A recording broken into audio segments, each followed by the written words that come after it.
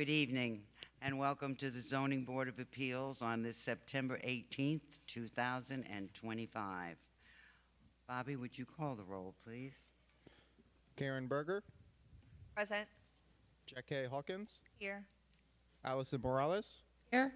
Linda Thomas, Here. Joe Sarkozy, Here. Charlotte Burry. Here. Can I have a motion to approve the minutes of August 21st, 2025? Motion. Second. All those in favor signify by saying aye. Aye. Aye. Minutes are approved.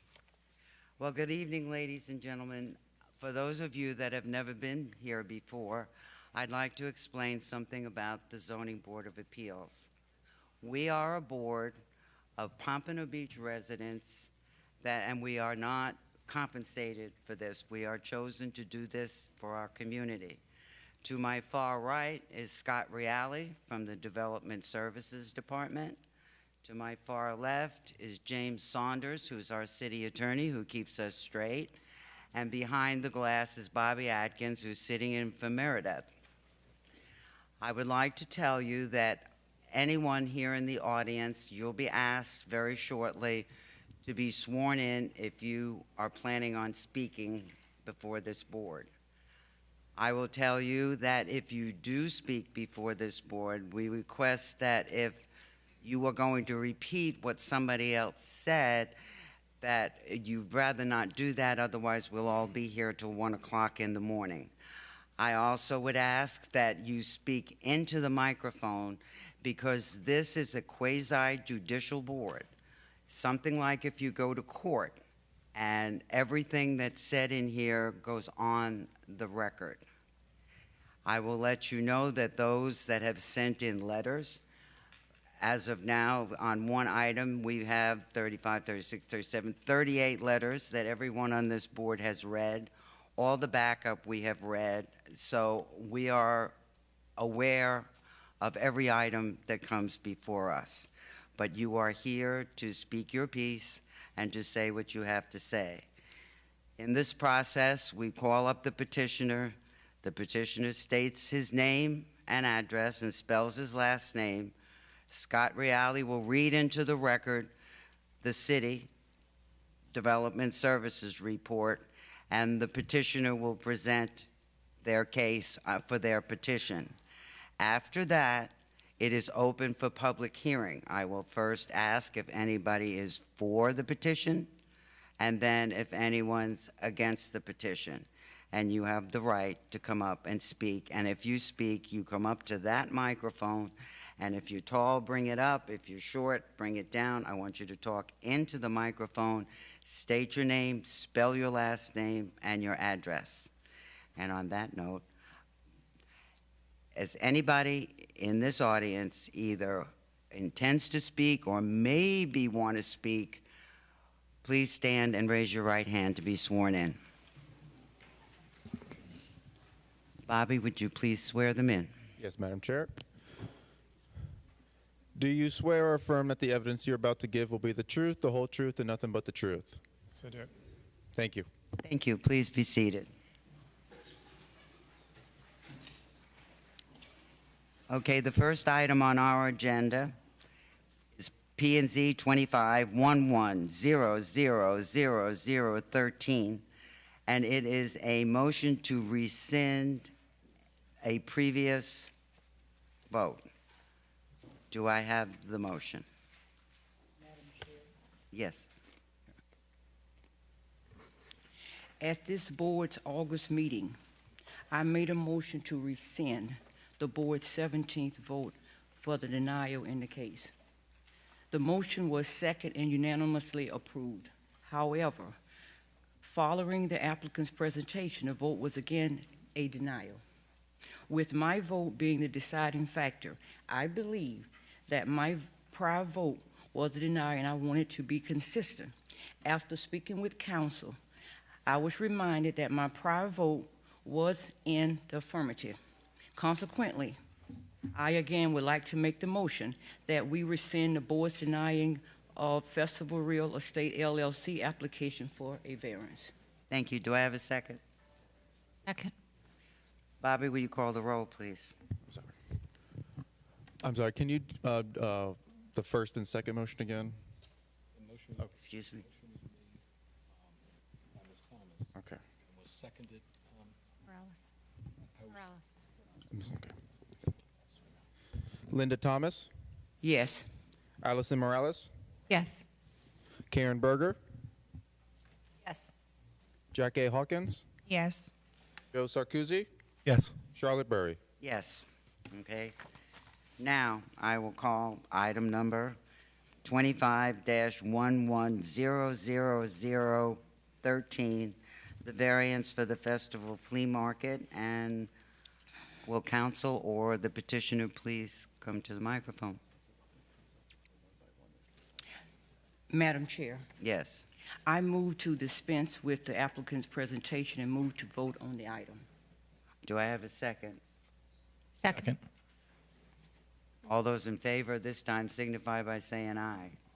Aye. Aye. Any nays? The motion carries. I think the motion that you just took was a motion to dispense with the presentation, and I don't believe you have actually voted on the item. So I'm Right. gonna ask Mr. Scott to come back down if he would. Yes, Scott, come back down here. Okay?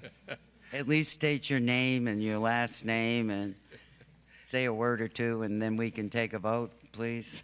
Yes, my name is Matthew Scott with the law firm of Greenspoon Martyr, and address of 200 East Barrett Boulevard, here on behalf of the applicant. Thank you. And Madam Chair, for purposes of the record, I wanted to make sure it was clear that all of the present members of the Zoning Board of Appeals were present during at least one of the two presentations That is correct. made by Mr. Scott. And that's why Scott doesn't have to do it again. That is correct. That is correct. Okay. So now I need the motion to approve 25-1100013 for the Festival Flea Market. I'll make a motion to approve. You had to make a motion, but read the motion.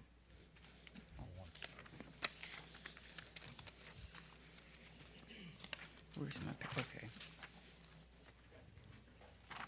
Hold on, excuse me. Okay.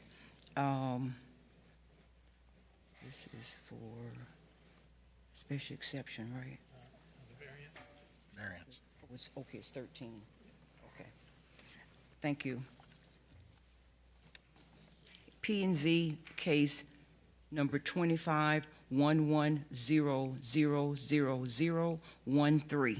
I move to find there is competent and substantial evidence in the record that all the requirements for granting the variance has been met, and that we grant the variance subject to the number 5 conditions requested by staff. Do I have a second? Second. Any discussion by the board? No discussion? Please call the roll, Bobby. Linda Thomas, Yes. Jack A. Hawkins, Yes. Karen Berger, Yes. Allison Morales, Yes. Joe Sarkozy, Yes. Charlotte Burry. Yes, Thank you very much. your variance is granted.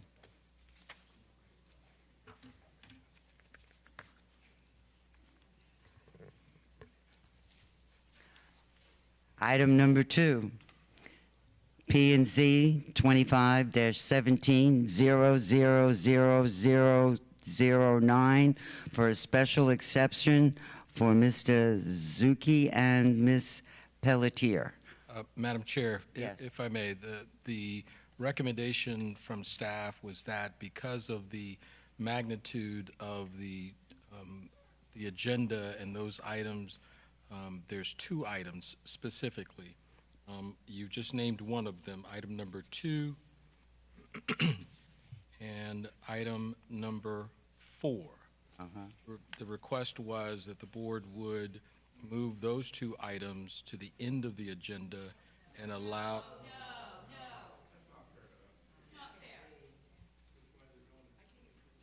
Excuse me. The request was to move item number 2 and item number 4 to the end of the agenda? Is that what you just said? That's correct. That was a recommendation from staff. Staff recommendation. Yes. I Okay. mean, the board can do again, sir, you're in a public meeting that you do not have the ability to scream out. If you can be recognized by the chair, you're more than willing to do so. As I expressed to the chair, it was just a recommendation from staff. If the board chooses to move forward with this item, you can feel free to do so. Well, I guess it's going to take a vote from the board on whether we move item number 2 and 4 to the end of the agenda, or if we take it in the order within which it's on the agenda. So I guess I don't need a motion for this, but just call the roll for a yes or a no. And the yes would mean to move it. The no would mean to leave it where it is. Okay. Karen Berger, Yes. Jack A. Hawkins, Yes. Allison Morales, Yes. Linda Thomas, Yes. Joe Sarkozy, Yes. Charlotte Burry. No. But it motion passes. Item number 2 and item number 4 will be placed at the end of the agenda. We will now go to item number 3. Public hearing number 25-15-00008, Alliance West. Will the petitioner come forward?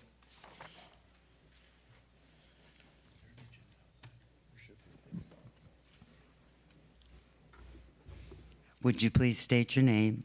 Good evening, Heidi Davis with the law firm of Gunster. I have been sworn, 450 East Las Olas Boulevard, Suite 1400, Fort Lauderdale, Florida, 33301. Thank you. Nice to see you. Mr. Reale. Thank you, Madam Chair. Good evening, everyone.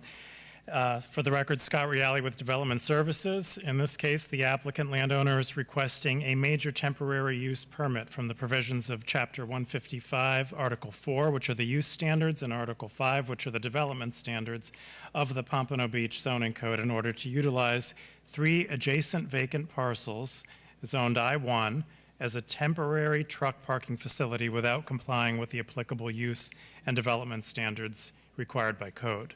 The subject property is located in the Northwest CRA on the north side of West Atlantic Boulevard between North Andrews Avenue and the South Florida Rail Corridor, which is utilized by Tri-Rail. The site is directly adjacent to a Wawa convenience store and gas station. The subject property has an approved site plan, which is P&Z 23-12000007, for a new 176,408 square foot industrial warehouse distribution facility with accessory office space on an 8.6 acre site. The associated development order will expire on April 23rd, 2029 if building permits are not obtained before that date. In the interim, the applicant seeks to legally utilize the property for truck parking, requiring approval of this major temporary use permit. The 3 parcels currently have a total of 6 active code enforcement cases.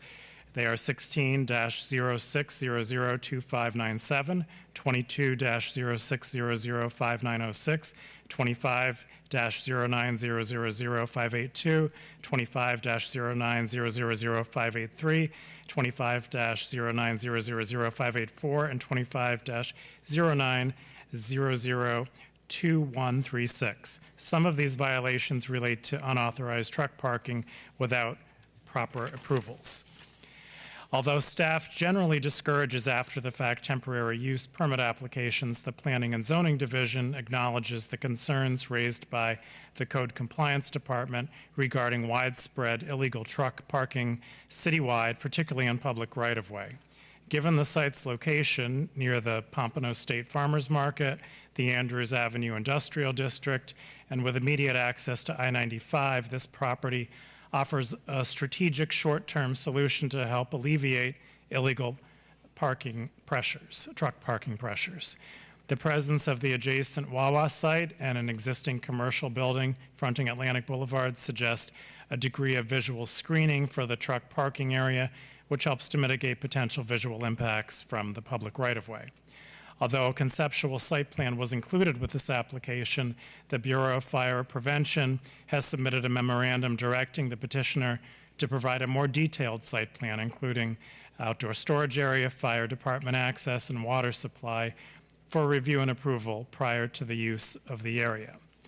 There are 7 temporary use permit review standards. The applicant has addressed each of these, and should the board determine that the applicant has provided competent substantial evidence sufficient to satisfy those review standards, staff requests the board include the following conditions as part of the order.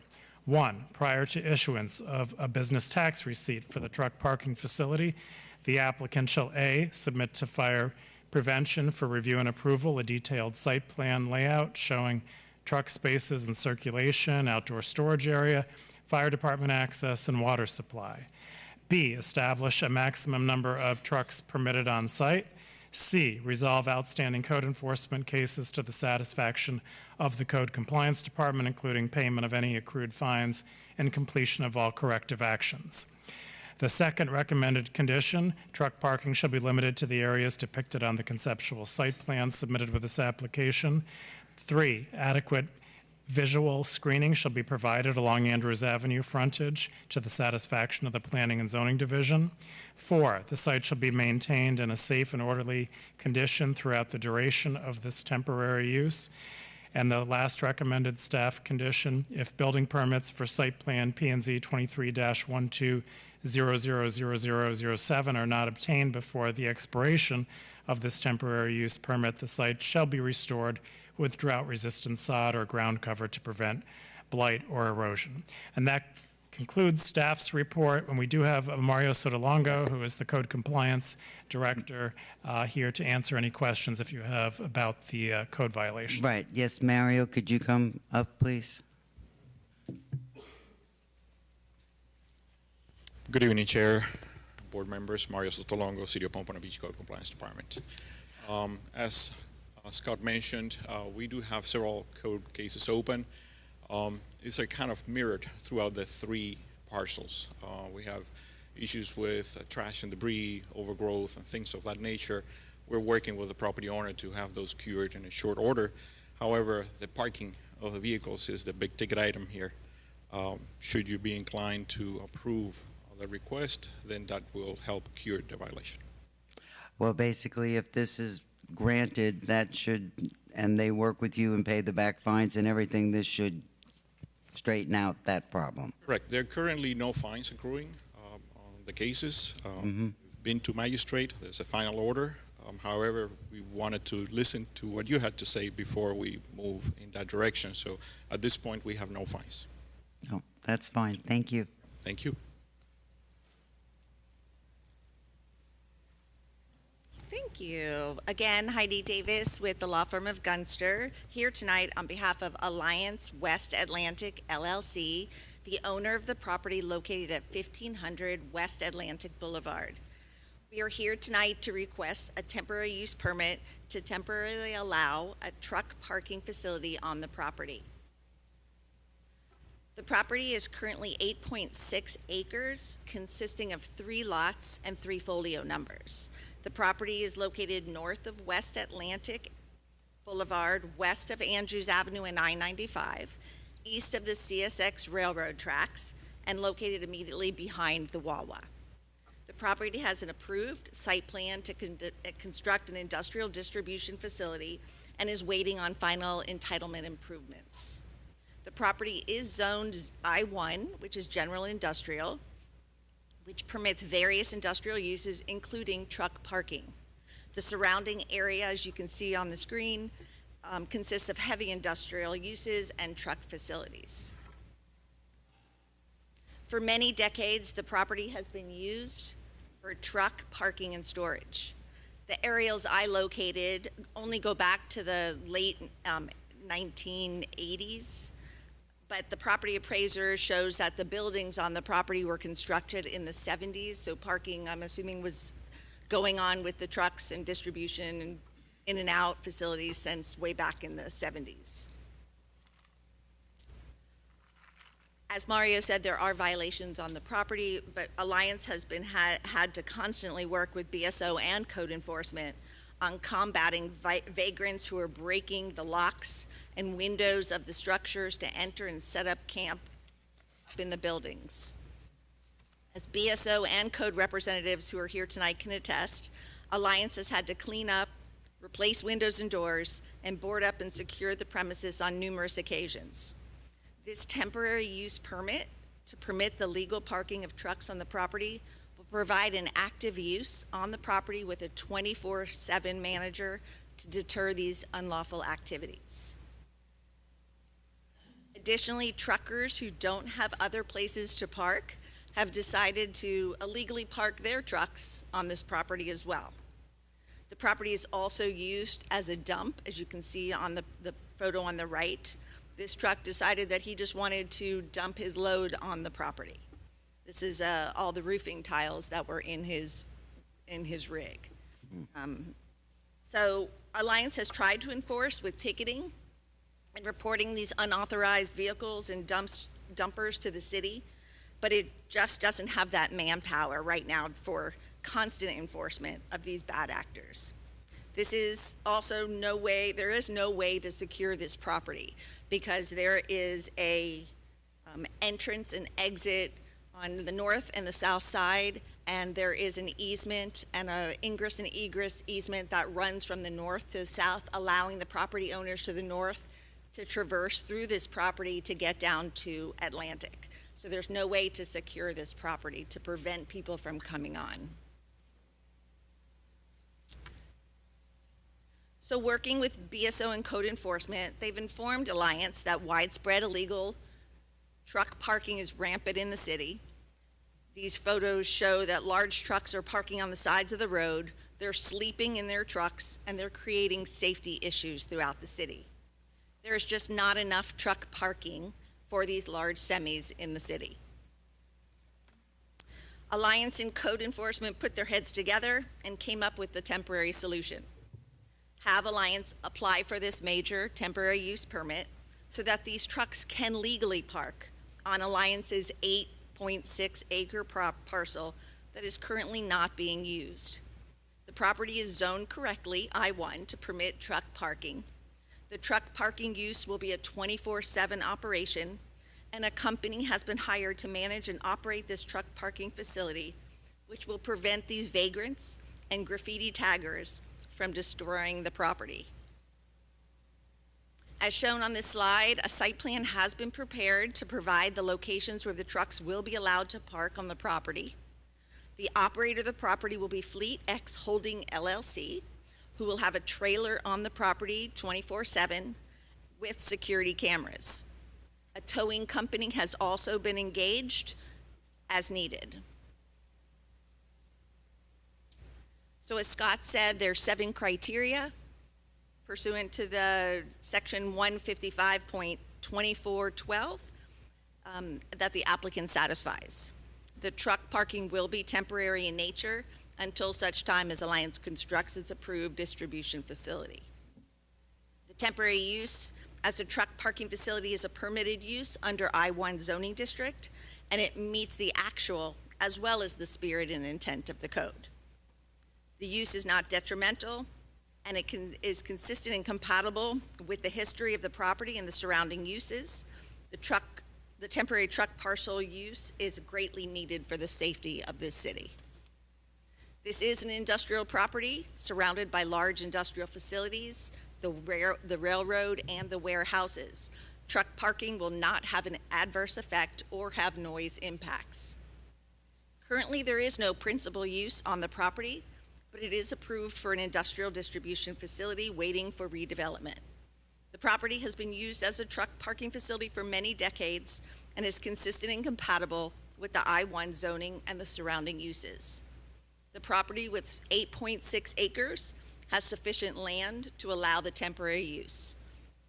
And the application complies with the applicable use specific standards in section 155.4403. As Scott said, the fire department has no objections to the temporary use, and we will provide that additional information that they are requesting. Additionally, Alliance has contacted its neighbors. I said that the 2 neighbors to the north that traverse through the property, as well as Wawa, both are in support. In sum, we respectfully request that this temporary use permit be approved to allow the truck parking on Alliance's property. It is a win-win situation for both the property owner and the city, solving, albeit a temporary use issue, but the city's widespread truck parking problem. and the unlawful activities that Alliance is facing on its property. We're in agreement with staff's conditions, and if you have any questions, I'd be happy to answer them. Thank you. Well, thank you. This is a public hearing. Is there anyone in the audience that wants to speak in support of this petition? Is there anyone in the audience that wishes to speak against this petition? Public hearing is now closed. Board have any questions? I have a few. The hours of the operation is, you said was 24 hours? It's a 24-hour, yeah, because trucks come at all night, and there'll be somebody there to man it, to come in. You know, sometimes they come in and they want to drop their load off early in the morning, or they come late at night and they need someplace to park and sleep. Okay. And only one way in and out? There is one way in, well, there's a south entrance and a north entrance, so yes. Did they do any traffic analysis on any of this? We did one for our industrial distribution facility, and this will have not the impact of the in and out going in for that. But yes, we've done the traffic, and it was fine. And you'll have security on, safety for all that? So there's no more vagrants and all that Right. stuff? There'll And be security cameras, and there'll be somebody in a trailer and manning the in and out at all times. okay. And Scott, I had a question. So if they're applying for it, they've already been had tractor trailers there already, so wouldn't they have already had license for, or, you know? Well, that was the code violation, so Okay. this will, by allowing it on a temporary basis by the board, if you're so inclined, then that would remedy To move that forward. situation. Make it legal. I can just explain if you want. So the way that the code originally was set forth was that you had to have a use on the property, like you had to have some kind of a business on the property to operate, to have trucks parked there. So because this has three separate lots, these were three separate owners. So because the vacant lot on the right-hand side was allowing trucks to park there, it wasn't the same owner as the building on the lot to the left. So the city said, you can't operate just the trucks, and you can't operate a business without the trucks there. So that is why the original owner, even before we took over the property in 2023, was cited, because they were allowing trucks to be parked on a property without a business license for a business that's operating there. Welcome. Any other board questions? There's also, just to clarify, there's also a violation for the 40-year certification. That has been there since the 2022. But because the buildings are going to be demolished, there's no occupants except for homeless that keep breaking in, but we're going to address all that. But there's no occupants, and they're vacant. There's no tenants. So we're going through that process. So when we're ready to to demolish those buildings, that will all go away as well. Okay. Are there any other board questions? Well, then can I have a motion, please? Motion, I'll give. The major temporary use. In P and Z case 2515-000008, I move that we find there is competent and substantial evidence on this record that all the requirements for granting the major temporary use have been met, and that we grant the major temporary use subject to five conditions requested by staff. Can I have a second? Second. Okay. Any other further discussion from the board? Bobby, please call the roll.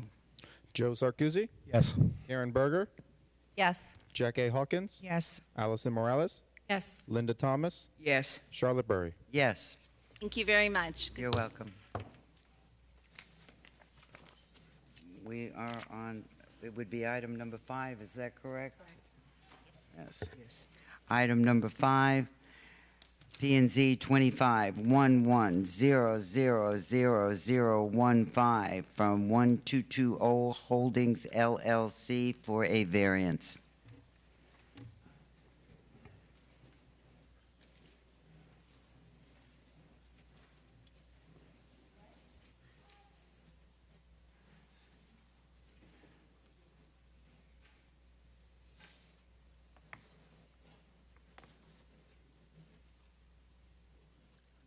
Good evening. Please. Evening. I am Brian Bullock, architect of record for the project. We do have a short slide presentation if you guys would like to see that. The address for the record, please. I'm sorry? Yeah, you need to state your name. Yes, sorry, my name is Brian Bullock. I'm architect of record for this project. Our address is 1525 Northwest 3rd Street, Deerfield Beach, Florida. And would you spell your last name for the record? Sure, it's Bullock. Thank you. Thank you.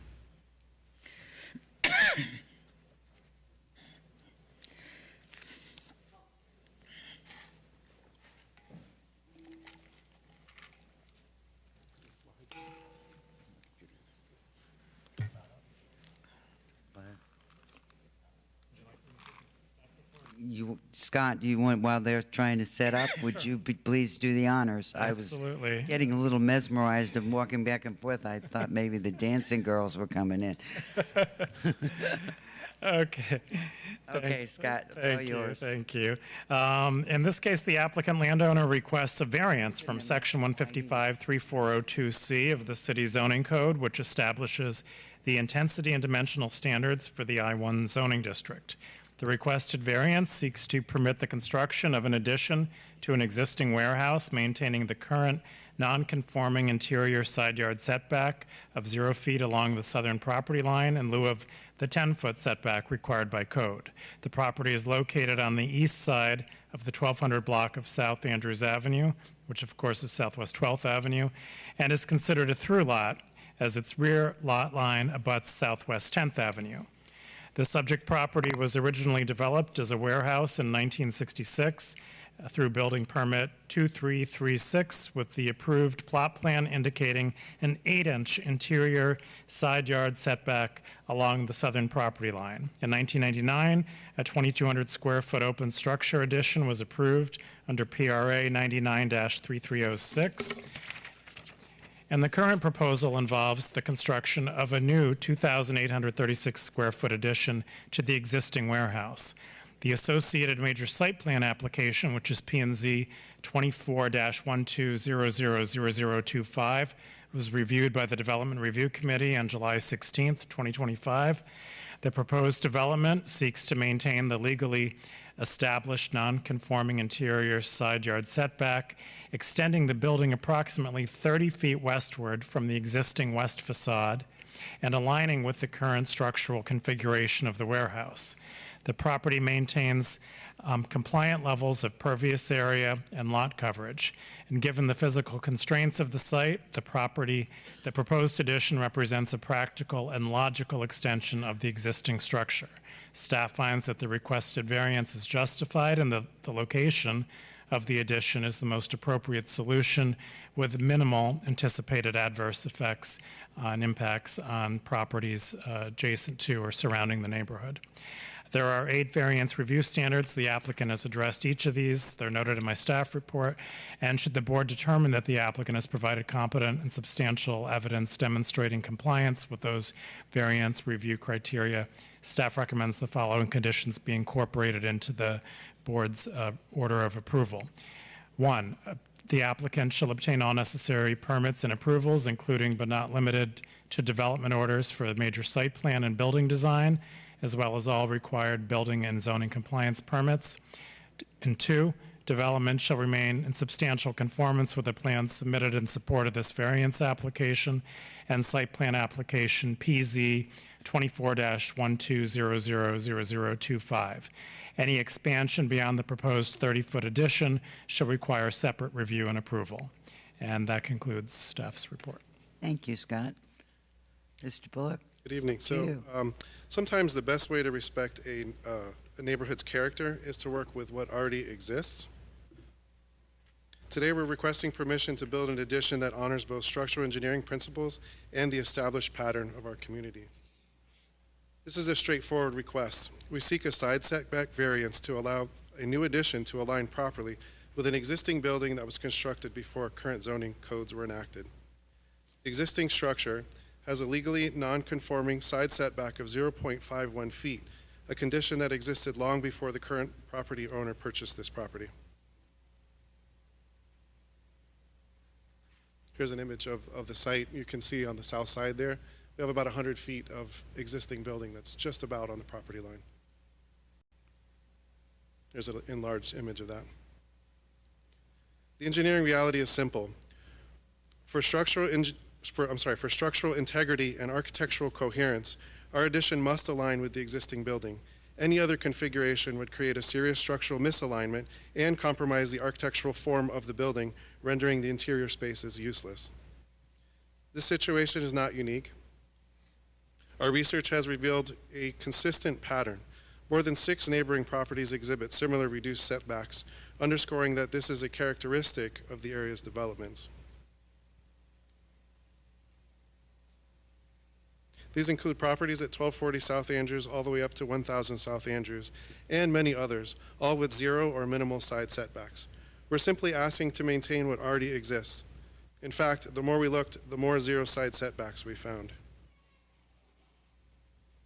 Here's a few of our neighbors. This is our neighbor to the south. They've got 2 buildings which are right on the property line. Our neighbor to the north has a building that's approximately 2 feet from the north property line. The building above that has 250 linear feet on a side setback. Here's an image of what that looks like. So these are just some examples of neighbors that all have these conditions.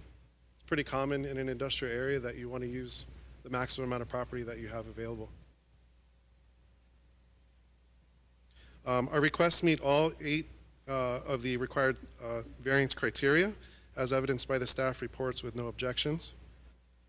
We're requesting the absolute minimum variance necessary, maintaining the existing 0.51 foot setback. We're not going to reduce it any further. The addition will be about approximately 30 linear feet, which is matching the existing building's width. So what will this variance allow us to do? Minimum impact and maximum benefit. So here's a list of some of the things that that we're asking for, and basically what you're going to get. Think that you're getting a new building, or we're getting enhanced new facade, new lighting, new landscape, exciting curb appeal. The property owner wants to develop the property and make it into something nice.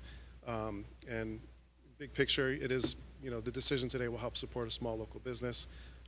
His company currently employs 50 full-time employees and has long-term growth in mind, and he's chosen Pompano as his home, and so I think that this variance will help his business thrive and help support the community as well.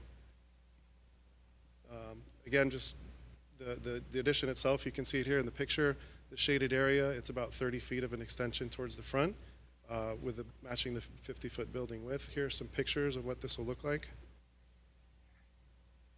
Nice building. So we're not asking to break new ground. We're just asking to, we're just asking to build responsibly on the foundation that already exists. This variance respects both engineering reality and the neighborhood character, creating a win-win solution for everyone involved. Thank you for consideration. I'm happy to take any questions that you may have. Thank you. This is also a public hearing. Is there anyone in the audience that wishes to speak on behalf of this petition? Is there anyone in the audience that wants to speak against this petition? Hearing none, public hearing closed. Any board discussion? I have a quick question. I can't tell from the presentation, what is there currently where you're proposing to build? Sure, I'll show you a photo.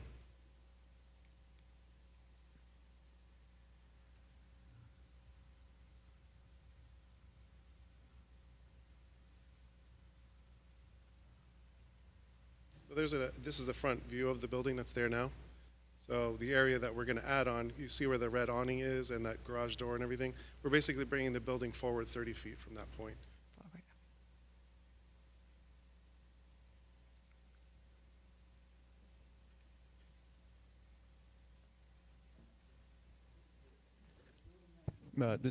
Microphone on, please. The building here is existing. Correct. Okay. And you are adding onto this existing building. That's correct, yeah. The additional feet that you're requesting is for the add-on. Correct. Okay. Any other board questions or discussion? May I have a motion? Yes. A motion. Oh.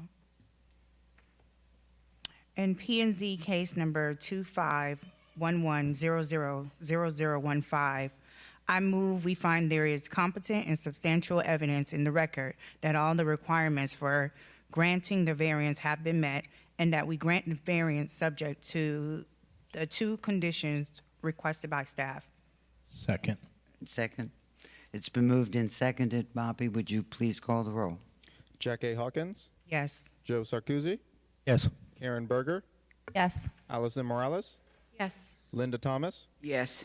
Charlotte Burry. Yes. Your variance has been granted. Thank you. You're welcome. Next is item number 6, a variance by Kenneth Williams, P and Z 25-11000016.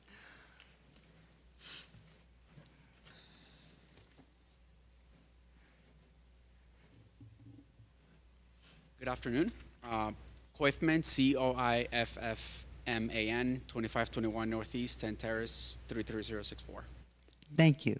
Mr. Reale. Thank you, Madam Chair. And this is, in this case, the applicant landowner requests a variance from section 155-4303-FF3B, which are storage shed setbacks of the Pompano Beach zoning code, to allow a storage shed to be located within a required street side yard setback approximately 2 feet from the street side lot line, and located in front of a principal structure rather than located within an interior side yard or rear yard setback as permitted by code.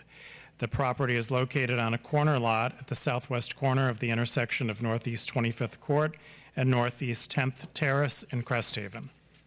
The existing single-family dwelling was constructed in 1957, consistent with the original development of the Crest Haven neighborhood.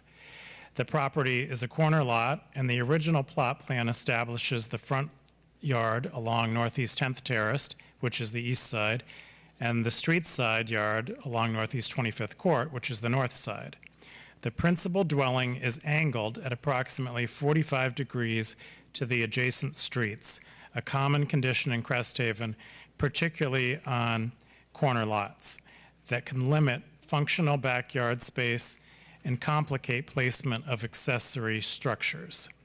The applicant proposes a 140-square-foot detached shed to be located in this street side yard, approximately 2 feet from the north lot line, which again is Northeast 25th Court. The RS3 zoning district requires a 15-foot setback, street side yard setback, and the code does not allow most accessory structures to be located in front of a principal structure.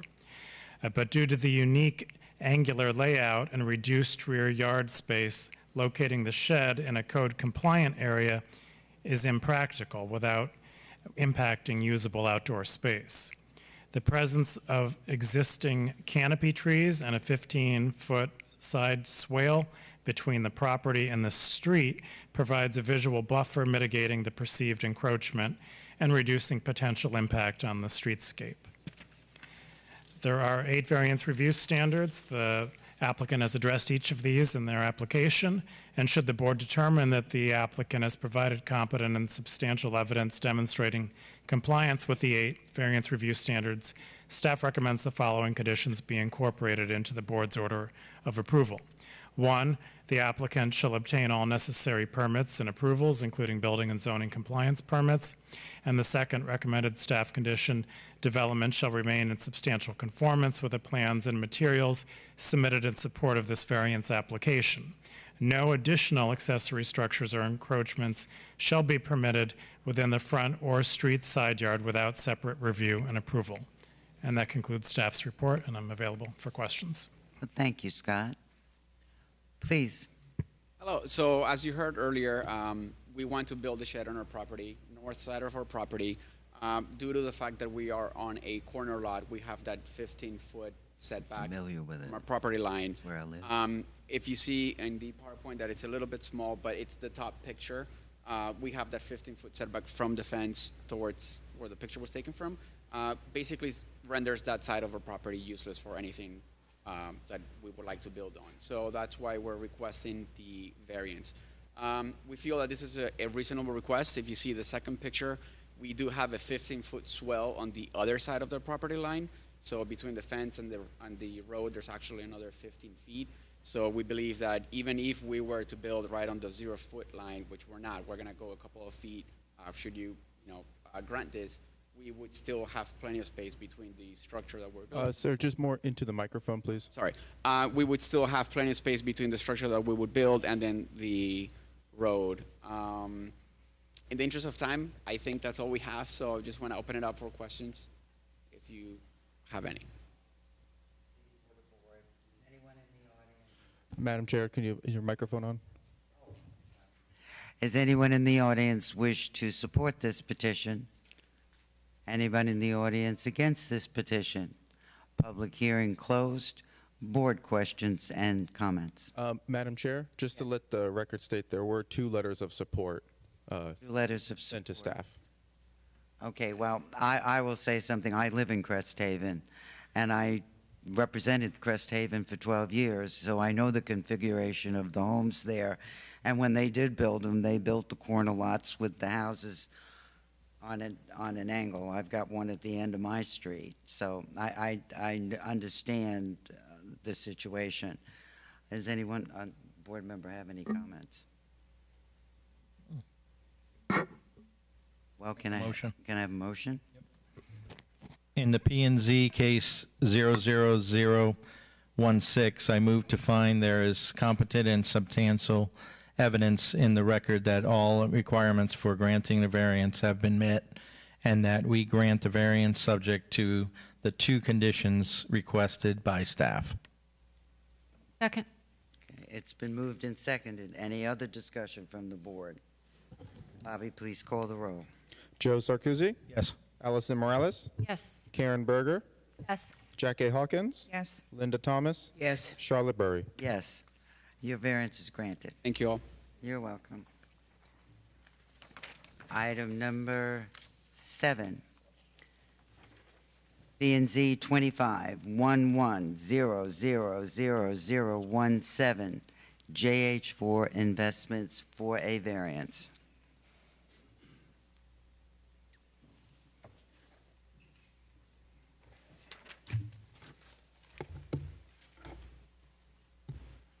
Good evening. My name is Matt Forget. I'm with 5 Architecture. Last name spelled Forget. Our address is 33 Southeast 4th Street, Suite 100, Boca Raton, Florida, 33432. Thank you. Mr. Reale. Thank you, Madam Chair. The applicant landowner requests a variance from Section 155-5101G8B of the Pompano Beach Zoning Code, which establishes the minimum stacking lane distance for a parking lot entrance driveway. The requested variance would permit a reduction of the required stacking lane distance from 25 feet to 10.5 feet in order to accommodate site-specific constraints. The property is located on the north side of Northwest 21st Street between North Powerline Road and Northwest 18th Avenue in the Northwest CRA. The subject property was annexed into the city in 1980 via Ordinance 80-40. Prior to annexation, the site fell under the jurisdiction of unincorporated Broward County. While county documentation from that period is limited, staff identified the construction of a metal building in 1973, which was permit 73-704. Historically, the site has been used for marine-related services, including boat repair. The applicant proposes to construct a new 6,634 square foot, 1-story building to continue operating as a boat repair facility.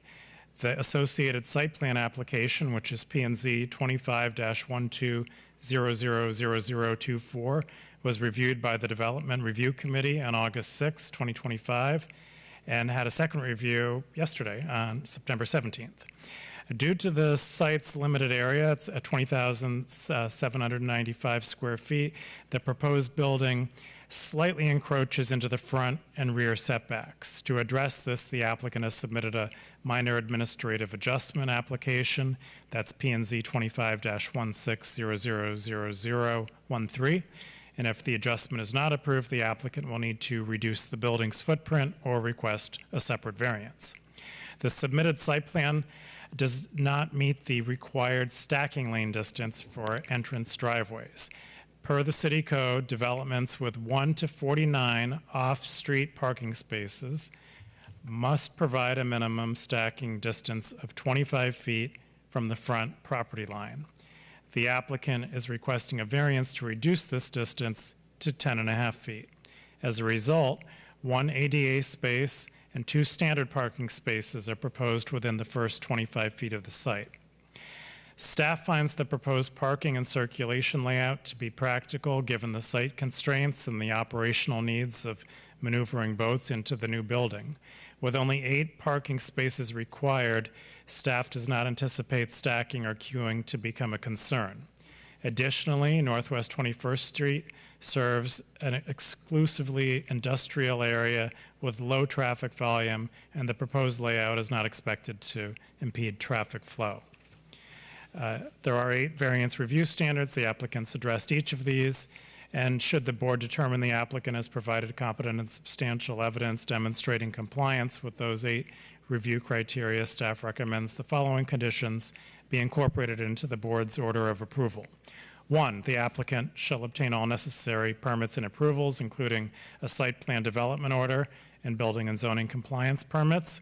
2, the development shall remain in substantial conformance with the plans and materials submitted in support of this variance application and site plan application P&Z 25-12000024. And the third recommended staff condition, the site shall maintain a minimum stacking lane distance of 10.5 feet. No further reduction of stacking shall be permitted without separate review and approval. And that concludes staff's Thank you, report. Scott. Please go ahead. Thank you very much, Board. Thank you, Scott. Like I said, we are here to represent Hodge Marine Services, requesting a variance from the required vehicle stacking lane distance. Just to set the context of the site, we are located to the east of Powerline Road on Northwest 26th Street, which is also bordered on the east by B.J. McCormick Avenue. The site is indicated on this site plan with a pink square. This here graphic represents our proposed site plan. The red outline is the property line, the legal property boundaries. The orange pinkish boxes on the site are adjacent buildings that are existing today. Those buildings are off-site, and then our proposed structure is the blue box on the left-hand side of the site. The vehicle entry area that we are discussing this evening is on the lower right-hand corner of the site. There's a note there that says entry and exit, and then you can see the limited parking spaces that are collectively grouped on the southeast corner of the property, with 1 ADA accessible parking space on the west side of the drive directly adjacent to the building. This here graphic just shows the code requirement where 1 through 25 parking spaces do require, or I'm sorry, 1 through 49 parking spaces do require the stacking distance of 25 feet. And the following slides, we will exhibit our approach to addressing each of the requests for variance. Number 1, extraordinary and exceptional conditions. The site is predominantly located in an industrial area, characterized by low volume and limited vehicle movement. The site is relatively small given the building size, and the stacking lane distance is somewhat prohibited by way of allowing for a functional building to service boats on.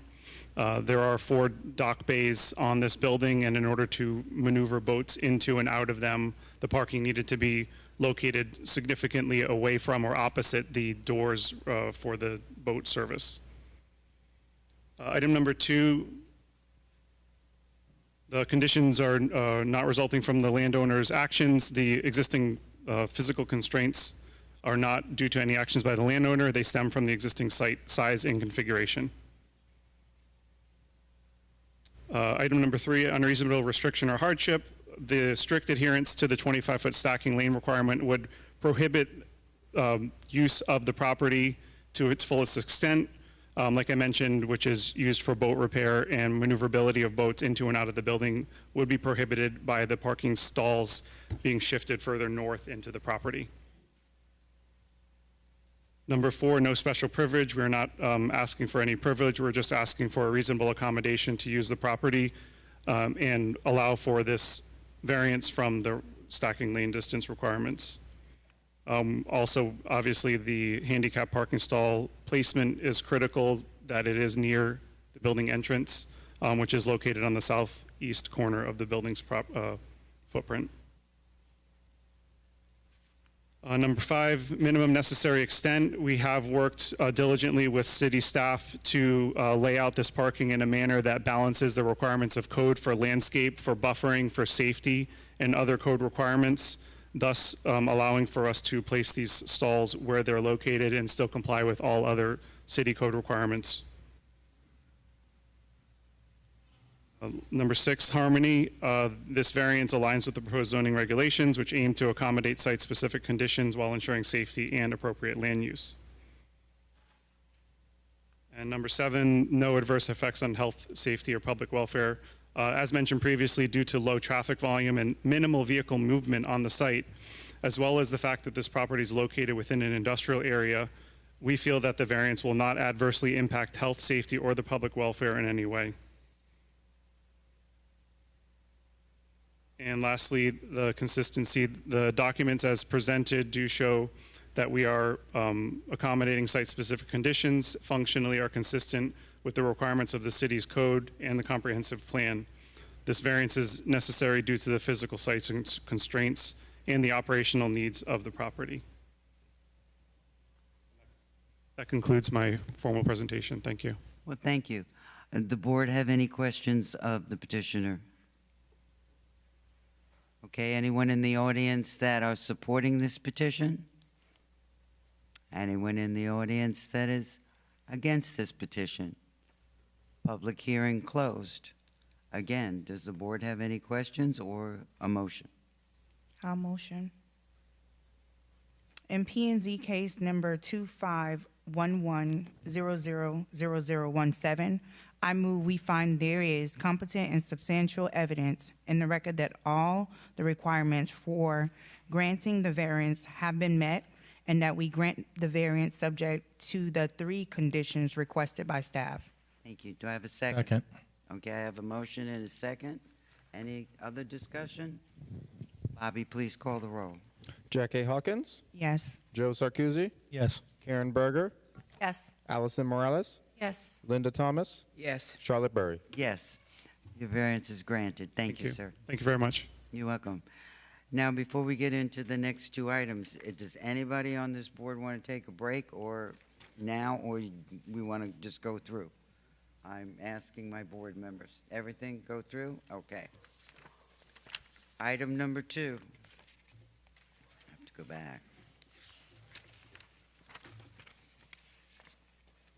P&Z 25-17000009, a special exception for a transitional community residence. I have here Mr. Zoka and Ms. Pelletier.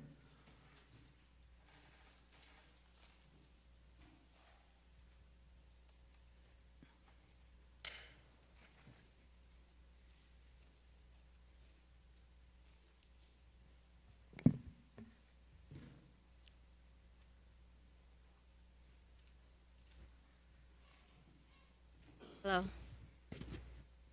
My name is Yasmina Lanos, Lanos, last name Yazmina, first name. It's a 7828 Roble Lane. I'm talking about the Luminous Care. Is that your address? The Luminous Care is 2301 West Temple Road, Pompano Beach. Okay, is she going to speak? Yes, ma'am. Please state your name and spell your last name and your address. It's Cecile Wilson, Wilson. Oh, I'm so sorry. My address is 1461 Northeast 32nd Street, Pompano Beach, Florida, 33064. Thank you.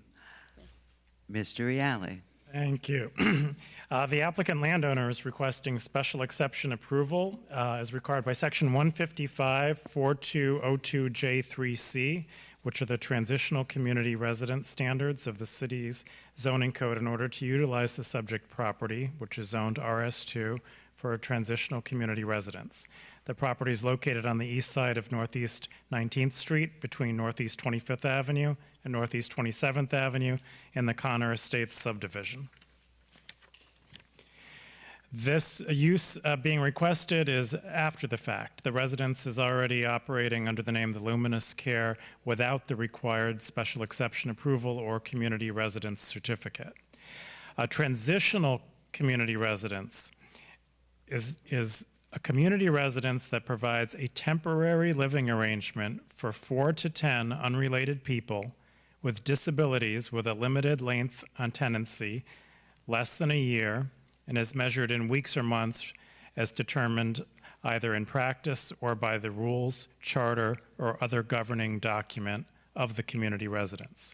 A community residence for people engaged in detoxification, as an example of a very short-term transitional community residence. These residences are distinct from a family community residence, which is more long-term in nature.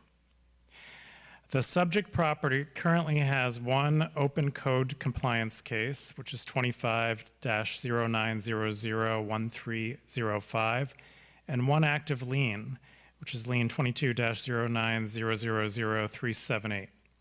Additionally, staff received an extensive 911 BSO call log associated with the property since Luminous Care signed the lease on April 25th, 2025. This call log has been included in the backup materials for reference. But before I proceed further with my staff report, I believe it would be appropriate and helpful to have representatives from the relevant departments provide a brief testimony on their respective areas of involvement with the property. So first, I'd like to call upon Mario Sotolongo, who's the Code Compliance Director, to provide details regarding the code enforcement case and lien. And following that, I'll invite Deputy Robert Forelli of Pompano BSO to speak to the 911 call history and law enforcement responses. Thank you. Thank you, Mario. Good evening, Chair, board members. Again, Mario Sotolongo, City of Pompano Beach Code Compliance Department. Scott mentioned we have one open case with a final order from a special magistrate. Basically, they are operating without the required certificate from the City of Pompano Beach. So at this point, we extended the compliance date of the case pending the outcome of this hearing. The case will be presented to a special magistrate next week, Wednesday, and if the application is denied, then we will provide that information, or approved, we will provide that information to the special magistrate, and he will determine what the next step is.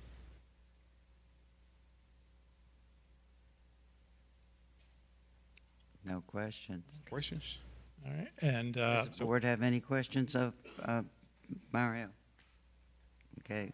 we have Scott? Deputy Robert Forelli of Pompano Beach BSO. There's a 911 call history log that was in your backup, and Yes. He can speak to the recent responses related to the property. Deputy Robert Forelli, Pompano Beach BSO, nuisance abatement. So since May, I checked in the beginning, that's when I was told it started. We've had 4 calls for service there, one involving a neighbor disturbance, one involving 2 roommates that got in an altercation with a knife, and then 2 suspicious persons calls. They were in May and June. Thank you. Does the board have any questions of the deputy? Thank you. I'm sorry, I do have a question. Yes, you do, okay. Do you know if the calls came from the actual address, or was it from someone outside that called? I don't have that with me, but all the calls were from this residence. If it was called across street and they gave their number and said it's across street from me, it would not pop up on this log. So there could be more. I don't. Okay, thank you. Thank you. Thank you. And if I can continue with this. Yes, please do, Scott. Yes, so the same operator is managing another unapproved transitional community residence located 5 houses away on the same block at 2500 Northeast 19th Street, approximately 300 feet away from the proposed location. That application was unanimously denied by the Zoning Board of Appeals on August 21st, 2025, and the applicant has since agreed to cease operations and relocate all residents by early October 2025. The existing single-family dwelling is approximately 1,700 square feet with a floor plan from Building Permit 23-10369 showing 3 bedrooms. The applicant submitted a community residence certificate for this property, which was denied by the zoning reviewer on July 16th, 2025. According to the application, the proposed use included 3 bedrooms for a total of 10 residents as follows. Bedroom number 1 with 182 square feet proposes 4 residents. Bedroom number 2, 130 square feet, proposed 3 residents. Bedroom number 3, 140 square feet, proposed for 3 residents. However, none of these bedroom arrangements comply with the code requirements regarding minimum bedroom size per occupant. Per the code, when a bedroom is shared by more than one person, a minimum of 50 square feet per occupant is required. As proposed, each of the bedrooms exceeds the allowable occupancy based on their square footage. Ordinance number 2018-60, which was adopted June 12, 2018, codified regulations governing community residences. The zoning code revisions were guided by the June 2018 study, Pompano Beach, Florida, Principles Guide Zoning for Community Residences for People with Disabilities by Daniel Lauber, AICP. And it was accepted via Resolution 2018-99 and revised via Resolution 2018-178. And that study is included in the backup of this agenda item. The subject property is zoned Single Family Residence 2, RS2, which allows transitional community residences by special exception. Surrounding properties on the block also fall within the RS2 zoning designation. A special exception for a transitional community residence in a single-family or two-family residential zoning district shall be approved by simple majority vote of the board members present only on finding that there is competent, substantial evidence in the record that the application meets 6 review standards, and I'm going to go over these quickly. They include the normalization and community integration, residential character and avoidance of clustering, compatibility with residential zoning, impact on residential stability, state certification or license, and standards when no license or certification exists, equivalent operational standards. These 6 review standards are outlined in detail in this report, and the applicant has provided written responses to each.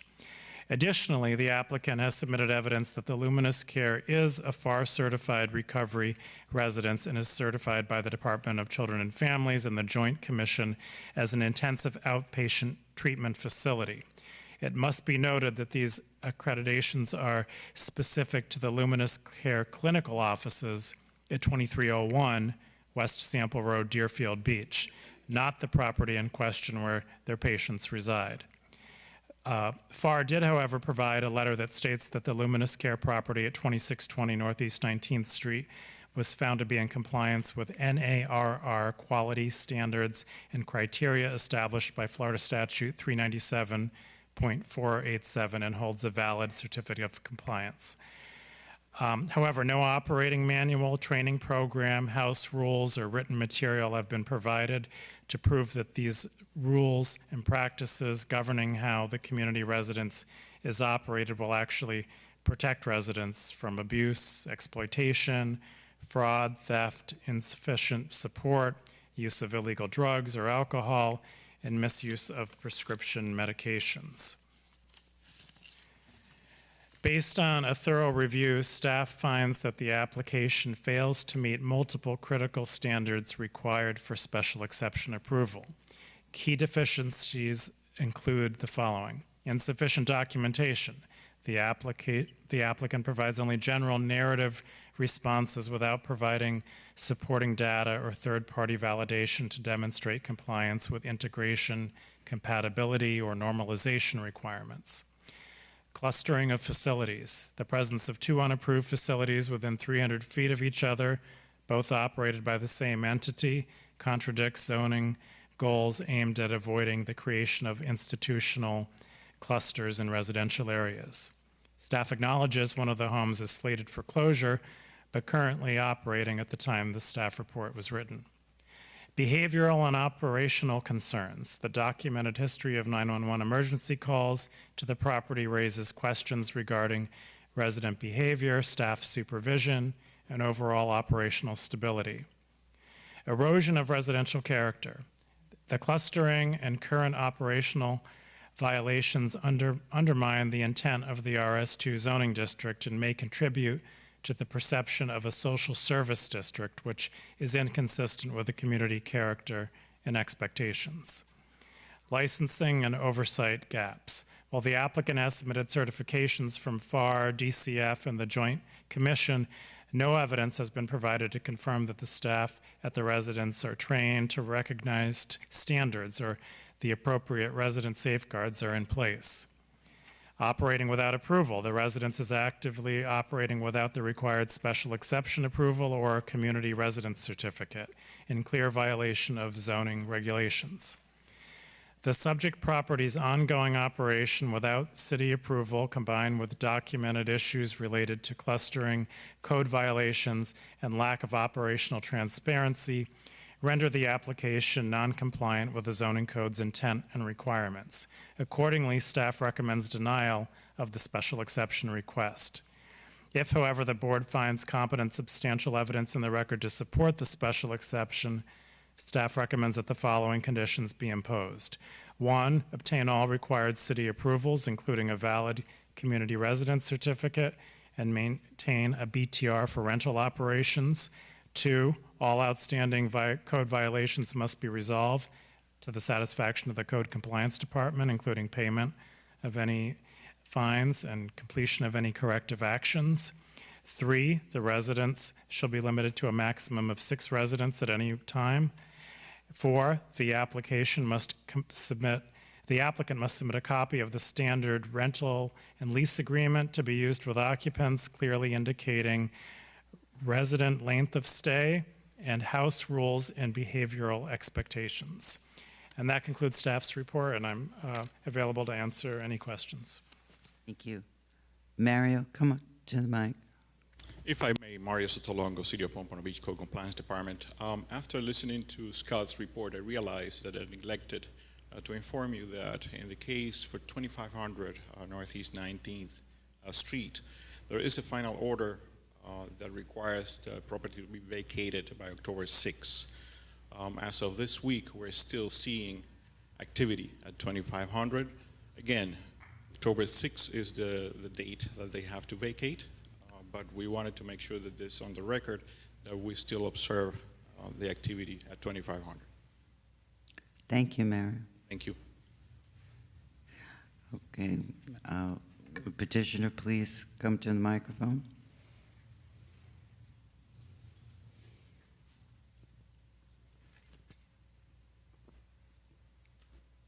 Yes. So I'm just going to speak a little bit about the Luminous Care. Our mission and our purpose. We're helping individuals achieve long-term recovery, reintegration into society, reducing relapse and homelessness, promoting family healing and community stability. We do have accreditations as of DCF, the Joint Commission, and FARS for the housing. We serve adults with substance abuse and mental health disorders, local residents in Broward County, veterans, professionals, and family members. Path to recovery is an evidence-based therapy, which is cognitive behavioral treatment. We have holistic care as well, life skills, budgeting, communication, job readiness, focus on long-term stability, and relapse prevention. Community Integration Program, vocational training and job placements, and local businesses, educational support, GED certifications, college readiness, community service and volunteer initiatives in Pompano Beach, family therapy structure reunification program. Residents are screened, supervised, and supported. Occupancy rules respected, quiet residential settings maintained, curfew, house rules, and treatment compliance required. No disruptive and unsafe activity tolerated. There's a 70% program completion rate, lower relapse for the clients that have come into this unfortunate issue. High return work to educational enrollment rates. Community benefits. It reduces ER visits, homelessness, and legal involvement. Stronger, safer neighborhoods. Patients become responsible taxpayers, workers, and volunteers, strengthening the fabric of Pompano Beach.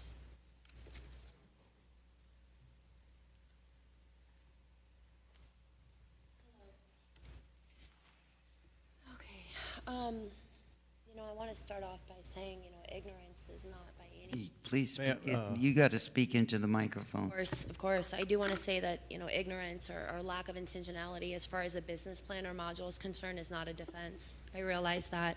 I'm not here to speak on or minimize the process that was circumvented by Luminous. I'm here to speak on behalf of the staff and the clients that we serve. I want to speak on the processes and the protocols that are incorporated within the business, what we do day to day, and how that impacts, and address maybe some of the questions or concerns that I saw from the last hearing when I wasn't here for that. So I want to address some of those and answer some of those questions that you had on what that looks like in the day-to-day processes of what we do with the clients. I wanted to start off by reading this because I know one of the questions that kept coming up was why this area, why this place, why not somewhere else? And I want to read a statistic that I think really, really speaks on that answer. And Broward, and it goes in all of Broward County. Broward County covers 1,210 square miles with approximately roughly about 2 million residences. So the population density is about 1,650 residents per square mile. Now that means on an average, on any given point, no matter where you stand in Broward County, you will be approximately 0.04, which is 211 miles from a person who is either experiencing homelessness or affected by a substance abuse disorder. That's 211 feet. If I'm not mistaken, there's 300 feet in between each residence. That means we're 100 miles past what the average is at any given point, no matter where you stand in Broward County. So I just wanted to start there to put some perspective as far as relation to location, because that's important, I feel like.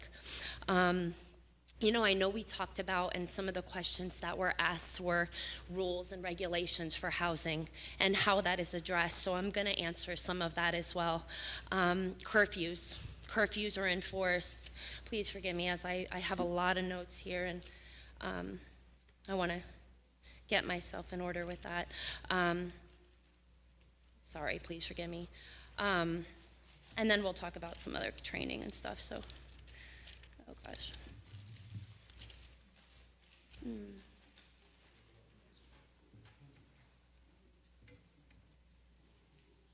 I'm sorry, avoiding disruption. Thank you. Sorry, I have to get myself together. So you guys were asking about the integration into society and how to lower the impact on the community.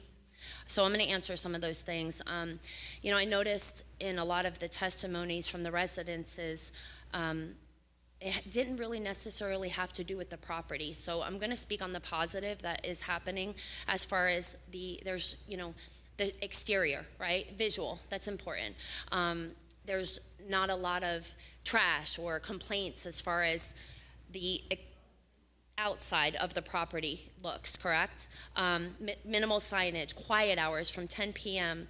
There's restricted outdoor gatherings. So you were asking about rules. What does that mean? So specific designated smoking areas, right? They're only allowed to smoke in the back, outside. They're not allowed to just hang out front, gathering, I don't want to use clustering, gathering in large groups, hanging outside, loitering, right? That's not allowed. There's cameras indoors. There's 24-hour staff monitoring. So these are no guests are allowed. Nobody outside of who's in the program is welcome to come onto the property. That's some of the regulations or house rules. Behaviors, things happening within the home, chores are being done on a regular basis, beds are being made. These people are getting up in the morning, making themselves breakfast, going to groups, going to work, learning how to live a day-to-day life. I want to say, a lot of people don't realize that there are stages to addiction, right? There's actually 4 stages to addiction. We start off in stage 1 where it's minimal use, people are still showing up for their family, maybe, and just clinically speaking, 8 drinks per week is considered alcoholism. 8 drinks per week. Now, am I still able to show up for my family? Absolutely, at that level. But who's to say where that extends to a deeper addiction all the way to stage 4? Now, as a treatment facility, we deal with stage 4, mostly on an average. Now, these are the people that have lost their children. These are the people that don't show up for work, that are homeless, that have literally given up on themselves and life. Now, I want to speak on this gentleman who spoke about the call with the knife. I know that call. I have the opportunity of dealing with not just all of the tenants who have called to complain about this home that live in the community, but also the clientele and the police and everything because of what I do at Luminous. That knife call was a gentleman who had a knife and was threatening to commit suicide. So it's easy from the outside to say, oh, a police call for a knife, but we don't get to see the details of the call of the knife, right? And here's the thing, who, if not us, who? And I don't by any means want to minimalize and justify the fact that Luminous did not do their part. I don't, because I'm angry about that. I'm not going to lie. I'm very passionate about what I do, and I'm angry, and I feel like they dropped the ball in that. But I do want to stand up here and say, at the end of the day, the people that suffer are real people. These are your children. These are your husbands, your mothers, your fathers, your brothers. Like, they matter. There's a purpose in that, and it's a lot. Let me think. Give me a second, because training. We want to talk about training. What that looks like. The education, right? You would never know. My education, my background, where I come from. I will tell you that I am one of those people. I stepped into this thing with very little. My family hadn't spoken to me in about 4 years. And mind you, I come from a very, very good family. I'm born and raised here in Pompano Beach. I remember Sample Road when they had strawberry patches. I have roots here. This is home for me. So, I was that. I was that daughter. I was that mother. Today, that's not who I am. And because of facilities like this operating, I had the opportunity to do something a little different.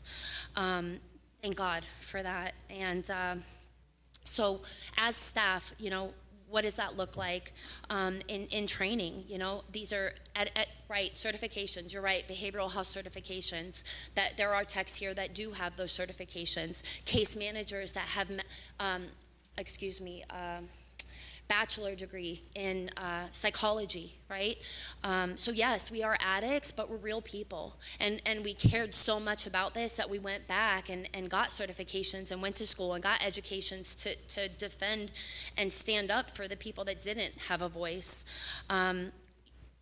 Weekly and daily reviews, clinical meetings every morning at 8:30. This is to address issues as they take place. In a perfect world, I would like to tell you that this job isn't messy, but it is. It's extremely messy. It's bad. It's the hardest thing I've ever had to do, and if my cup wasn't in overflow, I don't know how I would continue to do it every day. But in that, we deal with it as it comes. It's being critical thinking, problem solving in the moment, there's accountability held for every client. I fight for them to, we do try to address and redirect with positive reinforcement and consequences, but, at the end of the day, this is addiction, and it's a tough business all the way around. So I know there's probably a lot more you have questions, and I'm gonna stop there.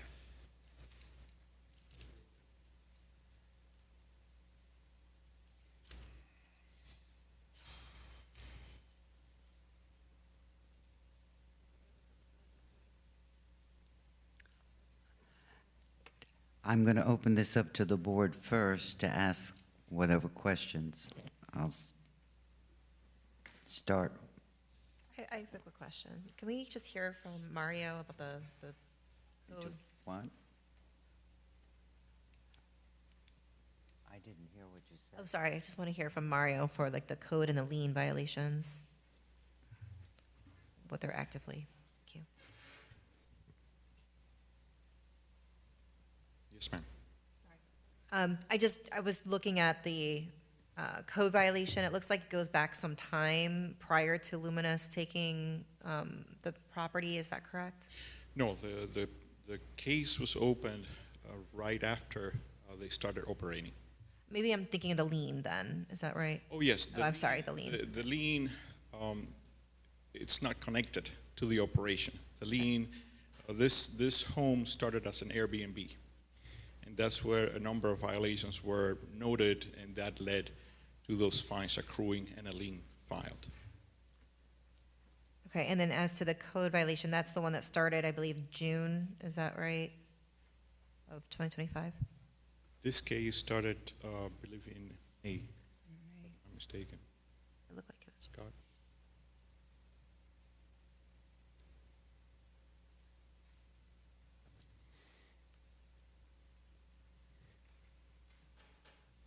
Yeah, May 13th, 2025. Correct.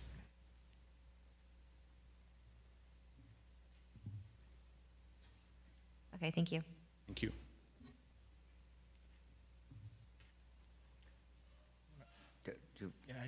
I wanted to find out times that the police were called out. What are the times that were called? Like for each one, there's 4 of them?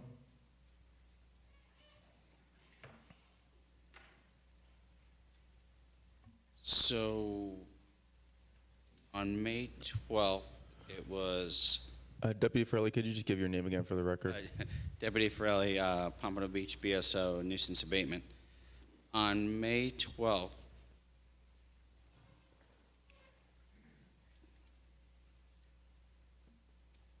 it was right around midnight. On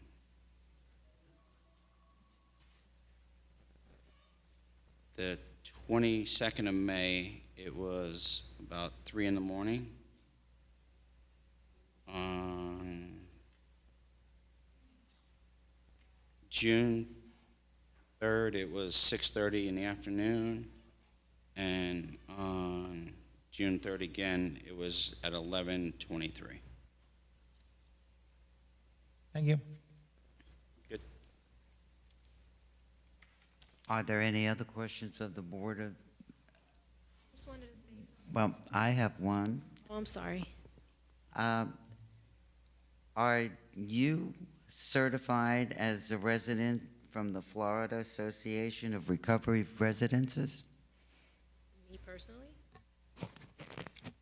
I talk in the microphone. Are you certified through the Florida Association of Recovery Residences? Yes. Yes? Okay, my other question is, you talk about this residence being there and that you send them out to work and whatever. What is done with these community residents to have them actually engage with the public or the people that they're put there in the residence to assimilate? Because from what I hear, and I've heard so far, is they all stay to themselves. Now, if they all stay to themselves, how can they become part of the community? What is done to help that? Absolutely. I'll answer, please. In the evenings, outside of the clinical hours, they attend NA and AA meetings. This is to help them build the network of support that they need with other like-minded, recovery addicts, alcoholics that have gone before them, that have some time, that can lay the pathway and set an example, right? They also go to the grocery store. This is once a week. Each client gets a budget. They go to the grocery store. They're supposed to budget accordingly. This is teaching life skills. On Sunday, they go to church. These are that we can't make mandatory, but it's highly recommended for every client to attend. There's definitely once a week community outings. We go to the beach, the movies, the bowling. We're trying to teach that life is fun without drugs and alcohol. Okay, thank you. Yes, ma'am. Do any other board members have any questions before I open it up to the public? I have a few more. Okay. So you have house rules and stuff that they go by, and if they don't follow, like the ones that were called and stuff, what happens to them then? Behavioral contracts. So at a PHP level of care, they've already gone through a detox and a 30-day intensive one-on-one individual, more, intimate, real in-depth therapeutics type setting. So this is the opportunity to practice those skills that they've learned in that 30-day time frame. So they get freedoms. They get to go to outings. They get to go to meetings, which those we don't take away. Those are critical. They need those. They get their phones, right? So they don't get their phones for a week. They're put on behavioral contracts up to discharge. So if they continue to show and exhibit the negative behavior and don't adhere to the positive reinforcement that's been given, then they will suffer the consequences of that. That's their choice. And is someone living there, like the manager, or Yes. 24 hours a day? Yeah, so there is some that live within the house, a manager, and if there are houses that don't have managers living there, there are behavioral health tech staffs. They're 24 hours a day. This particular one, though? Yes, Someone's there 24 hours a day? correct. They shift. They do shifts, 8-hour shifts. Right. Can I ask you a question about that? Where do they stay in the house? In the living room, in the communal area. They do checks in the rooms. They go throughout the rooms to check on clients. They engage with the clients. They'll play games. They help them cook dinner, whatever that may be like. They're as adult babysitters, unfortunately, at that house. In the housing part, there's not a lot they can do because clinical is clinical. That's done, with the appropriate stuff. Closer to the microphone, please. Yes, sir, sorry. At that point, it's just being in a home. They're the transportation. They're the ones driving them to the grocery store. They're the ones taking them to the outside meetings. In the home setting, they're really just monitoring and protecting conflict resolution if something would arise, that kind of thing. They're there to navigate, lead. And so I was looking again at the floor plan, so I think it was a total of 10, so that's actually 11 with that person staying there 24/7? I don't have the bedboard in front of me. I'm sorry, I'd have to see. So 11 occupancy. 11, yes. I have a question to piggyback off of that, and it's more pertaining to your guys' intake process. Yes, Do you guys do like background checks? As far as the clinical aspect is concerned for clientele? Yes. Or for staff?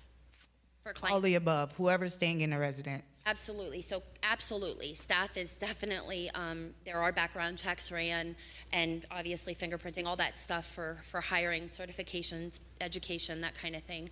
As far as clientele, no. Not proof-wise. We do a clinical assessment and there's definitely criteria. I actually wrote some of that because I know that one of the questions that were asked the last meeting was, what are we doing as a community to minimize the effects of the negative impact it's having on the community, right? And I definitely can speak as far as my department is concerned in that. When I went in to talk about how there's different levels of or stages, so to speak, of addiction, equipping my team, training, educating them on those specific levels, whereas somebody maybe with a higher mental health needs a higher level of care, is basically not meeting criteria for the admission to this program specifically, right? kind of gauging to keep it at a stage 2, 3, 4, rather than all the way to the 4, the end stages of addiction. Trying to minimalize the ones with the higher crime rates, suicidal attempts. These are definitely things we take a look at. Seizures. These are all things that and I will tell you, like even today alone, I got a client from a hospital who hadn't been given his seizure medication since yesterday. At 5 p.m., came into my clinical building, did an intake, and had a seizure. This gentleman has had seizures since the age of 2. And I'm not, God forgive me, let me back up. We immediately dealt with the situation, sought medical attention, got him his, you know what I mean, so he could be dosed his medication, but that's the kind of logistics or situations that I'm dealing with in the midst of, So trying to minimalize for sure the calls, right? And in the intake process is serious, right? So if they've had an extensive amount of overdoses, we don't take them, which is a shame because the reality is the opioid epidemic is here. So, but I'm denying people who have had an overdose within the last 6 months because I can't afford to put them in my housing because it puts a risk on the community. That's scary. That's scary because again, that's somebody's son. Be the mom that gets to call that your child died. And then not tell me, why didn't you take him? Well, I'm sorry, he's a liability. I'm sorry. Yes, go ahead. Let her finish. I am sensitive to the situation. There's something personal with me, not myself, but family-wise, so I understand. And I do sympathize and empathize with you, right? But as far as this situation, personally, I understand, right? But we have to take in consideration the community as well as the residential in a whole, and not just specifically the people that you are caring for. What brings me here is to this question: how are you guys transitioning them? How long do they stay? Is there a limit? I'm trying to understand like the traffic. The discharge planning. Exactly. Absolutely. Like how is that? Sure.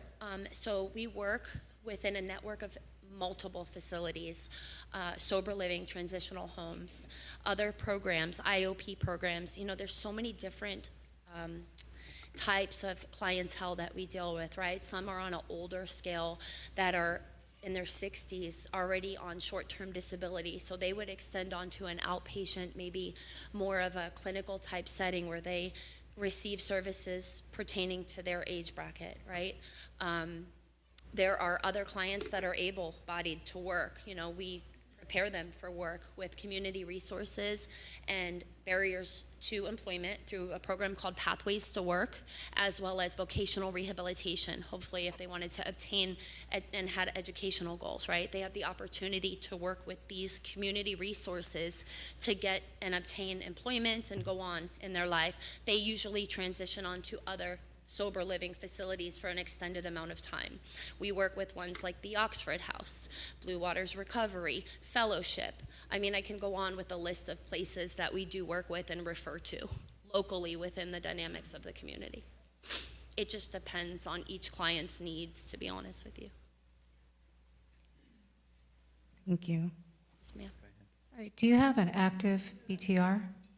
I'm sorry? An active business tax receipt? I'm sorry, a PTR? Business tax receipt?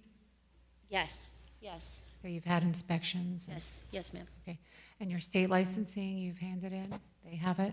Yes, ma'am. Okay. Do you transport anybody there? Yes, ma'am.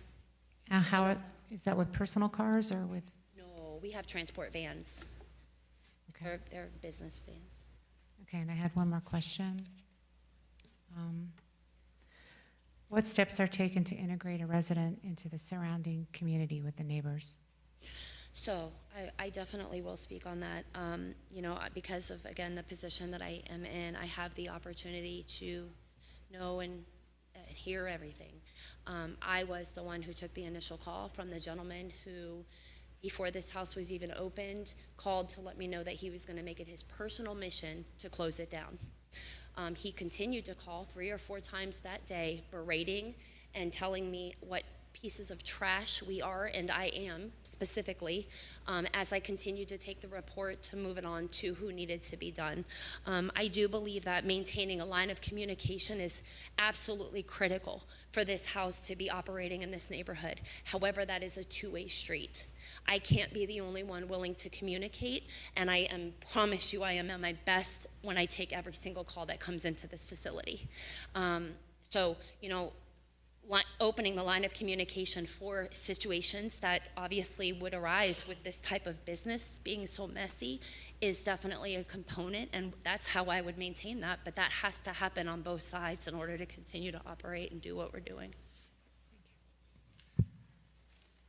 Madam Chair? Yes, yes. Just a point of clarification, there is no business tax receipt. Community residences don't typically have a business tax receipt. They have a certificate, a community residence or recovery community certificate, and a rental BTR, just as you would rent to, you know, anyone else. This subject property does not have that. Does not have a They get all the Different from the inspections. They get all the inspections done, the zoning inspections, fire and all that. For FAR, yes, ma'am. God, I think what Not for she's the asking city. is if the houses would be inspected like a place They that would had be, a oh yes, they BTR. would be, yes, once as part of the community residence recovery community certificate and the rental BTR, like any property. Madam Chair. Yes. James Saunders, Assistant City Attorney. I'm concerned, and I want to make sure the board is clear as you're reviewing the material and the testimony that's been given. We had received earlier, you may remember in representation of the prior application by Luminous Care, there was a different representative who had received authorization to represent that issue. I understand, I've heard lots of things going on, but it's not clear whether or not the testimony that's being given is testimony related to the operation of the house and its practices versus the operation and practice of the clinical facilities, nor the particular, because I didn't hear it, maybe if the young lady would mention her role, whether it is with the clinical facility or it is with somehow connected, because when they began to talk about vans and operation and transport, I heard lots of conversation about we work with different facilities. And so I think there needs to be a clarification for the board as to what you're referring to. Is it the house? Is it Luminous Care Clinical? Is it, what is it specifically that all of the conversation that's just occurred attaches to? Because again, for purposes of the record, Absolutely. it's really important that the board understands who you're referring to when you're talking about the different activities in operation. Absolutely. Thank you, Madam Chair. Yes, ma'am. So the activities in the evening would take place directly from housing. When I'm talking about transporting a client to outside meetings or to the grocery store or to church on Sunday, that takes place from the residences. Those are after hours. Our clinical hours are from 9 a.m. to 3 p.m. So the clients leave the residence at about 7:30, 8 o'clock-ish on average, and come back about 3:30, 4:30, depending upon transportation in the midst of or what the day-to-day has looked like for their clinical services. The transportation vans are specifically our property for Luminous Care. That's how the clients are transported back and forth from housing. The behavioral health tech staff is who is with them on a rotation of shifts. Every 8 hours, there is a change in shift. So me personally, do I visit the housing? Yes, I do, absolutely. I've been known to pop up and take necessities for clients if they asked, or, you know, just to stop in and support another young lady who needs that additional support, to check in, to check for cleanliness. That's what I do, just because I do. You know, as far as, and I'm sorry, please, is there more in the question that I could answer? Again, I was just trying to make sure your relationship to Luminous Care or whatever the entity may be, I think it needs to be clarified for the board's purposes, because you talked about a lot of different things. And in that discussion, you mentioned about Oxford House, and you mentioned other facilities, and it gave the impression that Luminous Care is involved in other. Understood. So no, we are not involved with them or a part of their business in any way. The relationship is specifically a business relationship, specifically for discharge planning. So the clients, right, at this point, what do we do? If it's only 30 to 45 days or possibly 60 days if they extend into IOP, where do they go from there, right? To integrate back into society. If we treat them for 30 to 45 days and then just drop them off at the corner store, what effectiveness has this program even given to the whole community, right? So there's a plan set for each client individually, whether that be to go home because they've, the family is willing and wants them to return home, or if it's to move on to an extended level of care through sober living, right, where they continue to be productive members of society, going to work, going to school, going to meetings, going to church, continuing the very same day-to-day routine that we've implemented here. Let me help you out a little bit so I can, again, I'm just trying to help the board. Of course. Are you associated with Luminous Care Clinical Facility? Yes. That facility is a profit-making business. It is. Luminous Care, as it receives clients, refers those clients to housing that Luminous Care owns. It's all one business. There's no separation of the two. That is our housing. Those are our clients. They're with us every day, day to day. We work hands-on, face-to-face with them every day. Thank you. I'm sorry, I have another question. Is this a rental property or did you guys purchase? It is a rental property. It's a rental? And the owner is aware that you guys are operating in this business aspect? I don't want to answer on stuff I don't know the answer to. Okay. Sorry.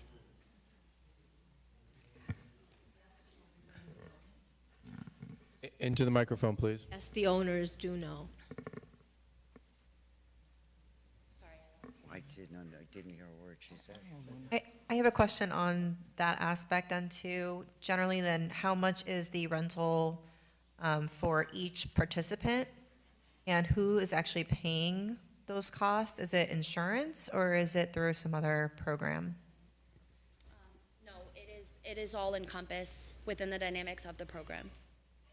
So there's no, there is a housing expense that kicks in if we extend on to IOP as those clinical hours shorten, if that makes sense. So our PHP level of care is the initial part of care. There's more time with the clinical. I'm going to stop you right there. You're using a lot of acronyms that I do not know what that means. Okay, gotcha. I'll explain. So initially, there's different phases to the recovery: detox, residential, PHP, which is partial hospitalization, IOP, intensive outpatient. Each level of care is adding more responsibilities, baby steps towards independence, right, to teach how to live life again. So at the initial level of care that we bring them in at, it's 5-6 days a week. They're in groups 8 hours a day, one-on-one time with individual therapists, case management for discharge planning, community resources, needs, doctor's appointments, whatever that may be for each client individually, right? As they go through the phases, the clinical hours shorten, they begin to integrate into the community. They get to work, school, whatever those things may be that they're moving on to from here. As they go into the later part of the program, their hours are 3 hours a day. So in that, there is less payment coming from the insurance, so that would be where the rent would kick in on their part. Most clients don't stay that long. At that phase, they move on outside of our program and on to only like a transitional living where they would pay the rent there and have less time at the clinical building, more freedom on their part, basically. Okay, now I'm not clear. So let me just understand this. I think her question had to do with the resident that live on your property or in your home there. Are they paying rent to live there? No. Is some program paying for them to be in your facility? It's all a part of the program. Are they paying? How are you being compensated for your services? Insurance, Okay. insurance. Now, is there an expiration on your insurance? Is there? Absolutely. Okay. Yeah. So where I'm going here is, what happens to a client that insurance no longer covers their services? They're moved on to other facilities where they can continue their sobriety. So we have relationship with other residences, which is where the names came in, where we would transition them into their homes. A lot of times the transitional living homes will take somebody on a scholarship for a period of 1 to 2 weeks with the understanding that they will continue to plot forward in their recovery. So with that, there's regulations in those homes where they would go out Monday through Friday from 10 to 4 job searching. They have a grace period and a time to go out, but most of our clients are already employed at that level of care when they're moving on, because we give them that opportunity, and we have community resources in place specifically to employ them, to educate them, to help them, so that way they can continue. So you don't have any of your clients that end up back on the streets? Of course, there's always statistics. Okay, Yeah, of course, yeah. thank you. Yes, ma'am. Yes. What I was trying to say before, and I guess I'll have to say it now, you have a room full of people in here that live in the area. The whole purpose of these residential homes is to integrate them into becoming neighbors with their neighbors. Yes, ma'am. What do you do to encourage that, or do you have a program in having them integrate in there with the neighbors so that they can go back into normal life as opposed to being transported to the grocery store or an AA meeting or to church? The original plan for neighborhood housing was so that the recovering disabled person, whether it's alcohol or drugs, would assimilate into the community. What does your program do to have them assimilate into the community as a next-door neighbor? Yeah, I don't, to be honest, we don't. We don't engage with the just surrounding, neighborhood. We don't. Okay, thank you. Yes, ma'am. Are there any further questions from the board before I open up the public hearing? Well, you'll get a chance to speak after public hearing's over. If you'd like to speak now, you may. No, but we do have letters, correct? We have 37 letters in the computer, and we got 4 more letters. If anybody wrote a letter, I assure you, every one of us have read those letters, and the 4 of them that came in late was given to us by Bobby, and I know I read them, so just to let you know. I am now going to open this public hearing, and as with all of them, is anybody here wish to speak in favor of this petition?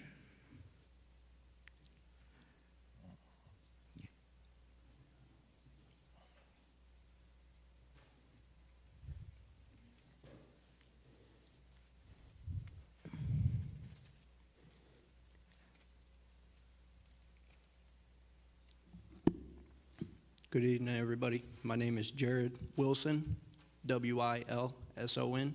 Address is 1980 Northwest 9th Avenue.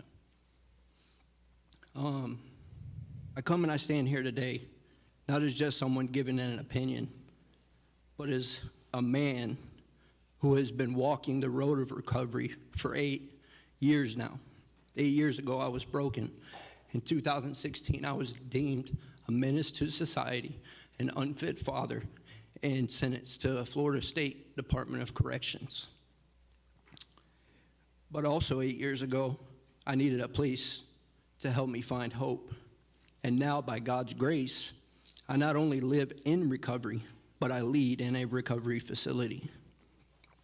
So I know both sides. I know the pain of the person fighting for their life, and I also know the weight of the one trying to keep the doors open so that others can have a chance. Let me tell you, it's not easy. Running a place like this is one of the hardest things you could ever do.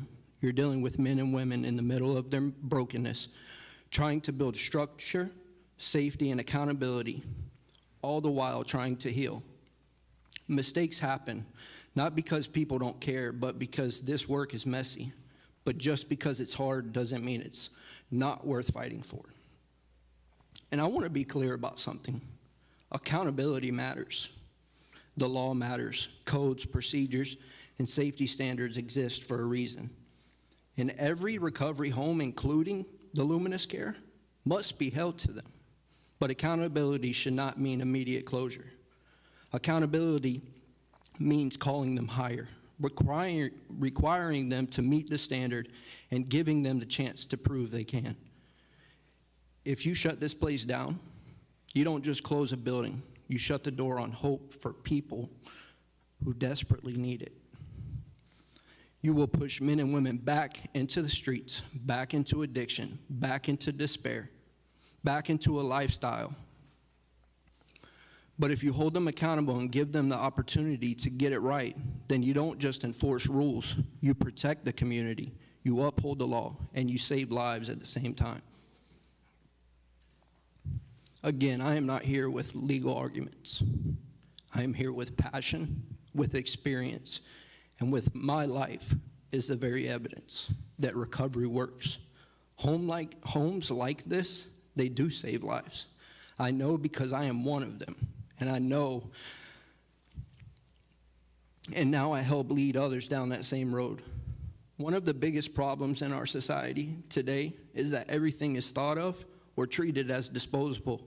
Jobs, commitments, relationships. If something gets hard, if something is broken, we just throw it away. But people, they are not disposable. Recovery homes are not disposable. Okay, thank you.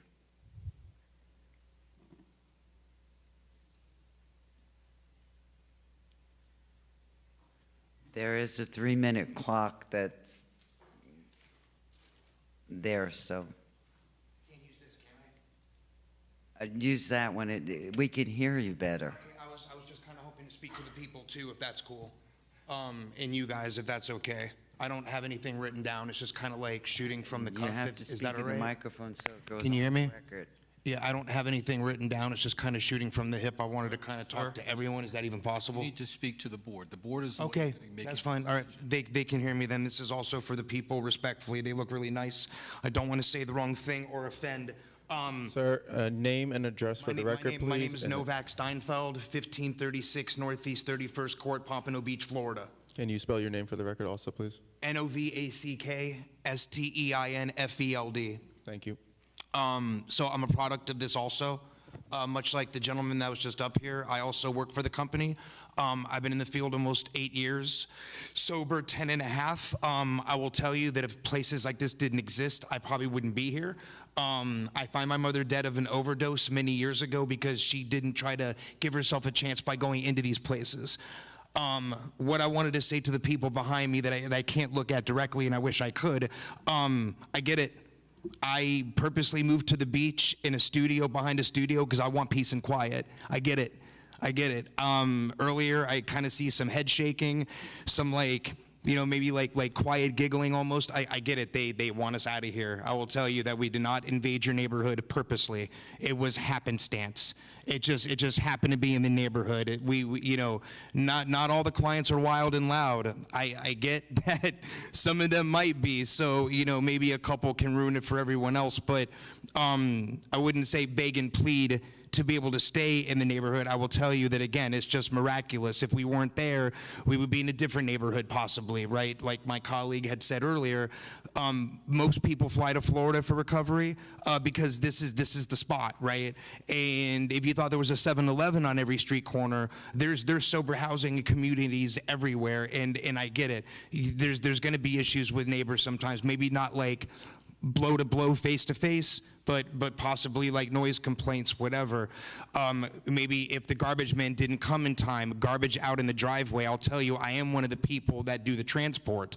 And I don't know if the gentleman's here tonight, They might know him. I actually was driving the van a couple days ago. 7:30 in the morning, I'm pulling out. The gentleman was walking down the street, taking pictures of the house, yelling at us that we're scumbags. You need to get the F out of here. Dude, I witnessed this. I witnessed this. No rebuttal because I'm on the clock. I don't like volatile confrontation, right? But I will tell you that if anyone behind me had never struggled with drugs and alcohol abuse, then I get this all seems ridiculous to you. You just don't want us there. Easier to look at it from that side unless you've been where some of us have been. You would never understand why it is we do what we do. All of us that have spoke today have been awake since 6 a.m. We went to work to do the job we do, and then we came straight here because we care about this. I can only give you some of my own experience. I'd be dead without this. I would absolutely be dead without any of this. Now I get to work in the field. I've outlived family members that didn't give themselves a chance to do this. And I'm here 10 and a half years sober, being able to help people when I was just selfish my whole life and didn't want to help anyone. So again, to the community behind me, I get it. I like peace in my neighborhood where I live. I can tell you that I'm sorry for that. But yeah, that's pretty much all I wanted to say. Thank you. Is there anyone else for this petition?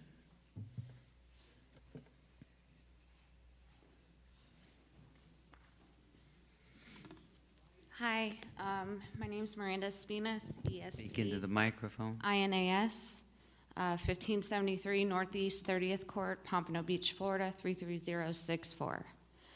I'm new to this, so I am just going to read to you what I have in my heart. My name is Miranda Espinas, and I'm proud to be a part of the Luminous Care. I am also a person in long-term recovery with 4 years clean. Before recovery, I spent 3 years homeless on the streets of downtown West Palm. During that time, I had nothing to eat, no family, no money, and no phone. I was vulnerable, beaten, and sexually assaulted while living in the streets. I share this because it shows how desperate and unsafe life is without support or a place to go. I know firsthand what it feels like to be completely broken, and I also know how important programs like ours are, because I would have done anything to have access to a safe, structured environment like the one we provide today. Today, I hold a bachelor's in psychology. I am CAC certified, and I serve as a case manager. I help our clients find employment, schedule their medical and mental health appointments, and assist them with obtaining driver's license, social security cards, whatever need, from big to small. I also help connect them to aftercare programs. At Luminous Care, we are not just housing people. We are giving them the tools and support to rebuild their lives and re-enter society as healthy, productive, and responsible members. I understand that neighbors feel concerned, and I respect those feelings. There are times when 911 calls occur, but those are often for medical emergencies, not safety threats. Addiction is a public health crisis, and the reality is that without programs like ours, people struggling with addiction would have nowhere to go. With the current housing crisis, transitional housing is more essential than ever. At Luminous Care, we train our staff in conflict resolution and crisis management, and we work hard to ensure our homes are safe, structured, and supportive. Every day I see people who come to us completely broken and leave stronger, more stable, and better prepared for our future. Keeping our houses open is not only vital to the recovery of individuals, but also to the health and safety of the community as a whole. We are helping turn people's lives around, and that creates a positive ripple effect in the neighborhoods we are part of. Thank you. Thank you. Is there anyone else for the petition? Okay. Anyone opposed to this petition? Please, well, line up so that I know how many. You come on up, you're first, but line up so I know who's next, okay? You can sit in the front row. I won't make you stand up.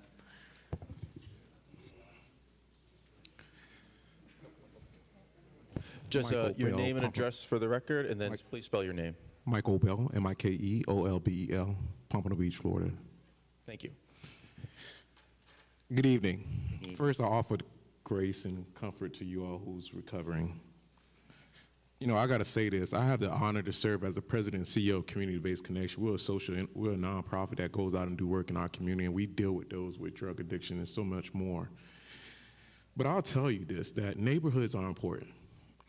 Neighborhoods are important. These are where single families, communities are designed for long-term residency, consistency, and stability. Not transitional housing introducing high turnover and disrupting balance in our community. As a father of two, I would say safety is a concern. Families choose single-family homes for the safety and predictability. Transitional housing often brings unknown residents with various different backgrounds, which can create a concern among parents that are raising children like myself. From an infrastructure standpoint, it increased density, parking needs, and service demands, and as we hear, you have constant transportation services going in and out. You ask yourself, is it safe for your kids to ride a bike, skateboard, and so much more? Then I'll say from a community investment standpoint, families in these neighborhoods have invested heavily within the expectation of preserving traditional residential environment, not hosting short-term housing facility. I would tell you from a policy standpoint, when rules are broken, there's accountability measure to address them with. When someone violates the trust of the community, not even the community, but it violates the trust of our government, that speaks volume. It tells you where their integrity lies. Today is not just about a question about integrity, but it's also a question about safety. It's a question about children and families are in a safe environment. I don't think anyone here is negating that recovery is not important. Just not in our community where single families have worked hard to keep their community safe. I'll close with this. Recovery is probably one of the most important things as someone who have family members in recovery. But I also see the flip side to that, where communities get ruined because of these transitional homes. Especially when you have a company that's already not following policies and integrity. So what are we even talking about here? Let's vote no, and let's protect our communities. Let's protect our families, and let's protect our children. Thank you. Thank you. Next speaker. Please come to the microphone and speak into the microphone. Peter Tully, 2630 Northeast 19th Street. Please. Tully. Tully. Thank you. I live directly next door to 2620 Northeast 19th Street with my wife and 2 young children. First, I think it'd be a failure if the board did not ascribe the police calls from 2500 to 2620 for the purposes of deciding this meeting, because it's the same people, the same men, the same employees back and forth all day. All right? So we don't know who's coming, who's going. The women who spoke tonight, I've never seen them on site in my entire life. I was home all summer. I have never seen them, okay? After there was promises made about heightened supervision at the last ZBA, literally the day after, there was a man ambling up and down our street asking to cut down our trees for money, and he lived at one of those properties, and he was clearly unwell while he was doing this. Sunday, 8:31, there were 2 men out back of 2620 smoking weed in the backyard at about 9:30 a.m., which, if adults want to smoke weed, that's fine, but don't tell me there's 24/7 recovery, or there's 24/7 behavior techs, because there's not, and if it was a behavior tech doing this. I had to call the police on somebody on Sunday. Police came out, got a report, went to the houses to speak to management. It's in the police report. I have the number in my pocket. There were no behavior techs on site, just patients in both houses. He went to 2620 and 2500. I understand you guys read my emails. If you did, I was the gentleman on the other side of the house when they came with the knife. When the gentleman, Russ, had a knife pulled on him, that lady's information was incorrect. The knife was pulled on a gentleman named Russ. He ran to my door for safety, endangering my family and my children. I gave him my phone. He called the police. We talked the next day. He told me there was rampant drug use in the house and there was constant clashing of patients. All right.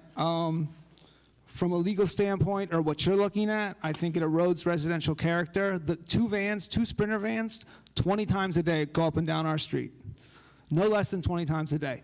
From midnight to 4 a.m., I can get alerted. I can get lights in my window and my cameras go off because they're keeping crazy hours. A few weeks before, there was a man walking around the driveway in his underwear and an ankle monitor. Again, if there is oversight, they're not doing their job. They crammed 21 people into a residence, and someone left the house to seek peace. Again, they're not doing their job. It's absurd after last CBA meeting, we have to defend our streets' integrity again against a business from Deerfield Beach, a doctor who lives in New Hampshire, a professor in Montreal. None of these people have a vested interest in our street. 37 emails sent to the city about this with actual facts. All right, we made a commitment. This isn't about people in recovery, it's about how they're being treated, all right? If you really cared about people in recovery, you would shut down this operation immediately. Thank you.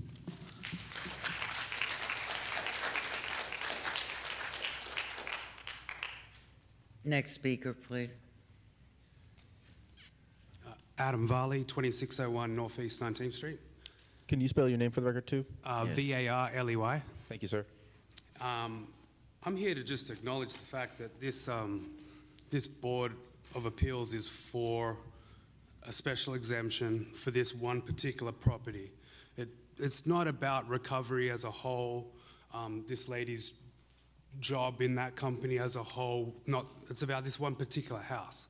Of the 7 items on the list here, all the others were approved, and they were all approved when they had a presentation and they addressed the 4 or 5 points that they had to in order to get the exemption, of which they need to meet all of them. This exemption has 6 criteria. They didn't make an attempt at the first 4. At the last hearing for the other house, they didn't make an attempt at any of them. They now have number 5, I think, which is like the certification. And then I think all of the emotional talks and everything that they have maybe addresses the 6th one a little bit, that they are maybe doing their job reasonably well. But I don't think that they came here to get the exemption. They just came here for us to approve that, you know, rehabilitation is important in society and that their emotional stories are validated, and it's got nothing to do with the house in particular and the history involved with not only that house but the previous house. There was 4 of you that were here for the last hearing, and you know, we had a lot of police records, which is just the same company, the same people, 5 doors down. I think there was like, I don't know, like total of like 320 phone calls or something. So all of the phone calls actually were at the previous house. You know, the problem is the street, you know, the fact that they were clustered together, you know, 5 houses apart, the fact that there's 10 kids that live in between those 2 houses. You know, the reason, you know, they're supposed to try to make, one of the exemption points is that they're gonna, you know, help the community. Well, our street is like one block. It's not a thoroughfare. Like, our kids played in the streets. We have Halloween parties and there's no cars going back and forth at all. So this is a huge shock to this little streets community, having them going back and forth between the 2 houses, which they shouldn't be since the 6th of October, and having the vans, you know, and then just having, you know, that in our neighborhood. And I just wanted to just reiterate that they didn't address the 6 issues that they need to in order for you to say yes. So, you know, most of it was all a waste of time. And even Scott's first initial spiel, what he had, he acknowledged that they're not meeting any of those criteria. So sorry about wasting your time.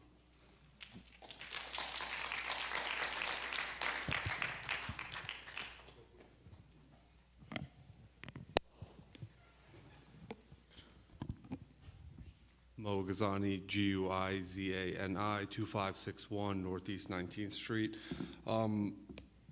Whatever decision gets made today, let's just go back to the last decision. The time that you guys are giving them to vacate until October 6th is not safe and is not working out for us if it happens with this property as well. Things have only heightened since the last time. The clients are now addressing us in the street for ultimately trying to drive them out of the neighborhood. There's altercations back and forth. At least the last time it was kind of everyone keeping it to themselves, but since the last hearing, they're actually going after us and actually talking to us. I'm not the smallest person. It's getting annoying, and it's not safe. I need you guys to do a better job with this property, please, at protecting us and getting them out faster. 45, 60 days is not going to work. Thank you.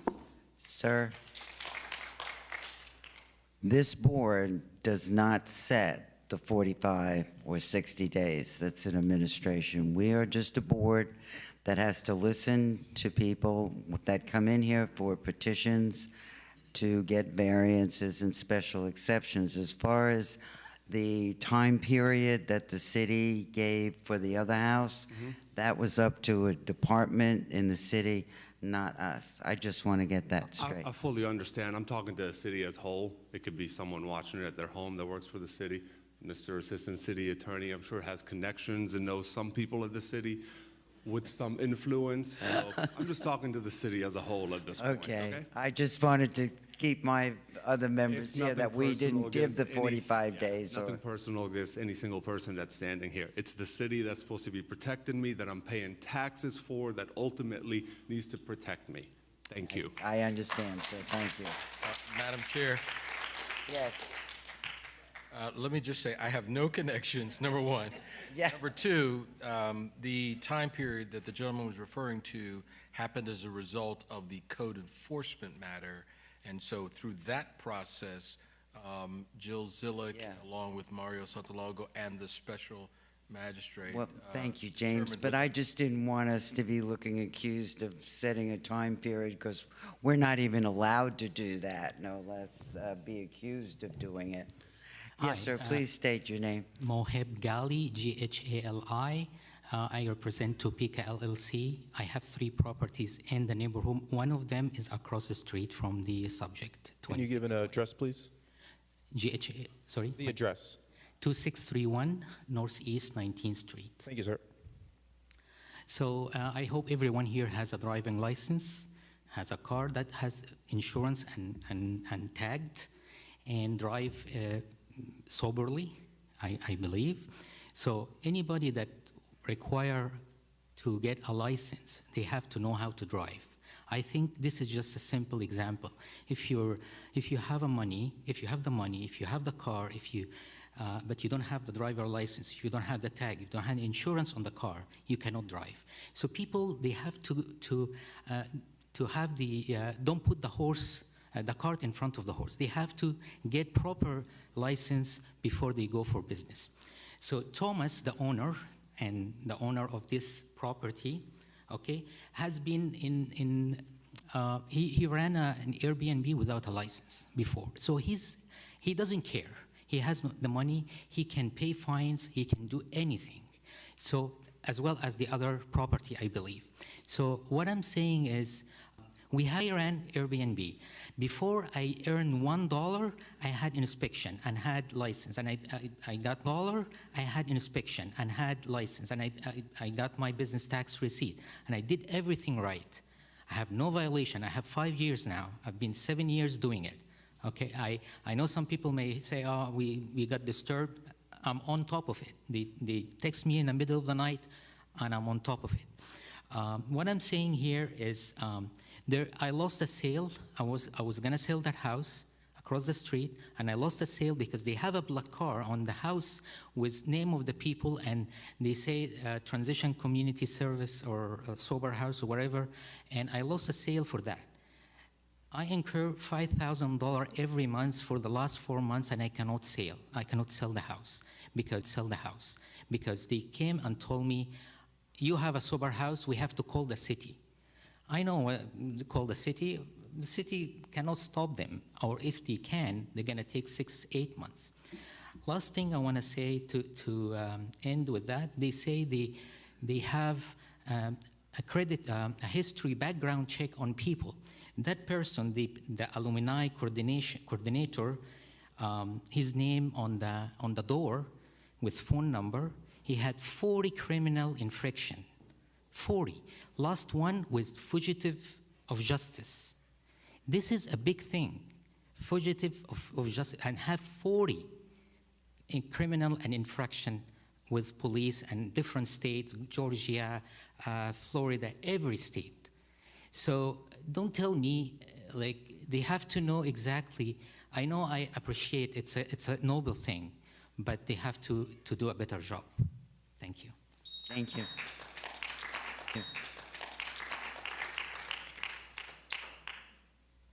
How many more of you want to speak?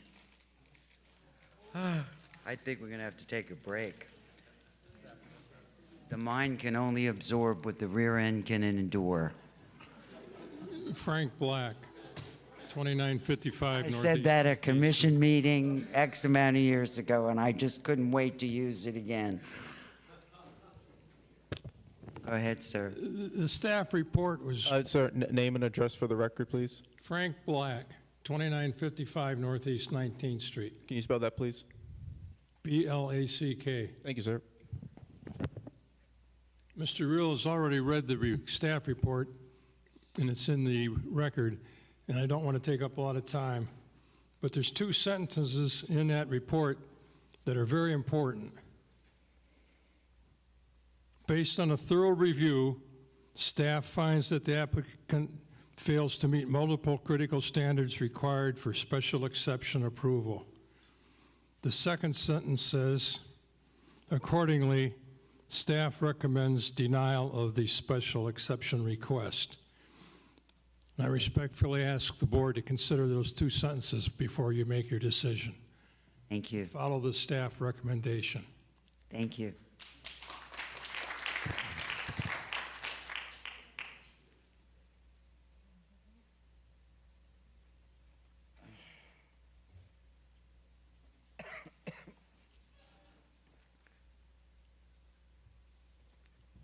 Good evening. My name is Louise Vanier. I live across 2620. I live at 2621 Northeast Street. I see, I'm retired. Ma'am, could you just spell your name for the record too, please? I see everything that's happening across the street. Ma'am, can you spell your name for the record, please? My name? Yes. Spell it? Yes, please. Okay, Vanier, V-A-N-I-E-R. Thank you. Okay. The owners of that property are both doctors. Dr. Zucchi is an anesthesiologist that lives in New Hampshire. Zoël Pelletier is a doctor also, and she's a professor at University of Montreal, Quebec, Canada. Okay. This house was purchased strictly for a business.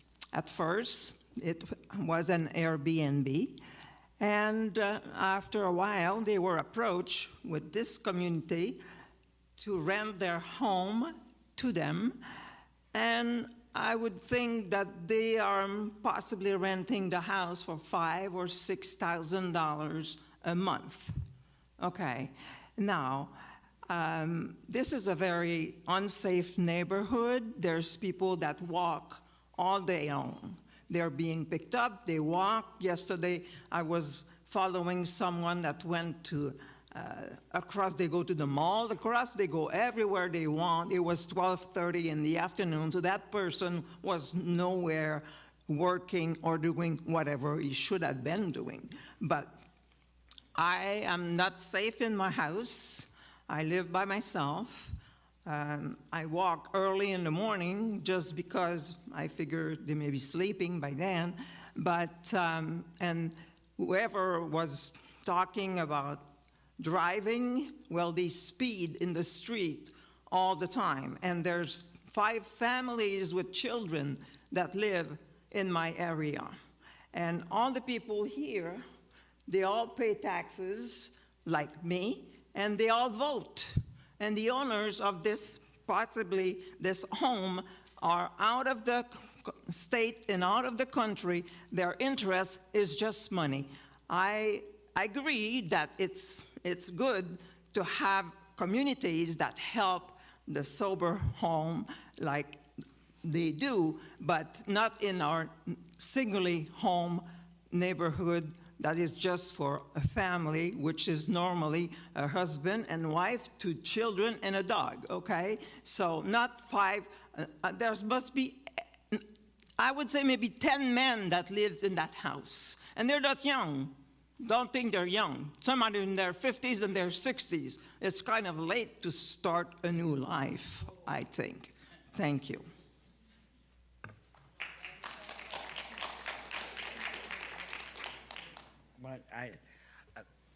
The board has now asked me to take a break, so we're going to take a 5-minute break. Thank you.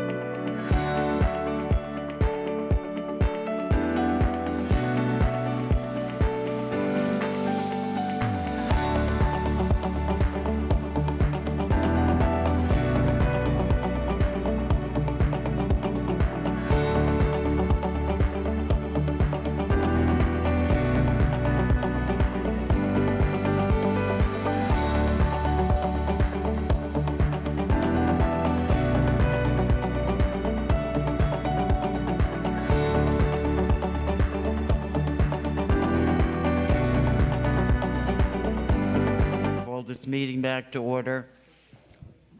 Is there somebody else who want to speak? You can come to the microphone.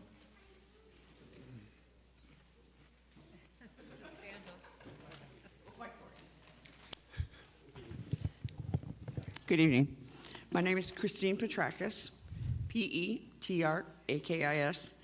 My husband Michael and I have lived in our house, Ma'am, what was your address? 2681 Northeast 19th Street. Thank you, ma'am. We've lived in our house for over 45 years.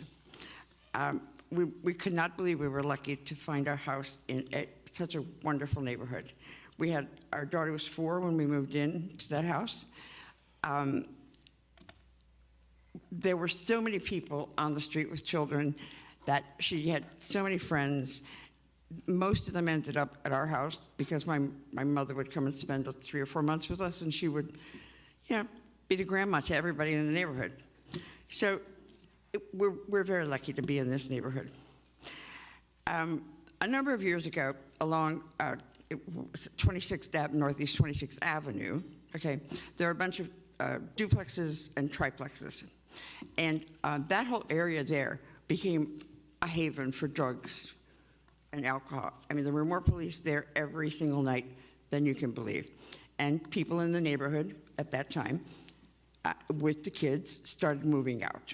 So we lost a lot of kids in the neighborhood. A lot of houses just either stood empty or... but now, our neighborhood has changed, okay? Families have moved there. We have more kids in the neighborhood than you can believe. They're out on the street, they're playing basketball, they're having games, they're having parties and things like this. And now, since this has started our house is almost at the east end of the street, okay? This area that is on the west end.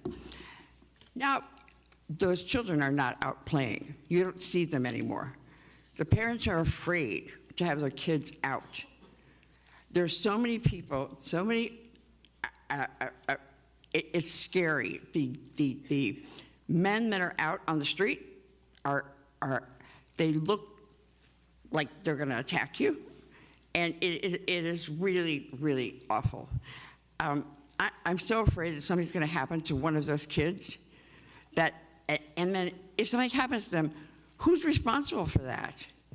Okay, are we just gonna say, is somebody just gonna say, oh, we're really sorry about your daughter, or we're really sorry about your son, our thoughts and prayers are with you, okay? We don't live in that kind of a neighborhood. I understand that we do need places for people that have addiction problems to go, but they don't need to be in a neighborhood full of children and families. It's just not right. And from what these people are saying, 3/4 of this stuff is not true, because I've lived in that neighborhood long enough to know what's going on. So, thank you very much. I appreciate it. I hope we can do something about it. Thank you.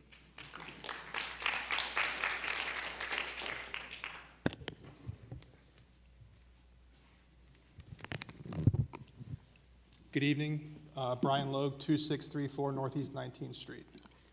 You spell your name for the record, and you can raise the microphone up. Brian Logue, L-O-G-U-E. Thank you. Before I get into my discussion, is there a unanimous vote that we can take, or do you want to hear another 10 people speak?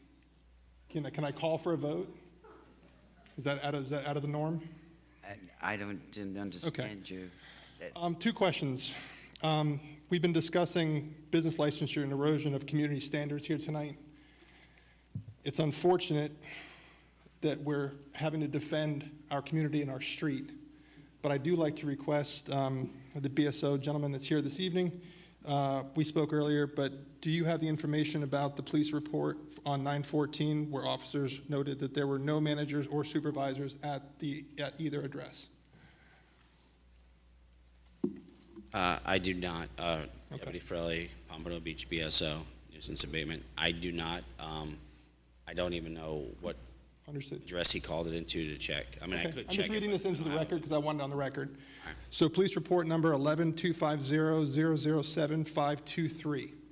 2 police officers responded to my street and went to both addresses at which they found there was no management staff present is written into their police report that refutes the prior testimony or what was discussed here earlier, saying that they do have 24-hour supervision and/or management staff on site at all times.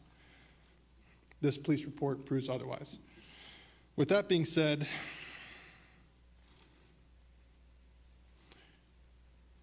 how is this being considered for a variance approval with the property and over $700,000 in fines and in active foreclosure by the city?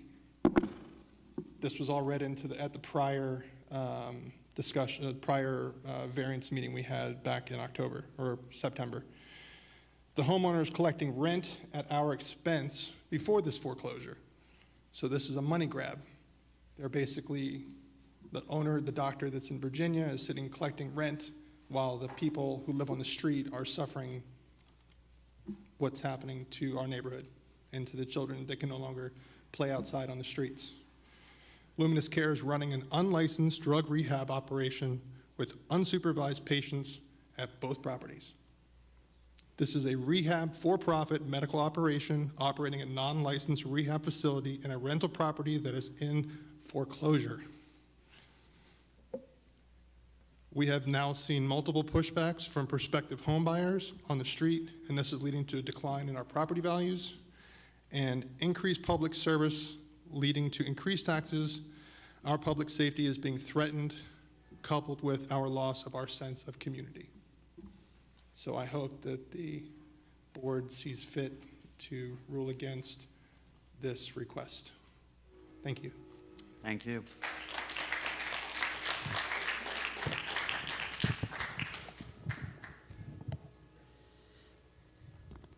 Hi, how are you? I am John Childs. I am 11 Northeast 24th Ave, and I am speaking on behalf of myself and another member that lives on 19th that unfortunately is stuck at work tonight. Would you be able just to spell your name for the record too, please? Childs, C-H-I-L-D-S. Thank you. So my family is on 19th Ave quite often to visit with our friends and their children. We don't let the kids play out front anymore. I mean, I grew up in Pompano. I've lived in Pompano since I was born here in the 80s. I grew up playing in the street out front. I grew up running around Pompano streets at 10 years old on my bike without worrying about what's going to happen. My parents didn't have those concerns. It was a much better situation. We don't let our kids play out front with us standing there anymore because we're concerned about what's going on in the street. We're concerned about the attitudes from these people. We're concerned about the pushback that's coming, and something's going to come to a head with the more aggressive stance some of these people are getting because they're pissed off that we don't want them there, all right? This whole situation, this is a money grab for insurance companies that push all these things, and it's a shame because it's profiting off of people who do need help. I get it, people need help. You have an addiction problem? You deserve to get help, you deserve to have a good life. But why does it have to happen in a nice neighborhood where you're trying to reintegrate people into society? What part of that says, oh yeah, let me throw these people around a bunch of children, all right? Let me throw people that have aggression issues because of drug use. Yeah, in general, all the stuff that comes along with substance abuse for years. Let's just have this going on in a family neighborhood. It's just stupid. It's just dumb. Why does it have to happen in a nice neighborhood? You're driving down property values. You're making residents who pay taxes feel unsafe. So people who don't even live in this country can make money. I really don't know what else to say on the fact. It's just, this is, I hope I can speak frankly, this is just stupid. So, all right, that's all I really got. I could just keep ranting, but thank you guys. Yeah. Now, does anybody else want to speak and bring up something that has not already been said?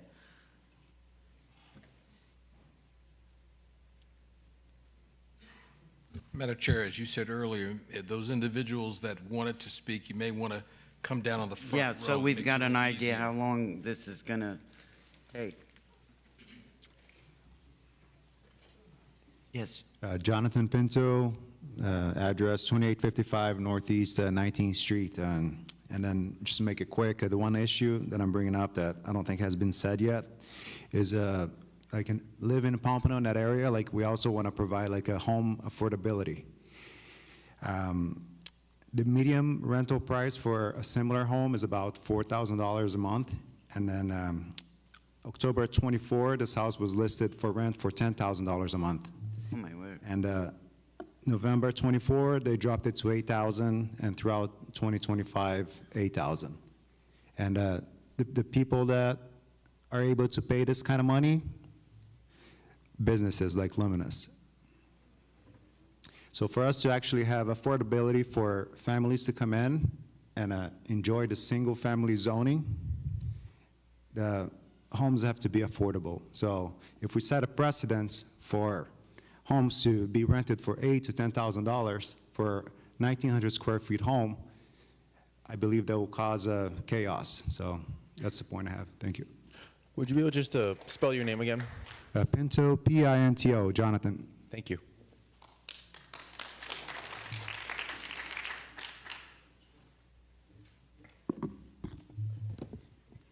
Hi, my name is Ileana Varley. I live in 2601 Northeast 19th Street, Pompano Beach. Last name V-A-R-L-E-Y. Thank you. It's a shame that we are here again, discussing the same company, same violations, and the same illegal activity. I really don't have much to add to what has already been said by my neighbors.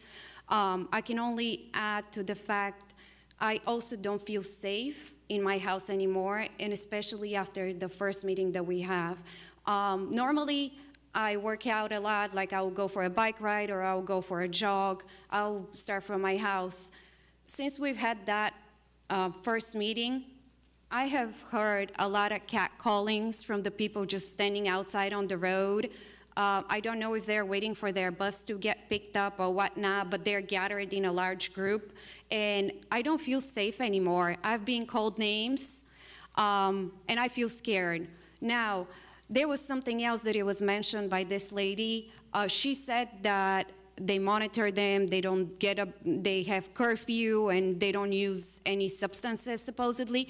We had a knock on our door from one of those residents, and it was in the house that we discussed, because he knocked on the door. He was clearly drunk, asking, I want to work or something like that. I did not open the door, it was my husband that opened the door. So there is something more happening. Clearly, there's no supervision. If the police was called upon, they went, they didn't see anybody to supervise the house or anything. So there is a lot more. That's all I wanted to add. Thank you.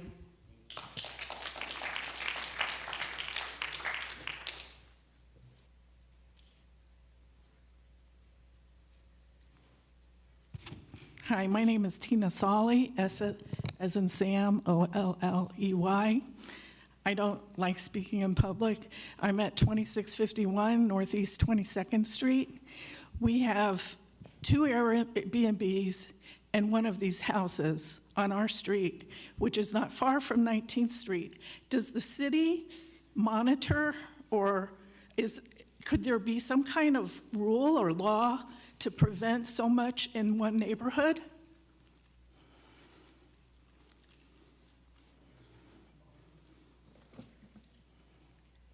Short-term rentals, no, but for these types of community residences, there is supposed to be 660 feet between each residence, and if there isn't, then you automatically need a special exception. This being that's for a family community residence. This is a transitional community residence that automatically requires a special exception. And there would be additional review standards that they would have to address if the other one were to have been approved because of the distance. But obviously, some of these aren't taking place. They're just doing it on their own without the city's knowledge. So is there a way to address this problem? Well, it's a code enforcement issue, and so that's they're So we call code enforcement, that's what we do? Initially, and then we provide a process for the applicant to try to come into compliance. This is one of the steps. If it gets denied, then it goes back to code and the magistrate. Okay, thank you.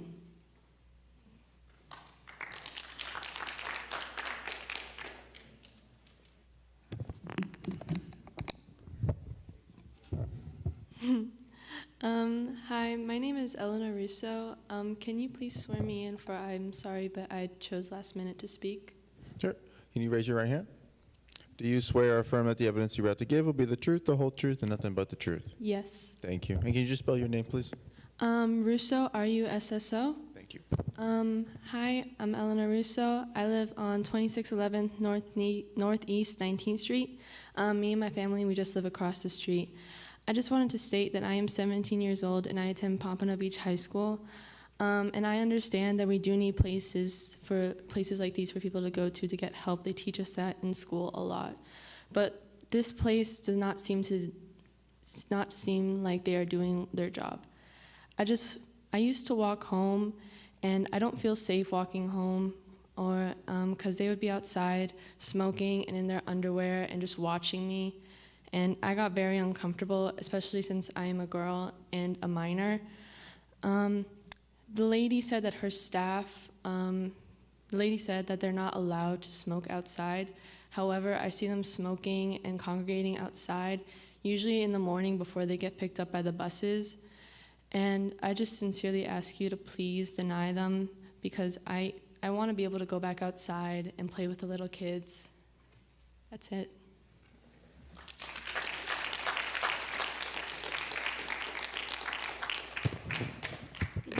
I need to be sworn in too. Sure. Do you swear or affirm that the evidence you're about to give will be the truth, the whole truth, and nothing but the truth? Yes. Thank you. Your name and address, and then please spell your name. My name is Jacqueline Tully, T-U-L-L-Y. I live at 2630 Northeast 19th Street, which is directly next door to this location. I'm here tonight because one thing I'd like to talk about is the integrity of this company. So they're here, they're fighting for this, but essentially they've sent no one in leadership, which is very concerning. The last meeting, no one in leadership showed up either. I work for a really reputable company. If we were here today, I wouldn't send my file clerk. I just wouldn't, right? I think it's great. She's a clinical caretaker, but that's all she is. She's not a director. She's not an executive director. Where's the COO? Where's the CEO? We haven't heard from these people. That's a huge issue because they're operating on my block and they're doing so illegally. Lastly, I have two more people to talk to. I have a 5-year-old baby girl and I have an 8-year-old baby boy, and they're right next door. What's happening is not okay. There's not supervision. My children will not even go out front to get in the car to go to school. They go to McNabb Elementary, proud Pompano Beach citizen. They will not do that unless I am right there by the door because they are scared at the men they're seeing. These men stand at the driveway. They give us threatening looks. They've said threatening things to neighbors. You asked how they assimilated into the neighborhood. They didn't. Placards went up on the door. They didn't come to you and ask for permission, and they didn't even discuss a plan how to do that. So I please beg you, for the safety of me and my children, to please deny this application. Thank you.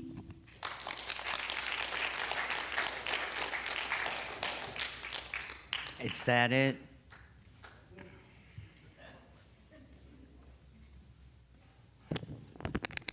Good evening. I need to swear. Do you swear or affirm that the evidence you're about to give will be the truth, the whole truth, and nothing but the truth? Yes. Your name and address, and then please spell your name.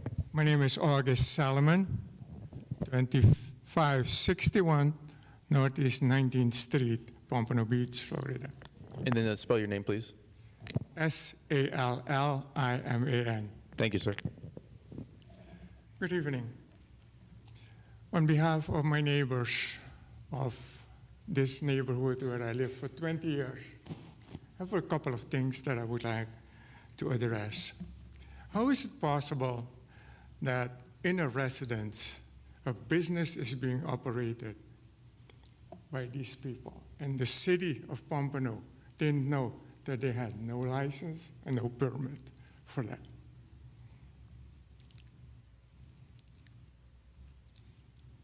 If you're looking for us to answer that question, we are the Zoning Board of Appeals. We are not the City Commission, nor are we the city manager or the administration of this city on how that happened. And these people are here because it was found out that they did it and they didn't do it the right way. And that's why they're here at the Zoning Board of Appeals. They're trying to get a variance so that they can continue in this house that they started before they got all the proper stuff. Okay, well, if they were not asking for this variance or exemption, the neighborhood wouldn't have known that. Next thing is that this is a residence where 11 people are putting in a room, as I understand, and there's so many violations as well. So I would like the board to deny this request. That's all I had to say. Thank you.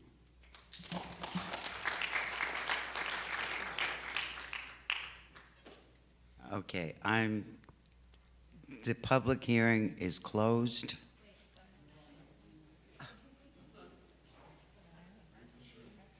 Oh, God. What? This is the last one. Hello. Can I be sworn in, please? Raise your right hand, please. Do you swear or affirm that the evidence you're about to give will be the truth, the whole truth, and nothing but the truth? Yes, I do. Okay, and then please state your name, address, and then spell your name, please. My name is Roberto Galindo, last name Galindo, and I live in 2631 Northeast 18th Street, Pompano Beach, Florida 33062. Thank you. And the reason I gotta take my 3 minutes is because if this gets approved and I didn't say anything, I'm gonna just like lose it because we've here, everybody knows what's going on, but I just cannot take the risk of, I'm watching the timer to start because I want my 3 minutes. But basically, what I see every day in the morning is kids walking to go catch a bus. And then within the same time, I see white vans driving where the kids are walking to go catch the yellow school bus.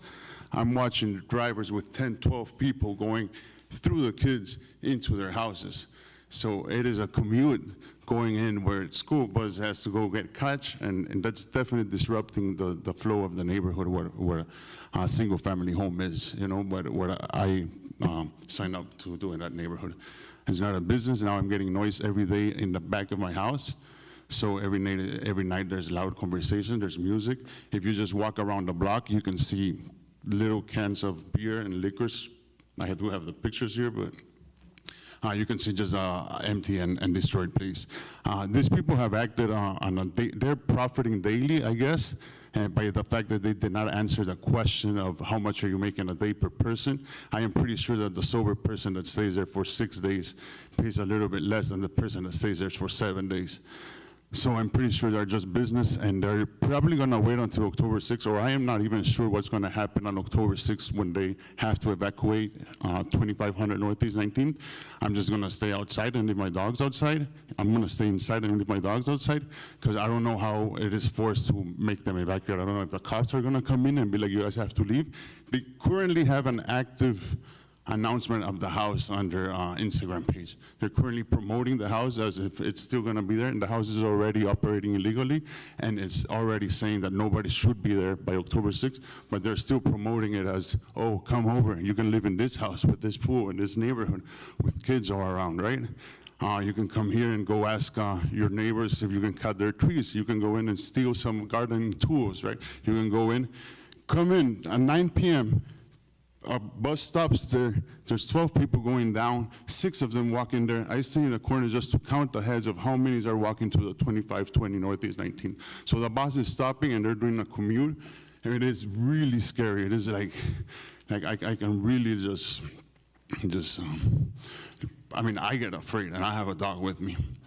And thank you so much.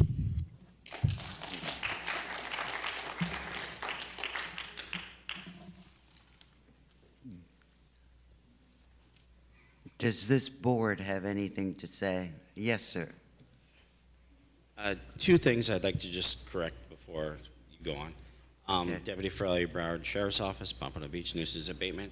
The first is when you ask the times, I'd rather just say I don't know them because I'm not like 100% sure the accuracy. We have a new program that records it, and I wasn't prepared for that question, so I don't think it's a major factor one way or the other.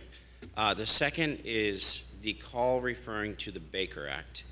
I can't share the details, but I could say that that is untrue. It is a dispute between 2 of the residents there, and a knife was produced. So it wasn't involving a Baker Act. Thank you. Thank you. Does this board have any other questions? Would the petitioner like to give a closing statement? I do apologize for the dates and times, and I was actually texting about that as you all were sharing, as far as like the documentation of specific situations. There's a lot that goes on in the midst of a day, so it is very likely that I could have been off about which house and which client at that given point in time for that particular incident, as there were 11 or 12 calls. There's a lot to unpack, a lot of statements that were made that I'd really like to challenge the validity of, for the simple fact that there's specific certifications in place that wouldn't even allow that to happen. One being the comment of somebody having 40 felonies of something or another. In order to carry a DCF certification, they come in and check those things. There's specific background checks, and it's called a level 2 clearance background that has to be ran in order to operate. There are exceptions given, but those are exceptions similar to somebody who would be considered as an exception for reintegrating, like when you go into the courts to ask for, I've paid off my fines, I've done my dues, right? That kind of thing. So I want to speak on the fact that I hear a lot of fear, a lot of what if something happens? What if? Yeah, that happens every day. In case you haven't been watching the news, it's everywhere you go. I'm not minimalizing the dynamics of the, right, and I believe that is the issue at hand. You know, one of the things that were said in the midst of this at the very beginning was this was a community that was established prior to this residence even moving in. These are friends that have been doing life together for quite some time. And I do believe that there is some fear with their children being outside. However, I will say this. I would not allow my child to stay outside unsupervised anywhere in Pompano Beach. I have children and I monitor them. If they're outside unsupervised and you don't allow them to go out anymore, I think that's a good thing, not a bad thing. That's just my opinion. I'm gonna speak it as I gave the floor to them. You know, there was just a lot. Ladies and gentlemen, she was quiet while you were talking, and this is a public meeting, and it's her turn to speak. Go ahead, I'm sorry. That's okay, that's okay. There was another statement about the ship that wasn't present. However, there was leadership here. Directors of operations, CEOs of the company have been here present in these hearings. The CEO is not here tonight as there was a medical issue and she couldn't. However, the director of operations was. So there are people here with titles that maybe didn't come up and say, I have this title, but they were here. That's another one I want to address. Also, furthermore, I would like to pull the police report of the gentleman who's here speaking against us that came knocking on our door intoxicated. And I can also produce evidence with recorded calls of the berated phone calls with cursing and screaming and telling me, I mean, all kinds of stuff about myself prior to him even meeting me or this business even opening its doors. So, I mean, there's a two-way street here. Again, not minimalizing the legality of how this business started or was operated, but I believe that there is like a real like, hey, but not, and there's a thing that talks about looking at the wood plank in your eye before, you know, you point the speck out of someone else's. So on that, I'm just gonna go ahead and say thank you for your time. Thank you. Okay. Now it's up to the board if you have any questions. If you do not, I would like a motion. I'll motion. In P&Z case 2517000009, I move we find there is competent and substantial evidence in the record that all the requirements for granting the special exception have been met and that we grant special exception subject to to the 4 conditions requested by staff. Second. Okay. Does the board have any further discussion? Bobby, please call the roll. Jack A. Hawkins, No. Joe Sarkozy, No. Karen Berger, No. Allison Morales, No. Linda Thomas, No. Charlotte Burry. No. It fails.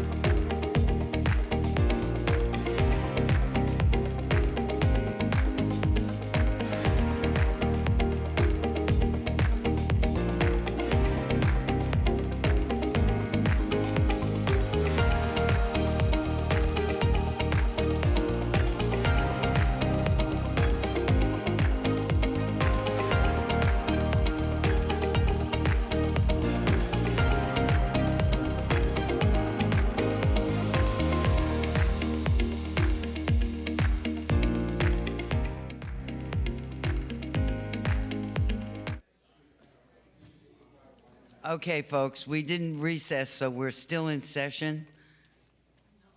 And I would like to call our last one, as soon as I can find it. Special exception. 25-17000010. Yeah, Pompano LLC. I'm sorry. It's okay. Too much. A lot going on this evening. Good evening, Dwayne Dickerson on behalf of the applicant.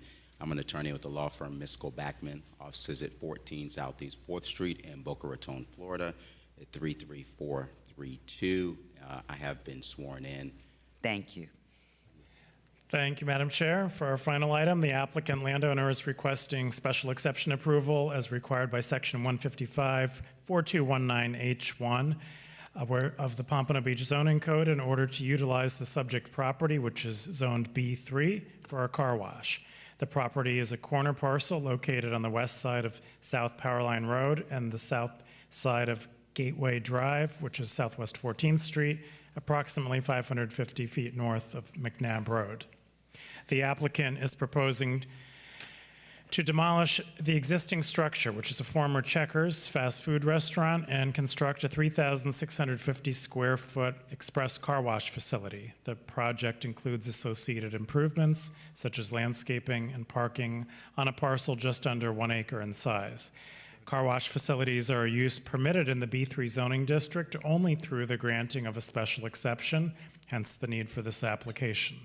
If the special exception is approved, the applicant will be required to submit a site plan and building design review application for further review and approval.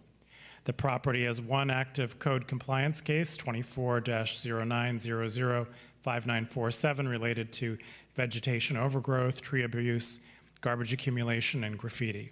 The property is already platted as Tract A of Powergate Plaza and has established vehicular access points from Gateway Drive, which again is on the north side of the site, as well as internal cross access through the adjacent commercial plaza. While the site does not have direct access from Powerline Road, it can be accessed from Powerline via the internal drive aisles of the adjacent commercial plaza. The applicant submitted a conceptual site plan and landscape plans, as well as a feasibility analysis and traffic study as part of the application.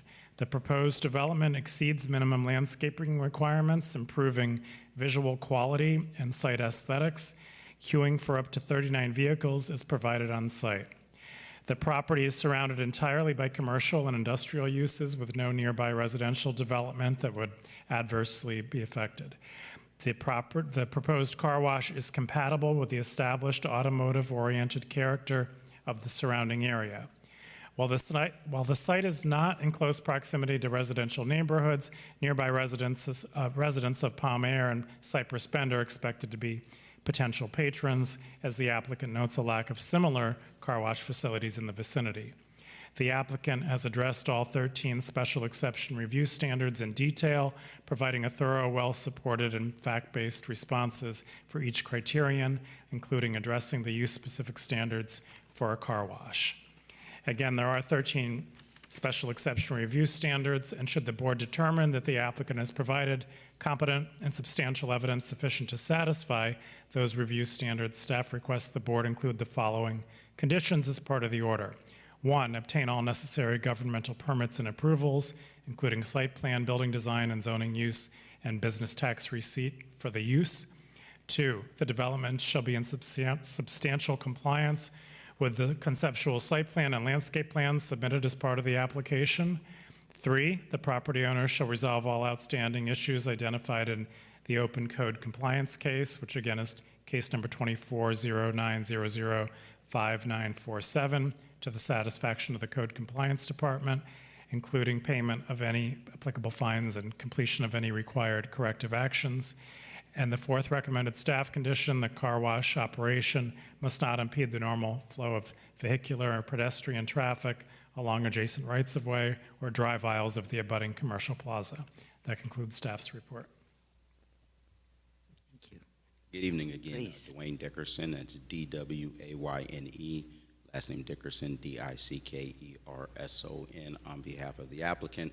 As staff stated, we are requesting approval of a special exception to allow car wash use on the subject property. Section 155.4219 of your code allows for car washes as a permitted use as long as you first obtain special exception approval, which we're requesting tonight. So the subject property is located on the southwest corner of Powerline Road and Gateway Drive. It's just north of McNabb Road. As you can see on the left, that's a zoom in of the property. It's approximately 41,146 square feet, the size of the property, which equals about 0.94 acres in size. It's essentially functioning as an out parcel of the shopping center plaza. And as staff stated, it is a closed Checkers that's been closed now for a few years. The zoning is B3 general business, and the land use is industrial. On the top right side of this screen, you can see a blown up aerial of where the property is located in the red box. The northwest road that you see in the yellow is Power Line, and then the east-west road on the bottom is McNabb. And then the bottom picture on the bottom right shows the adjacent uses adjacent to the property. So on the north side is other shopping center developments. On the west side, there's warehousing. So once you get just west of the shopping center as a whole, there's warehousing. On the northeast corner, there's office space. On the east side, there's additional shopping centers. And then on the south side is an automotive use.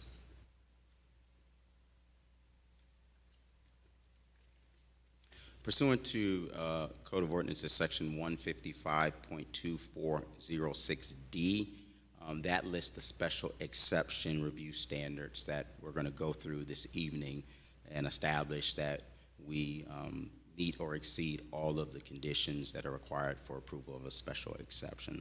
So first it talks about compatibility in location and consistent with the city's comprehensive plan.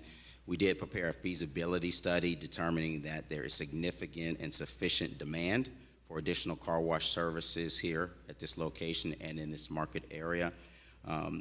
Use is also consistent with the designated B3 zoning category, the I industrial land use, and the future land use element of the adopted comprehensive plan. The use is further consistent with several policies of your comprehensive plan pertaining to providing pedestrian facilities, and as you'll see, sidewalks, ADA access, and things of that nature. Meeting the required street widths by city and county minimums. Your city as well as the county requires adjacent rights of way and internal roads to be certain widths, and we satisfy all of that. And it also takes into consideration given the preserving of existing neighborhoods. This is a dilapidated existing use in a site, and we are looking to implement a beautification program which would demolish the site and redevelop it.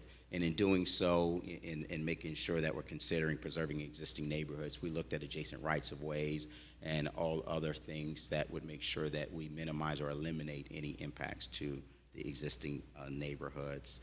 We look at provisions of native landscaping and removal of invasive plant materials, which we will do as part of our landscape plan as we move forward. And your comp plan emphasizes redevelopment and infill development. And so what that is when you look at a site like this that has already been developed, you're looking at a redevelopment opportunity. You're taking a utilized parcel and you're repurposing it in a meaningful way, as opposed to finding a vacant parcel that's green or has vegetation and tearing down that vegetation and starting all over with development. So your comp plan squarely talks about the type of redevelopment that we're proposing this evening. And then you look at implementation of crime prevention and design guidelines and principles. You know your city is one of the best that I've ever dealt with respect to SEPTED principles and making sure that developers are held accountable and working with your police department and sheriff's department to accommodate a safe site. And that will be part of our design. Additionally, it talks about complies with all applicable zoning district standards and use-specific standards, as well as other city, state, and federal laws and regulations. The use is permitted by special exception in the B3 zoning district and meets the integrity of the standards.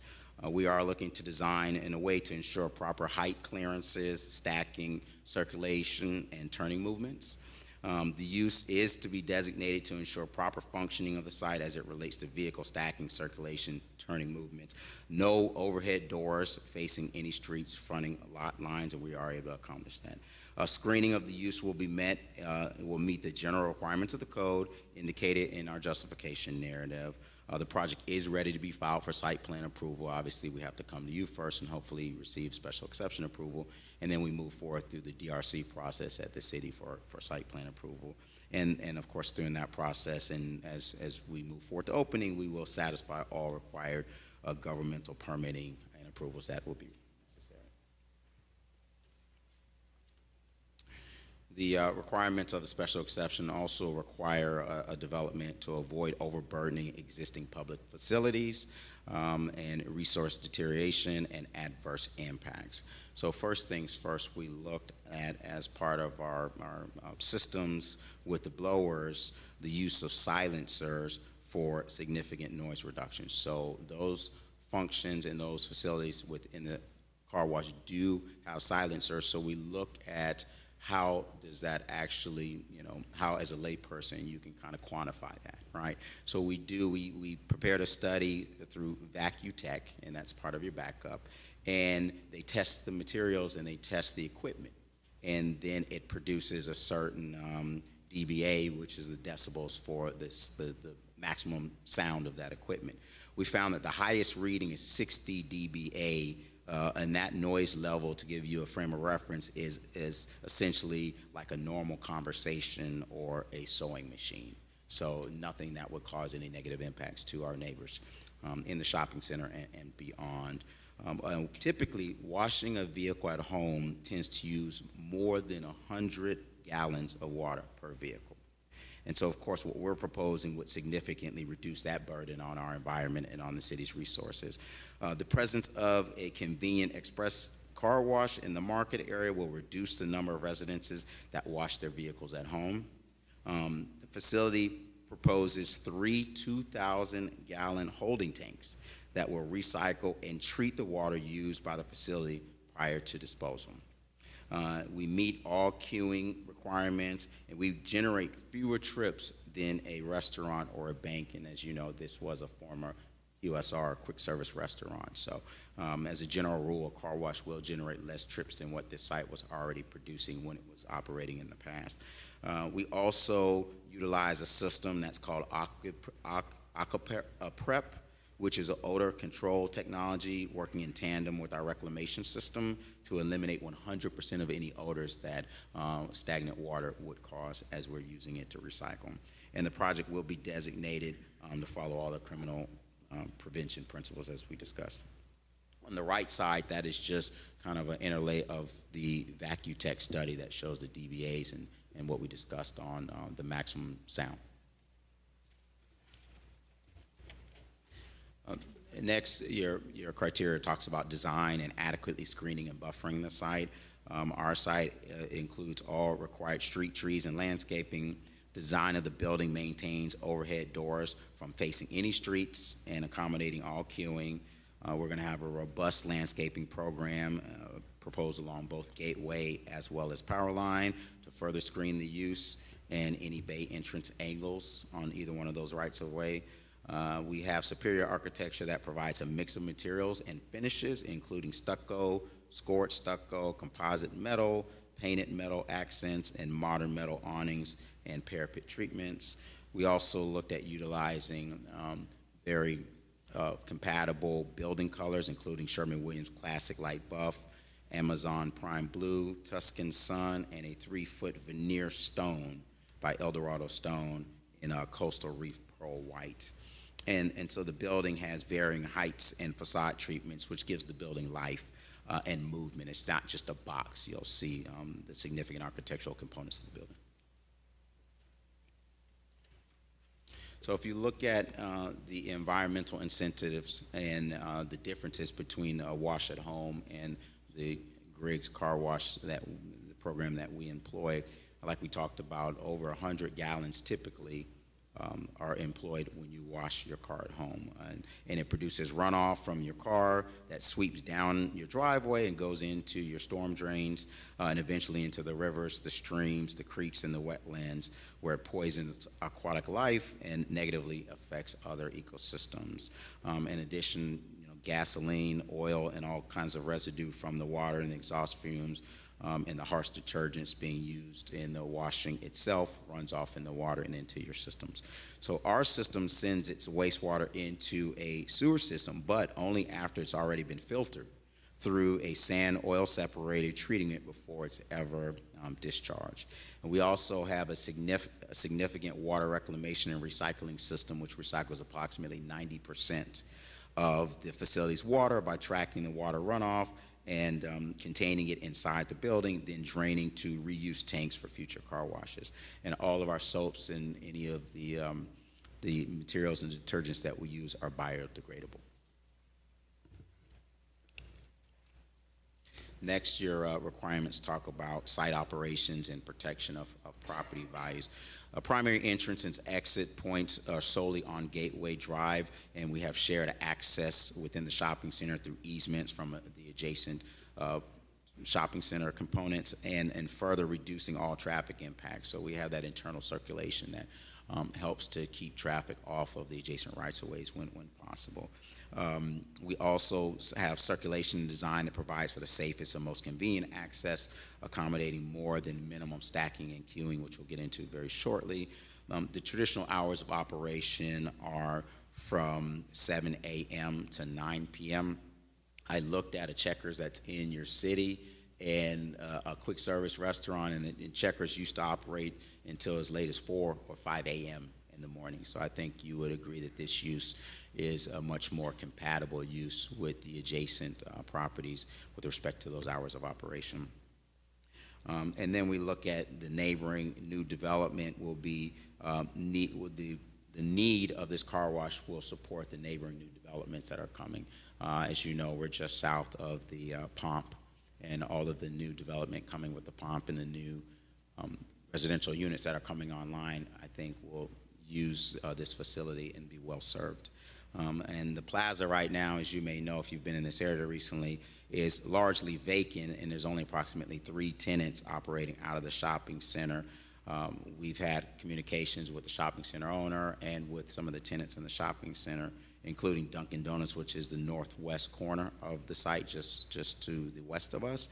And they are very anxious to have a new facility and new life in the shopping center that they think will help not only provide a service to their customers, but help their business grow as well. The use does not involve any adverse odor, noise, glare, or vibration impacts of surrounding lands, therefore protecting and positively improving the property values. Now, there's traditionally been a misconception about the number of employees that a use like this employs. We typically employ anywhere between 23 and 28 employees. And that's total for the location, and then what that breaks down to is approximately 4 to 7 employees at any given shift, and based on the demand. So we do provide a fairly significant employment opportunity for the community at whole.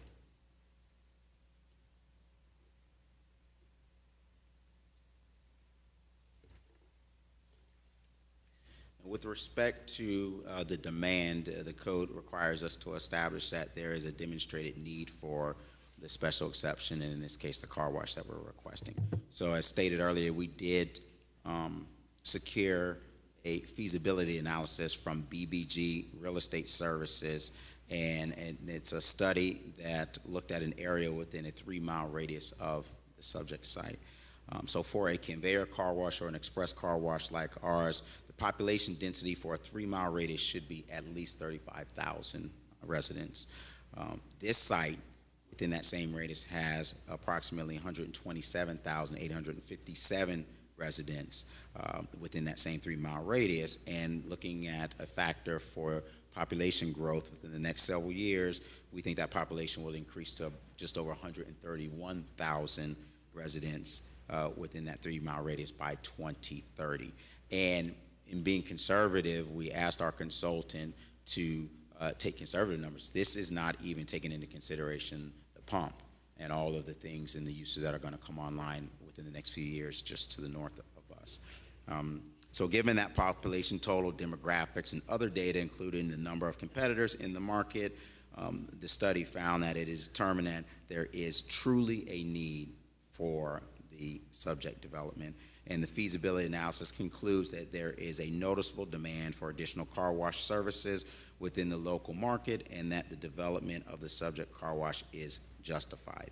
Now, the study found that there were only 4 competitors or comparable car washes nearby. One is the proposed Rising Tides, which is actually in the city of Pompano. Another one is L Car Wash, which is on McNabb, and that's actually in the city of North Lauderdale.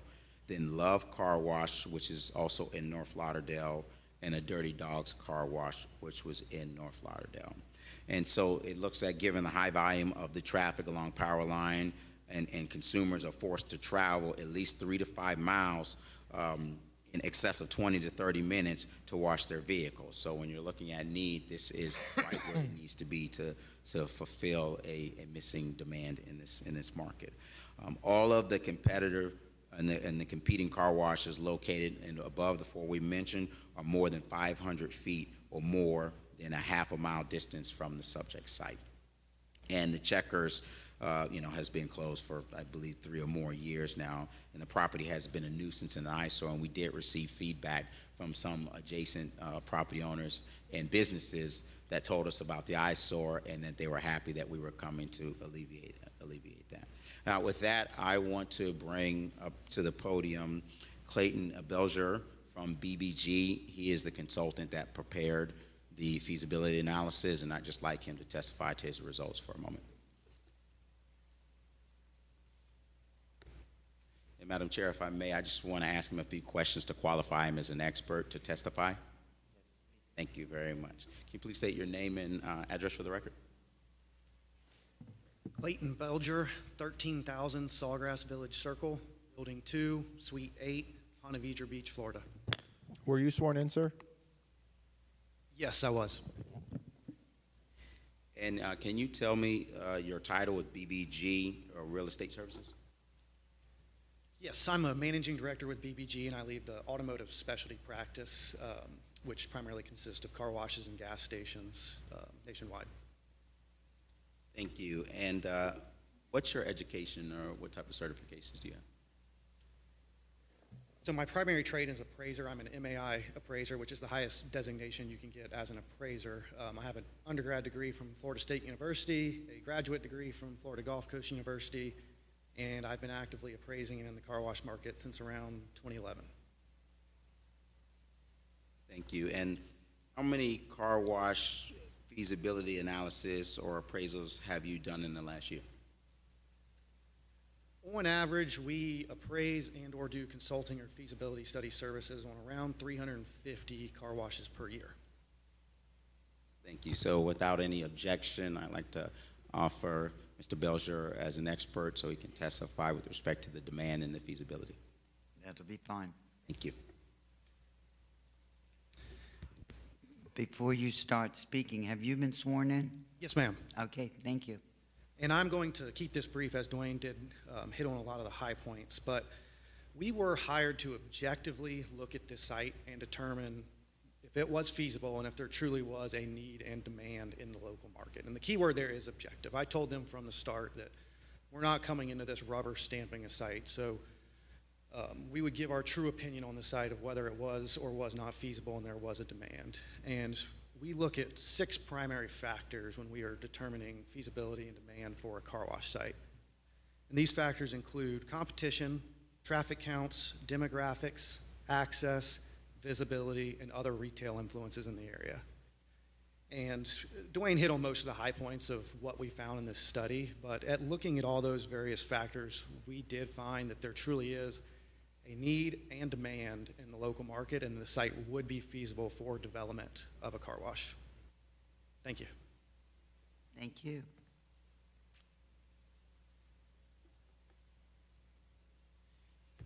I just want to state for the record that Mr. Belger said he went to undergrad at Florida State University, so you know he must be good because I'm a Gator, and so to allow him to be our consultant, he's the real deal, okay? I'm a double Gator and it hurt my heart, but you want the best of the best, so we worked with Mr. Belger. So with that, I did want to walk you through really quickly. I know it's getting late here and my stomach is growling, but I did want to walk you through the site plan so you can understand all of the things that we discussed in the technical components that we discussed on satisfying the special exception requirements. So this is oriented: north is top, south is bottom, west is to the left, and east is to the right. So our primary access is on the north side off of Gateway Drive, as you can see in the top left corner. And you would enter that site kind of where the blue car is on the left, and you see that perforated line. So you come in, you head south, and then you get to the southern point and you would head east. Now, once you get to the southern point and head east, it bifurcates into 2 stacking lanes, and then it stacks in 2 lanes all the way to the east, and then you turn left and you head north, and those are the 2 pay stations. And then once you pay, it consolidates down to 1 lane. You go through the tunnel where you see that other blue car turning in, about to make a left into the tunnel. And then when you come out of the tunnel, you see the red car. You can either go straight and make the right and go back to Gateway, and that would be the customer that is not using the vacuum facilities. If you want to vacuum your vehicle, then you would make the left from the red car turning to that yellow car, and you would come into the site and then make an additional left, and all of those spaces there are vacuum spaces. And that's where you can vacuum your vehicle. And then once you're finished vacuuming, you would go back out to the left or to the west and then go out to Gateway Drive.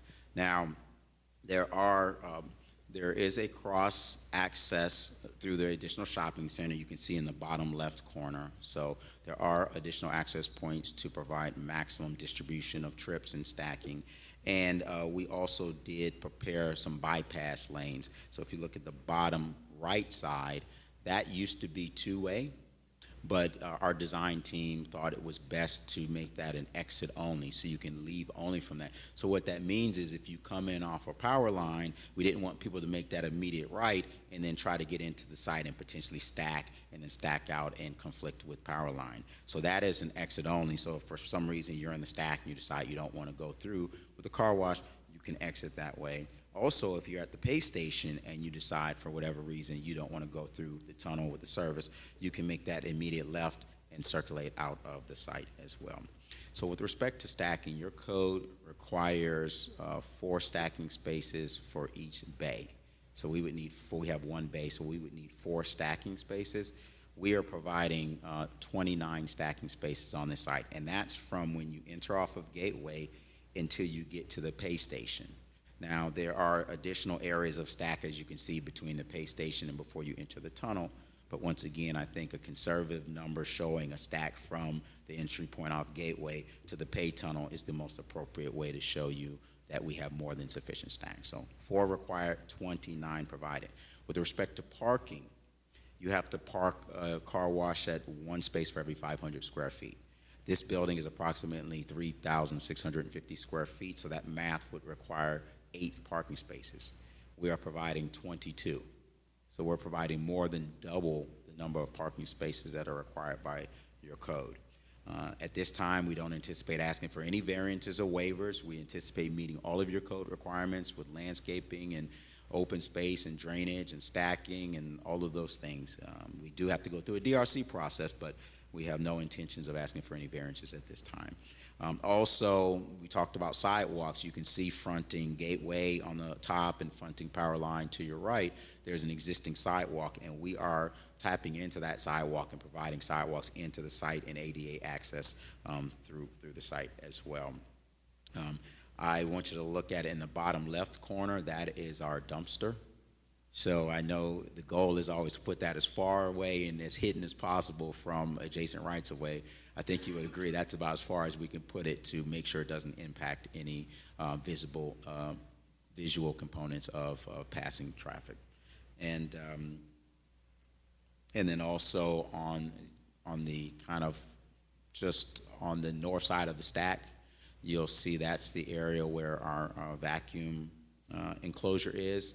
It is fully enclosed. It is fully covered with walls to once again mitigate any not only visual impacts but any noise impacts as well. In this site plan, you can actually see the stacking.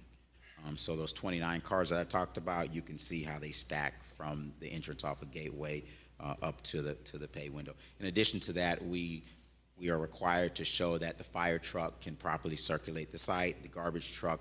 All of that has been done by our engineer, and we're confident that we meet all the requirements and that will satisfy that during DRC with fire. This is our landscape plan. I'm not a landscape architect. All I know is I like to see a lot of circles and shapes. And when you see the circles and shapes, that means that there's more than sufficient landscaping. And And once again, we plan to meet or exceed all of your landscape code requirements. This is the floor plan. So at the top is the elevation. You can kind of see what the building looks like and the movement of the building. And then the bottom is the floor plan of what the interior components of the building looks like. So on the left side and the bottom, that's an equipment room. In the middle, there's an electrical room. And then on the right side, there's an attendant room, and then there's an office space. So there's always an attendant on site if something goes wrong with the equipment or somebody needs help. There's always attendants on site to make sure that the facility functions properly. And these are renderings. So at the top left, this is the north elevation if you're looking at the site from Gateway. On the top right, that's the south elevation if you're looking at the site from the shopping center. And in the middle on the bottom is the east elevation if you're looking at the site from Power Line. And you can see in that bottom elevation, the privacy wall was additional screening to make sure that you can't see the function of the tunnels from the adjacent rights-of-way. This top left is if you're looking west from Power Line into the site. And then on the right side, that's the south elevation is if you're in the shopping center parking lot looking into the site. We did receive some letters of support. One was from Power Gate Shops, which is the shopping center, and in part, that letter says that this letter serves as formal confirmation that Power Gate Shops approves Griggs Express LLC to build and operate a car wash at 1401 Southwest 26th Avenue, located within the Power Gate Shops property. It says, we are confident that this new development will enhance the services offered to our community and contribute positively to the overall growth of the plaza. And then the other one was from the owner of the Dunkin' Donuts, that's one of the closest uses to us. And his letter says, in part, currently our store located behind the old Checkers restaurant, which has been closed since at least 3 years. This vacant lot is being used by homeless, drug users, and we and the neighbors are very thrilled to have a potential car wash next to our store. The car wash would be the perfect fit for the neighborhood, and we hope that the city approves this project, and we greatly appreciate all the good work the city has done for us. And those are developers and property owners and business owners that are the closest to this use.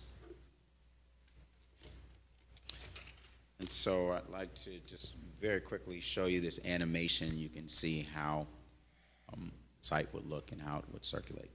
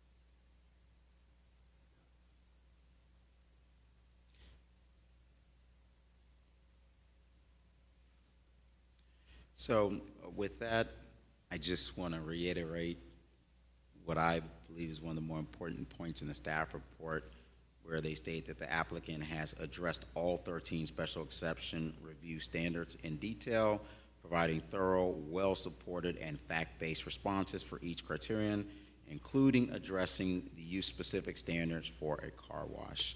I'd also like to state that we would accept all of the conditions of approval that staff is recommending if you choose to move forward with this request. And there was one condition that says that we resolve code violations. You know, we're the contract purchaser, so we're the solution. We're not the problem. we look forward to, you know, as part of this redevelopment opportunity, we would take care of any outstanding code issues, of course. I have my entire team here from our consultants and representatives for the car wash. We're happy to answer any questions that you may have. And Madam Chair, if you don't mind, I'd like to reserve a few minutes in rebuttal or to address any comments that are made. Why, certainly. Thank you, ma'am. Okay. Thank you for your time and attention. You know, going through those criteria sometimes can be like watching paint dry, but I think your board is very thorough, and I want to be respectful to you and let you know that we take this very seriously. We understand that there are the criteria, and we wanted to show you that we've met them all. So thank you for your attention. And thank you, but now I have to open it up as a public hearing. Does anybody want to speak in favor of this petition? Is there anyone in the audience that wants to speak? Oh. Are you in favor of the car wash? I am. Okay, speak. All right. Jonathan Angel, A-N-G-E-L. Your address. I wasn't sworn in. Okay. Do you swear or affirm that the evidence you're about to give will be the truth, the whole truth, and nothing but the truth? I do. And just your address, please. Yes. I own the property at 1441 South Powerline Road, just to the south of the subject property. I want to say a few things. A lot of the reports here are a little bit inaccurate. There is a car wash that's located just to the south of me. It's been there for a very long time, and it's raised some concerns about the approval of this project. Are you for or against this? I know I sound like I'm against it. Yeah, you certainly do. I do. I'm a very confusing It's person. getting late, so yes, I'm getting, I understand. You know. So there are a lot of concerns about the idea of a car wash. It's the one to the south of me has created a very large public nuisance for me. They did not mention that car wash existing on their report, their feasibility report. The city and all of its departments are fully aware that they granted a BTR to this car wash with an incomplete application, specifically the inclusion of a viable code-compliant traffic plan that complies with code, fire safety, and my cross-access agreement that I was forced to put on my property. I had a meeting with staff in 2022, so they are aware of it, and they've allowed the business to operate as a public nuisance to the surrounding property owners. I want to make sure that this new car wash doesn't add to that. I also want to make sure that you guys understand that there's two car washes within 500 feet. It doesn't make sense to have both. You should get rid of the one that's not compliant to code, that's operating. What's the name of the other? Traffic wash. What? Traffic wash. Traffic wash? Yes, located at 1481 South Powerline Road. It's operating out of a parking lot adjacent to me. I have no idea. May I? It's operating out of a gas station. Good evening, Paula West. I'm the land planner for this project. Address is 10152 Indiantown Road, Unit 159, Jupiter, Florida. For the record, so he is referring to, I don't know if you could see my cursor, but the property is here, so it's not necessarily south of us, it's south of the shopping center, sorry. His property is south of the shopping center. He's talking about the gas station at the corner south of him. There is a car wash that's operating under an awning, but it is listed in the, and I wanted to clear the record, it is in the feasibility study, but it is not identified as a competitor because that is a hand wash. Thank you. Wow, that's news to me. I've never seen it, but that's okay. Oh, they do about 500 cars a day, and it's a serious inconvenience for my business. I've actually had to close the exit lane of my property because of the way they're operating their business. Also, I don't get to use the egress out to the south of McNabb because of where they're operating their business. I also feel like it's a little bit unfair that certain property owners, such as myself and this applicant, are forced to pay. I mean, I know I paid over $1 million to build my building to be compliant with your code, whereas other people are allowed to run a business without having to meet code. It's a little unfair. Want to make sure also, I saw that in the plan, they only show one bathroom. To have 23 to 28 employees, I know 4 to 7 on shift, but all those customers to have one bathroom I don't think it's sufficient. The reason I know that is because next door, they only have one bathroom, and I have people defecating and urinating on my property because they don't have enough facilities to use the restroom.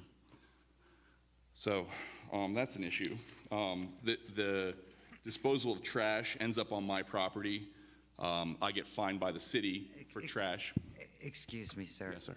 Yes, ma'am. Tonight's petition is for this car wash. I understand that. What you're having a problem with does not belong in front of the zoning I board wanna of make- I appeals. wanna It make- belongs at code enforcement or another branch that can do something. for it. Code enforcement hasn't done anything in a decade.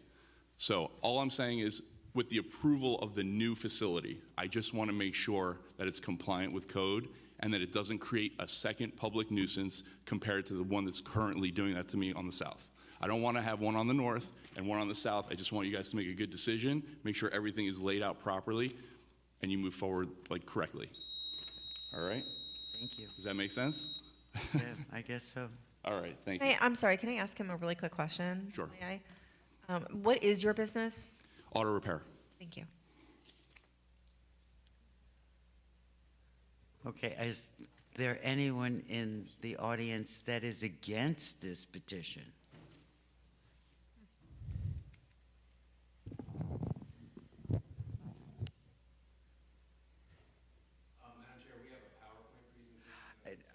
Well, I have been advised by the attorney that, Yeah, Madam Chair, the PowerPoint was presented to Development Services and provided, I believe, to each of you as a part of the packet. I mean, Scott. yeah, I believe so, yes. It's uploaded into Granicus. I don't know if you have it on your flash drive. Not on this Because it one. came really late, so I don't know if it made it on the flash drive, but. The only counsel and myself spoke earlier and agreed that the PowerPoint could be used to facilitate not in a presentation form, but to illustrate the points that they would like to make in regards to an opposition. They still will be bound by the 3 minutes, like the gentleman prior to them, but that each would have 3 minutes apiece to speak. You heard him. Madam Chair, before we start our presentation, we would like to load the PowerPoint.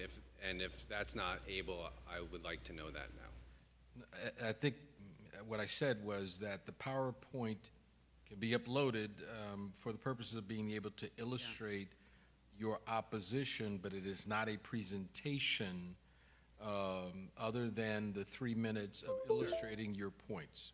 We can get through all of the pages within 6 minutes between my client and I. But before we start, I would like to address a housekeeping issue that won't go against my time, Madam Chair, Mr. Yes. Attorney.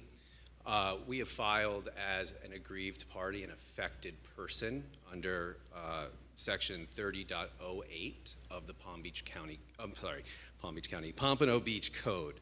And I just want to read this to you. It is the intent of the City Commission to provide an equitable and efficient method for the City Commission to hear matters which are considered quasi-judicial in nature. These procedures shall be utilized by the city in regard to hearings on quasi-judicial matters. Before you tonight is a quasi-judicial matter. We are an aggrieved person, and for the record, if we are not being given adequate time to present a presentation and cross-examine witnesses, I want this noted for the record because it will be an appellate issue. Thank you, Mr. Schiller. I would like to respond to that, Madam Chair. Mr. Schiller, unfortunately, is not familiar with our code. Chapter 30 deals with the City Commission specifically. The provision that he's referenced, 30.08, as he read, talks about quasi-judicial proceedings, but what he has not provided to you is more in depth as to what that provision makes reference to. He did cite subsection A, which talks about the intent, that the intent of the City Commission as it relates to itself is to provide an equitable and efficient method for the City Commission to hear matters which are considered quasi-judicial in nature. It goes on to say under subsection B1, it defines what an aggrieved or adversely affected person is. That is, any person who will suffer an adverse effect to a legally recognizable interest which will be affected by the city commission action. It also goes on to say that the alleged adverse interest may be shared in common with other members of the community at large, but must or shall exceed in degree the general interest in community good shared by all persons. I think what you're going to hear tonight is similar to the gentleman who just spoke, who is a neighboring property. They are a competitor, and you will hear testimony as it relates to where that particular location is. But the degree, I'll leave up to you to determine whether or not that degree exceeds what others have brought before you in objecting to this application.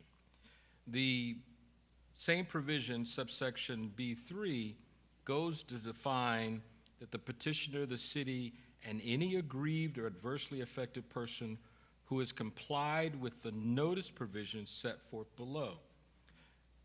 When you look into what the notice provisions are, you will find that the notice procedures for aggrieved or adversely affected persons desiring to become a party in the quasi-judicial proceeding shall provide written notice to the office of the city clerk, which notice shall at a minimum set forth the aggrieved and affected person's name, address, telephone number, indicate how the aggrieved or affected person qualifies as an aggrieved or affected person, and indicate whether the aggrieved or affected person is in favor of or opposed to the requested city commission action. It goes on to say that the filing of the notice with the office of the city clerk shall serve as notice to the parties of the aggrieved or affected person's intent to appear at the proceeding to, one, to testify, present evidence, bring forth witnesses, cross-examine witnesses. The required notice must be received by the office of the city clerk at least 5 calendar days before the hearing. I am not aware of any of that notice taking place. Finally, well, not finally, but another provision that Mr. Schiller and I discussed earlier is subsection E. And there it talks about, in quasi-judicial proceedings, the boards, which would include this board, committees, and special masters of the city, which conduct quasi-judicial proceedings, shall either follow the procedures set forth herein, or shall adopt rules of procedure to be utilized by such board or committee or special master when acting in a quasi-judicial capacity, provided that such rules of procedure shall satisfy the basic due process requirements. For those that may not be aware, this board does have its own rules of procedure where it outlines the conduct of hearings, and specifically, you should be familiar, we have followed that process all throughout. Any distinctions as it relates to whether or not Mr. Schiller and his client have the capacity to call witnesses, to testify, present evidence, cross-examine those witnesses. Again, none of that is applicable to our procedure, where you do provide, however, due process to anyone, as you did in all the hearings tonight. There's an opportunity for everyone who supports to provide that evidence to this board. There's also for those who oppose. They have the opportunity before this board to present, again, what I believe satisfies the due process requirements. My final point is that you have in your special exception review standards a qualifying point as it relates to what you consider to be individuals truly impacted by a particular application. You say, as number 13 of those standards, for purposes of determining impacts on neighboring properties and or the neighborhood, the terms neighboring properties and neighborhood shall include the area affected by the requested special exception, which is typically an area of 500 feet to a 1/2 mile radius from the subject site. Again, I do not believe that any of those things, based upon the information that's previously been provided to this board, satisfies that. And I would recommend to the board that they would, again, give Mr. Schiller the opportunity for he and his client, not in a fashion of presentation to cross-examine witnesses and the other things, but in a due process context, give them the ability to list or discuss their objections, even if they utilize the PowerPoint in order to accomplish that, but they will be bound by the 3 minutes that are typically provided to any other person who would come before this board. Well, I guess I don't have to repeat that. I You think don't have to you repeat quite that. We're just making understood. our objection for the record. Okay. So now you have your PowerPoint and your objections. One moment, Mr. Saunders, is it 3 minutes or is it 6 minutes? Well, it'll be probably 3 minutes apiece. 3 minutes apiece. There's two. I believe the chair has expressed that she's willing to give them a little latitude Yes, as it she relates is. to. Actually, Just wanted to. We've been here this long, what's 3 more minutes?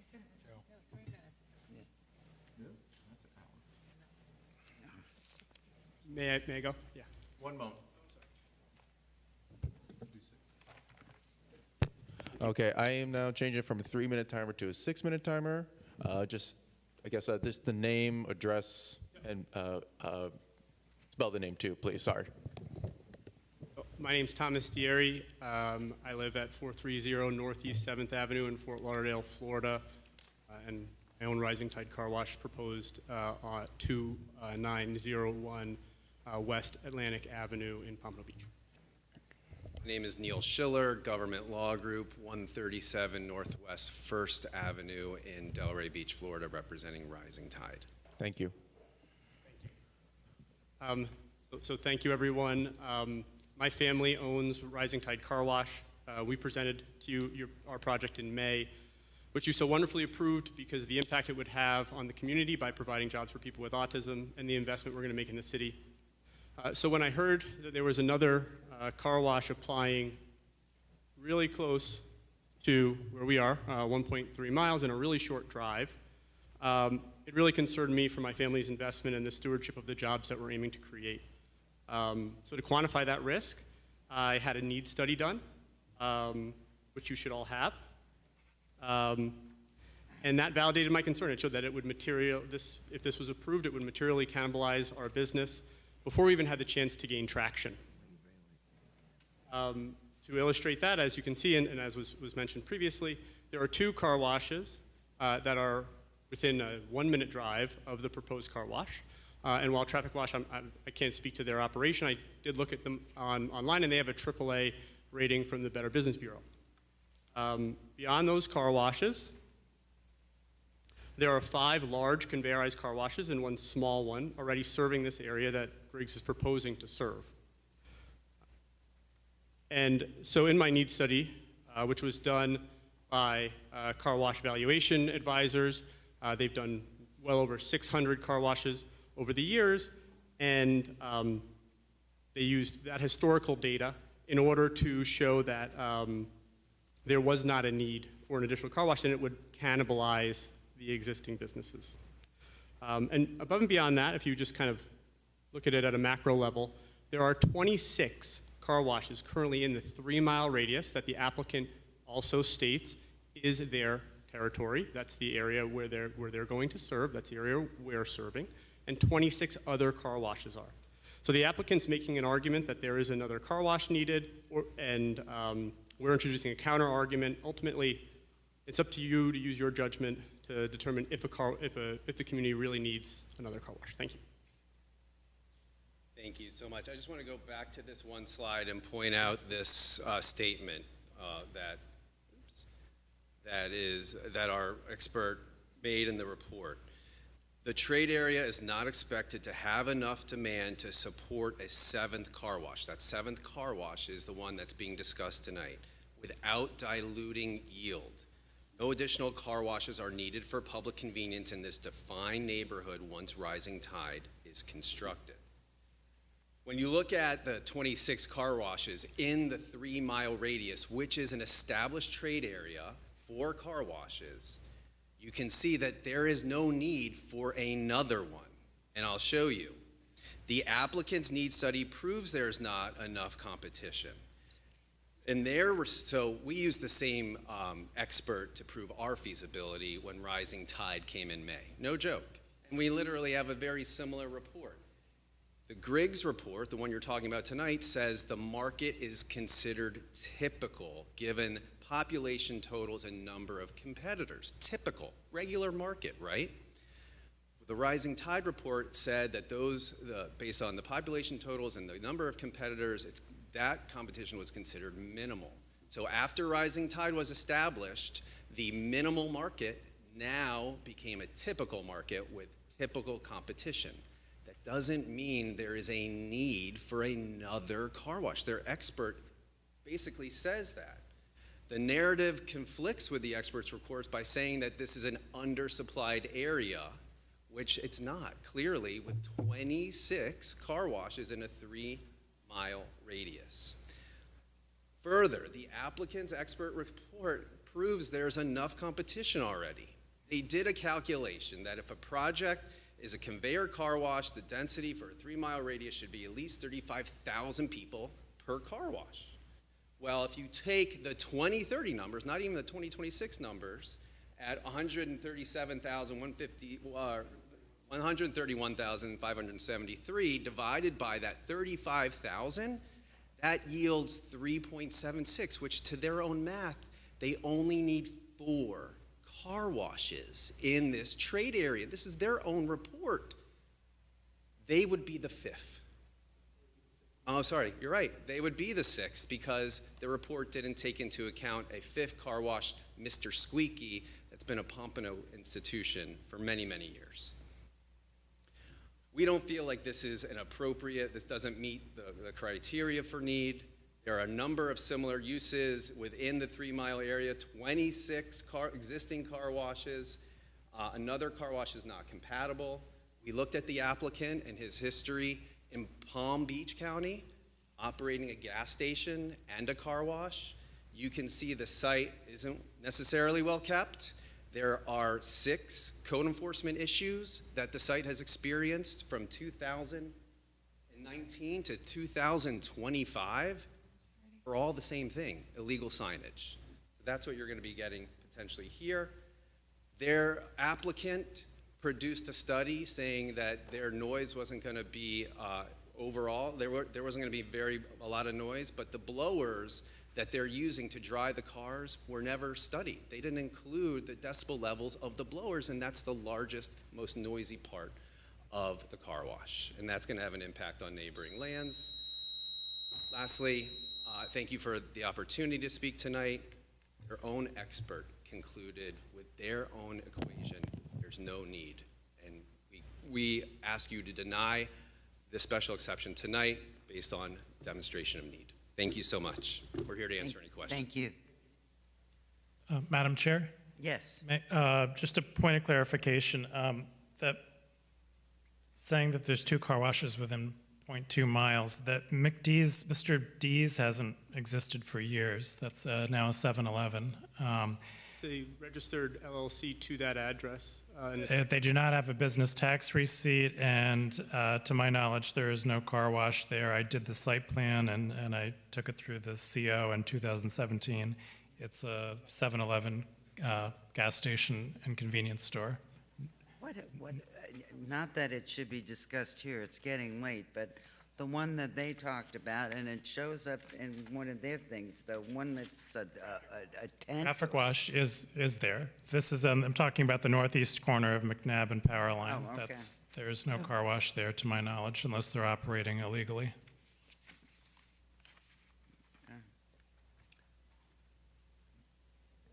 Mr. Scott? Good evening again, Dwayne Dickerson for the record. I would like to point out something with your presentation, if I may.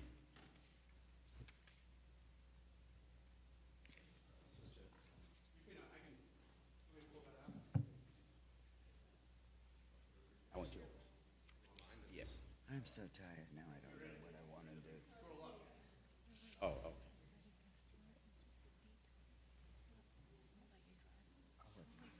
Totally different.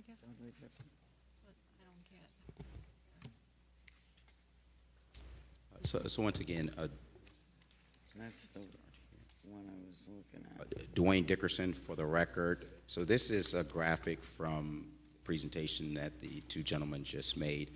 What I want you to note from this is they stated that their property was 1.3 miles away. That's as the crow flies. If you're in a car, you're not driving over that property where that line is, you're driving on the roads. So if you look at the roads, it's almost 2 miles away. It's actually about approximately 1.8 miles away. As you can see here, you see the little car and it says 1.8, and then you see the line as essentially the crow flies. That's where they got the 1.3. But irrespective of if you decide 1.3 is right or 1.8, section 155.2406, which is your special exception section, clearly defines what an impacted neighboring property is or neighborhood, and it defines it as an area of 500 feet to a half of mile. So whether it's 1.3 miles or 1.8 miles, it's well in excess of what the criteria in your code says that you look at and review to determine impacted neighboring properties. So I wanted to note that. Also, in this one, as staff stated, Mr. D's car wash is not there. So this graphic, I believe, is inaccurate in showing that. And I'll show you what the traffic wash, so this gentleman that spoke earlier, the automotive gentleman, he spoke about traffic wash, and the two gentlemen that just spoke about traffic wash. I'm going to show you exactly what that is, but before I do that, I'd like to bring back up our traffic expert, our feasibility study consultant and expert. Now, what I will tell you is this. With the feasibility analysis, as stated by the two gentlemen that spoke, they came before you in May of this year and provided a feasibility study to support the Rising Tides Car Wash. That feasibility study was prepared by BBG Real Estate Services. That is the same expert that prepared our feasibility study. And at that feasibility study that was prepared for Rising Tides, findings were the feasibility analysis concludes that there is a significant demand for additional car wash services within the local market and the development of the subject car wash in part. So when the two gentlemen came back to the the feasibility analysis expert that prepared the feasibility analysis that you reviewed and approved for their special exception, that expert was sufficient and gave you quality information and gave you a quality report. Now that they're in an opposition context, and when our expert would not change his position about the demand, and they went to another expert, and in August the 18th of 2025 provided the new report that you've seen.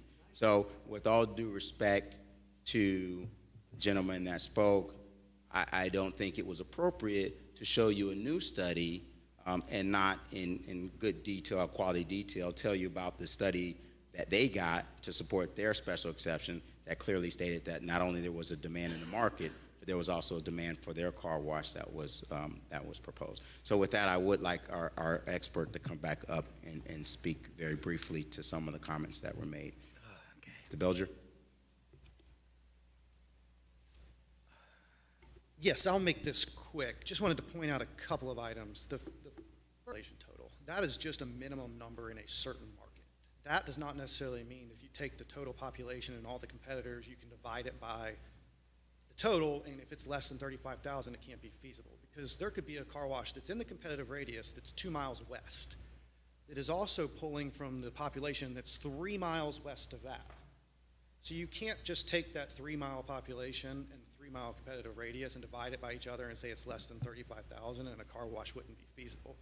There would be very few car washes that would be feasible in Florida if that were the case.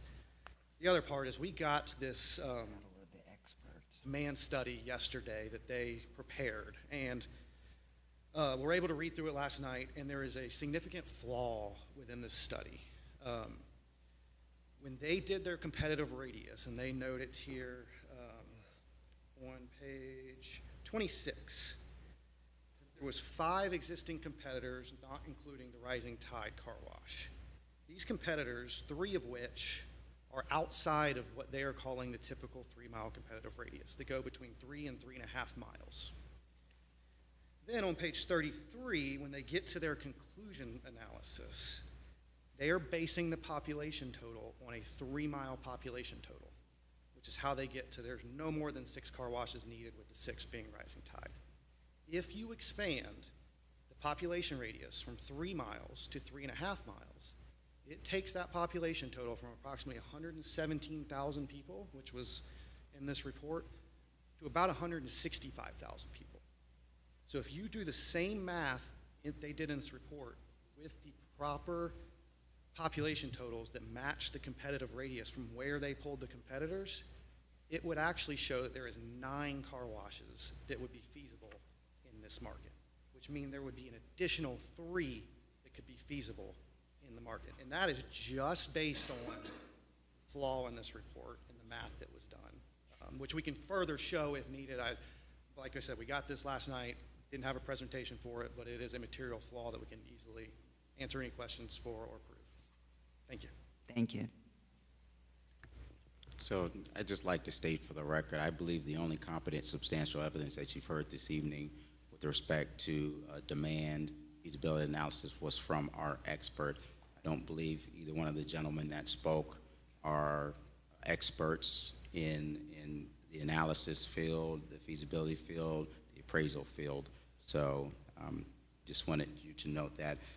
Additionally, as stated by your Assistant City Attorney, in looking at Section 30.08 of the quasi-judicial proceedings, I think there were several flaws with the position that the gentleman took, but particularly in the notice provisions, it talks about the requirements for noticing if you are claiming aggrieved or adversely affected persons. And it says that the filing of the notice has to be through the office of the city clerk. I received notice yesterday, and it looks like it was addressed to Mr. Scott Reale with a copy to Mr. David Ricord, but I have not received any notice that was submitted to the city clerk, which would be sufficient to satisfy Code Section 30.08. Additionally, as stated by your Assistant City Attorney, it says the required notice must be received by the office of the city clerk at least 5 calendar days before the hearing. Notice that I received, and the only notice I received, is dated yesterday, September the 17th of 2025. So I have not received any notice, so I do not think that the gentlemen are correct in their ability to claim status as an aggrieved or adversely affected person. I think they've had their 6 minutes to speak, and I think they don't have any more time to present, respectfully. And so lastly, I want to show you this. Oh, no. This is traffic wash. This is the car wash that was discussed by the gentleman that owns the adjacent auto store and the 2 gentlemen that came up here. So this top picture on the left, you see the ground, see all that water and runoff and everything. Can you imagine what's in that? When I'm in the gas station, I'm trying to pump that extra little bit and the gas spills out on the side and I get it washed, it goes into the water engine and everything. That was a picture from 2011, so I want to be very clear on the date. That wasn't recent, but you can clearly see why your code has the requirements and why these things are that important. That's not what you want to see, the water run off like that. That's 2011. You can see it's a tent. You see the cars stacked everywhere. Same thing with 2016, 2019. You see the cars stacked everywhere. And then the bottom right, this is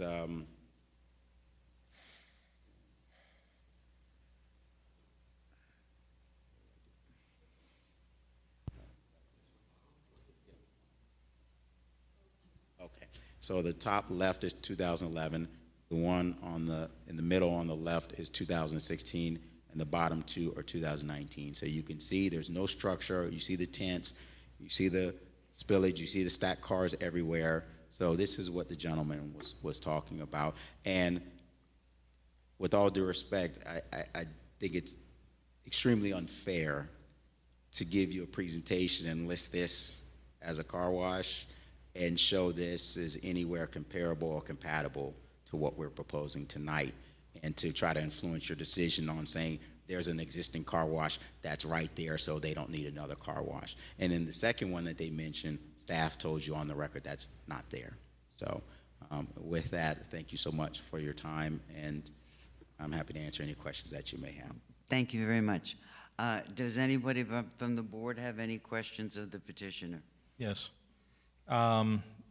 They mentioned about the blower. Do you have anything on that?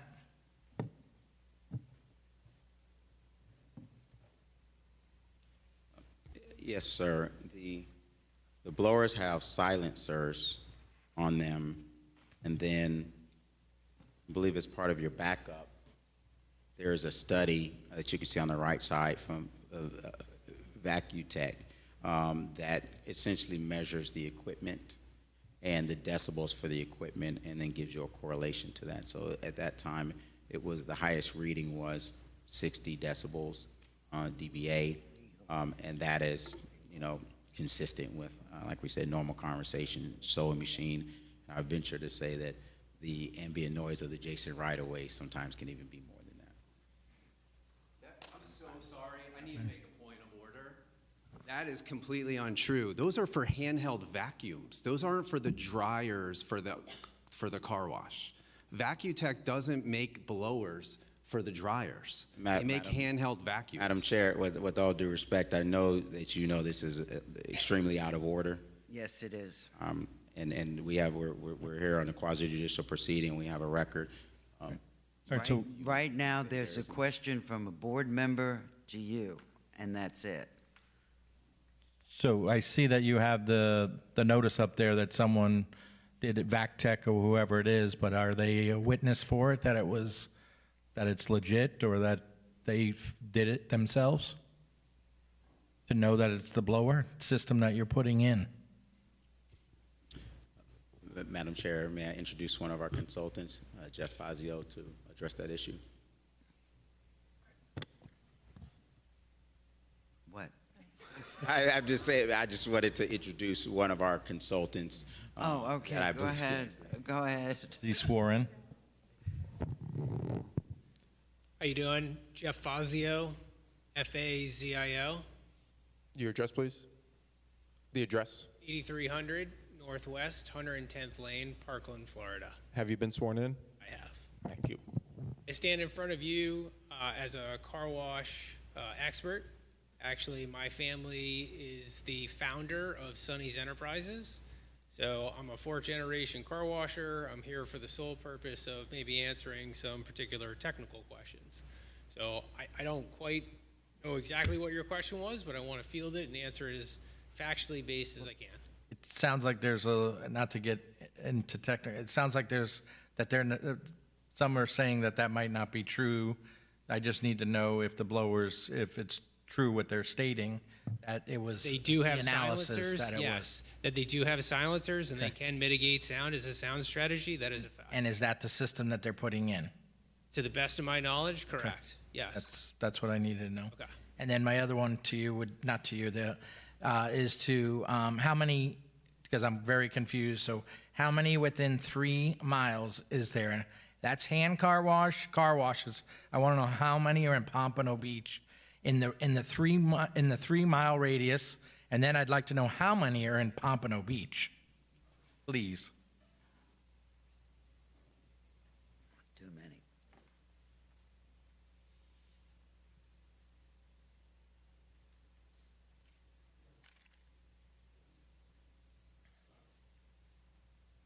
So I guess maybe to further expand on where this is going to come from, I've been in this market for over 20 years. And in my capacity at Sonny's, I was at Sonny's as in equipment sales for over 12 years, participating in over 200 car wash projects. I was the Southeast Regional Sales Manager doing direct projects from Orlando down. In the Tri-County area, I've probably built closer to 15 car washes. Servicing this area from an equipment or part perspective is something that I have probably an intimate knowledge of. So there was a question about a unit count. I want to try to add some color to that. I would like to know how many car washes within 3 miles, and if there was analysis on it, and how many are in Pompano Beach altogether and being built. Yeah, so that's too specific for me to give you, you know what I mean? I wouldn't want to. Now, I will tell you that the general term car wash captures multiple business models that are absolutely not equal. So if you go to a self-service car wash where there's a pressure gun and you do it yourself, that's a certain customer. Same can be said about a gas station car wash. Whether there's equipment, touchless, or friction, or not, that's a different customer. A full-service car wash, also a different customer. An exterior express that Mr. Griggs is building, it's a different customer. All of these customers in a county of 2 million people can have businesses that flourish because I've owned and operated in Broward County, and my family owned and operated a full-service car wash in Pompano. So bottom line, we don't know how many car washes in 3 miles of the car wash that is being built. That's the only question we're asking. Not the exact number, and I could speculate, but I think you want exact. We want an exact number. Okay, so I try to add some color to the overall complexion. I don't have an exact answer for you on that. Okay, because, I mean, it doesn't matter with me whether they wash by hand, with a nozzle, automatic, just, it's a car wash. There's How a car many wash for do we everybody. have? There's a different type of car wash for everybody, no different than QSR as there is gas stations. They come in all different shapes and sizes. I think we should table this. Are there any other questions of the petitioner? If not, can I have a motion, please? I don't think we can answer this.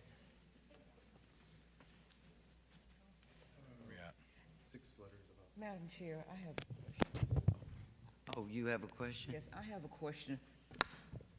There's so much information we're getting from both sides here that I'm very concerned of how we're going, my vote on which direction we're going.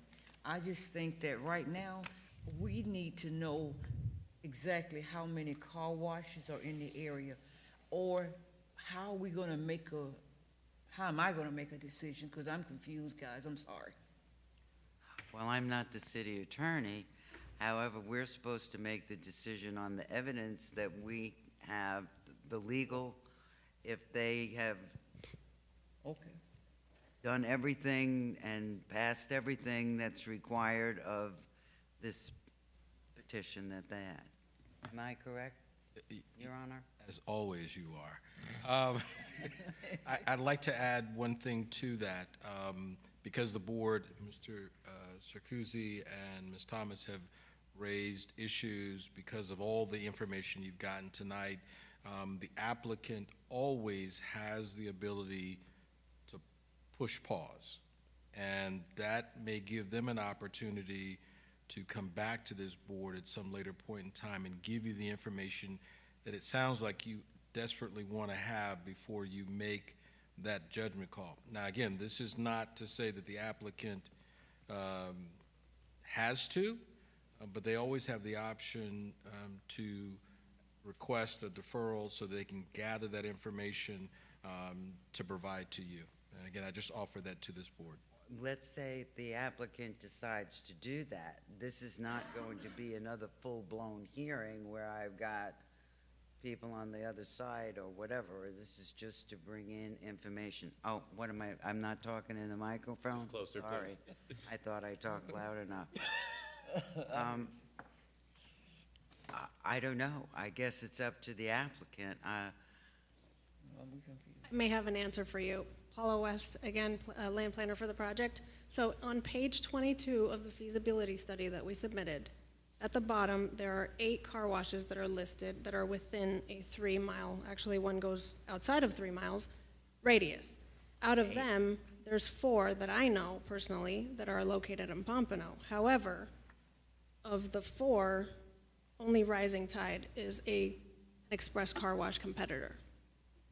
And then out of the total, there's only 4 that are express car washes that are competitors. 3 of them are outside of Pompano. Okay. Is that how? What about There's Mr. 4, Squeaky? Mr. Squeaky is not an express car wash, he is a flex. So he Miss- has both. That's, like they said, with the different types of car washes that they have, the one that they want to put in is different from Mr. Squeaky.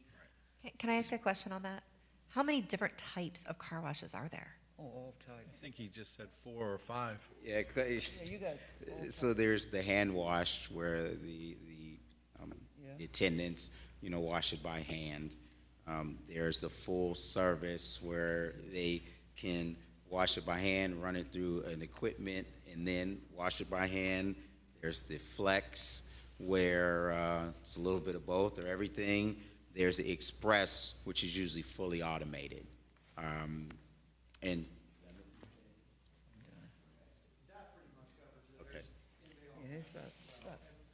Into the microphone, please. I think both my study and this study that they had prepared kind of hits on the fact that certain types of car washes are not truly competitors for what they are planning to build. And this study also does not, that they had done, only list who really the primary competitors are, more of the express style washes, and does not list the, I forget how many they said were in the town, because those aren't truly competitors. They may be car washes, but they really aren't truly competitors, and that's both in my opinion and from their own study they had done as well. Sorry, I just want to make a statement.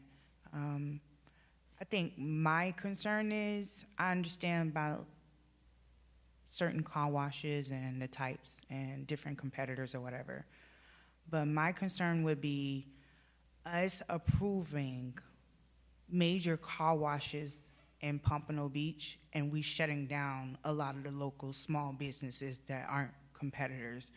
I think that's what my concern is, which is when she asked how many car washes total, I actually do want to know that number.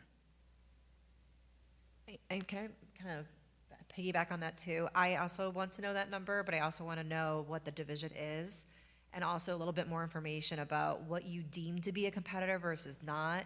Because to me, again, a car wash is a car wash, despite it being express or flex. Like I think of Mr. Squeaky, a direct competitor to what you're describing, but you're telling me it's a different category. So I would like to have that information.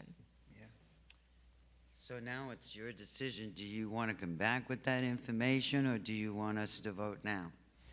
I'd have to speak to my team and my clients, but just to add to your concern, to both your concerns, it's a valid concern that you have. However, Pompano standards are pretty clear. It's either 500 feet or half a mile.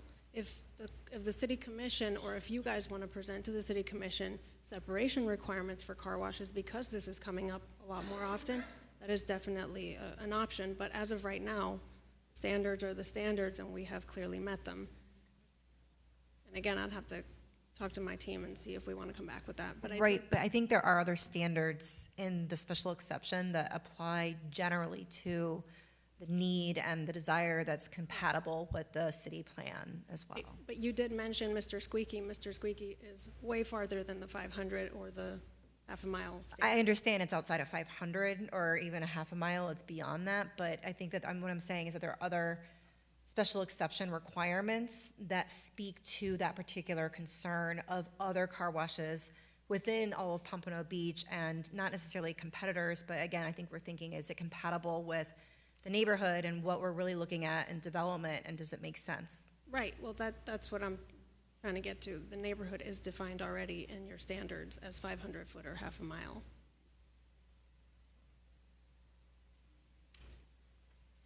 Madam Chair, just one point of clarification with respect to the vacuum tech and the blower and the vacuum and stuff. So that study was for the turbines for the vacuum cleaners, that you would vacuum out your vehicles. With respect to the blowers, which are when you're leaving the tunnel and it's drying your vehicle, those, as Jeff stated, those have silencers on them to mitigate the noise for them. And then the vacuum also have specialized equipment that's been studied, and those decibels are for the vacuuming of the vehicles and the turbines that vacuum the vehicles. So I just wanted to make sure the record was clear between the vacuum and the blower when you're leaving the tunnel. Okay. Is that clear? Okay. Just wanted to make sure. I guess. Okay, so having said that, I have a 2-year-old son, and we're counting every day. And I'm trying to count on my fingers where my votes are, and it sounds like you need a little more information for me to count the number of fingers that I need to count. So with that being said, we would like to voluntarily request that this item be deferred, hopefully date and time certain, to your next available ZBA hearing. It would be October the 16th, I believe. Right. And the first item on the agenda? It is October 16th. So, we would like to, from what I hear, just so we're clear though, you want a clearer understanding, irrespective of the classification or whether it's competition or not. Correct. You want to understand all of the car washes in the city of Pompano Beach, right? And the questions that 3 this miles board in. asked, if Within a you 3 can mile answer them, that's it. It's no big No, thingy. We did the big thingy now. It would be much appreciated if we could be first on your agenda, like you indicated. I'll defer to your clerk and your city attorney on that. No, it's Meredith. She does the agenda. I believe. From my mouth to Meredith's ears, if we could, because I will make sure that we're very lean and mean. I think you have a very specific We'll put you request, first, okay? and we will get you the answer within a 3-mile radius. Okay. Only in the city of Pompano Beach. Any car wash. Right. And how many they are, and hopefully we can still establish that we would be compatible within that 3-mile radius. Is that Correct. something fair? I think we all need an education on car washes, and that came out tonight, that there's so many different kinds and different ones in different places. Not that it's late already, but there was a big controversy on putting a car wash up in my old commission district, which was a totally different concept of a car wash, that the car just drove in by itself and everything went all clean. And that was through this board. So there are different kinds of car washes, ladies and gentlemen. So I thank you for doing that, and we'll see you October the 16th. Madam, or Mr. Assistant City Attorney, is that something that we need a motion to defer date and time? Yeah, certain, we're or going how to would need, you- I will do the motion now. Yes, ma'am, thank you. Can I have a motion to defer this matter for clarification, I guess should be the word to use, clarification on car washes to our October the 16th meeting? I want to make a motion just to clarify the questions that we have asked for October 16th meeting. Do I have a second? Second. Okay, Bobby, call the roll. Joe Zarcuzzi, Yes. Yes. Karen Berger, Yes. Jack A. Hawkins, Yes. Allison Morales, Yes. Linda Thomas, Yes. Charlotte Burry. Yes. Thank you. Thank you. I called the vote to make sure you guys are awake down there, because I'm falling asleep here. I think we got to adjourn. Hold on. There'll be no further business before this meeting. This meeting is now adjourned.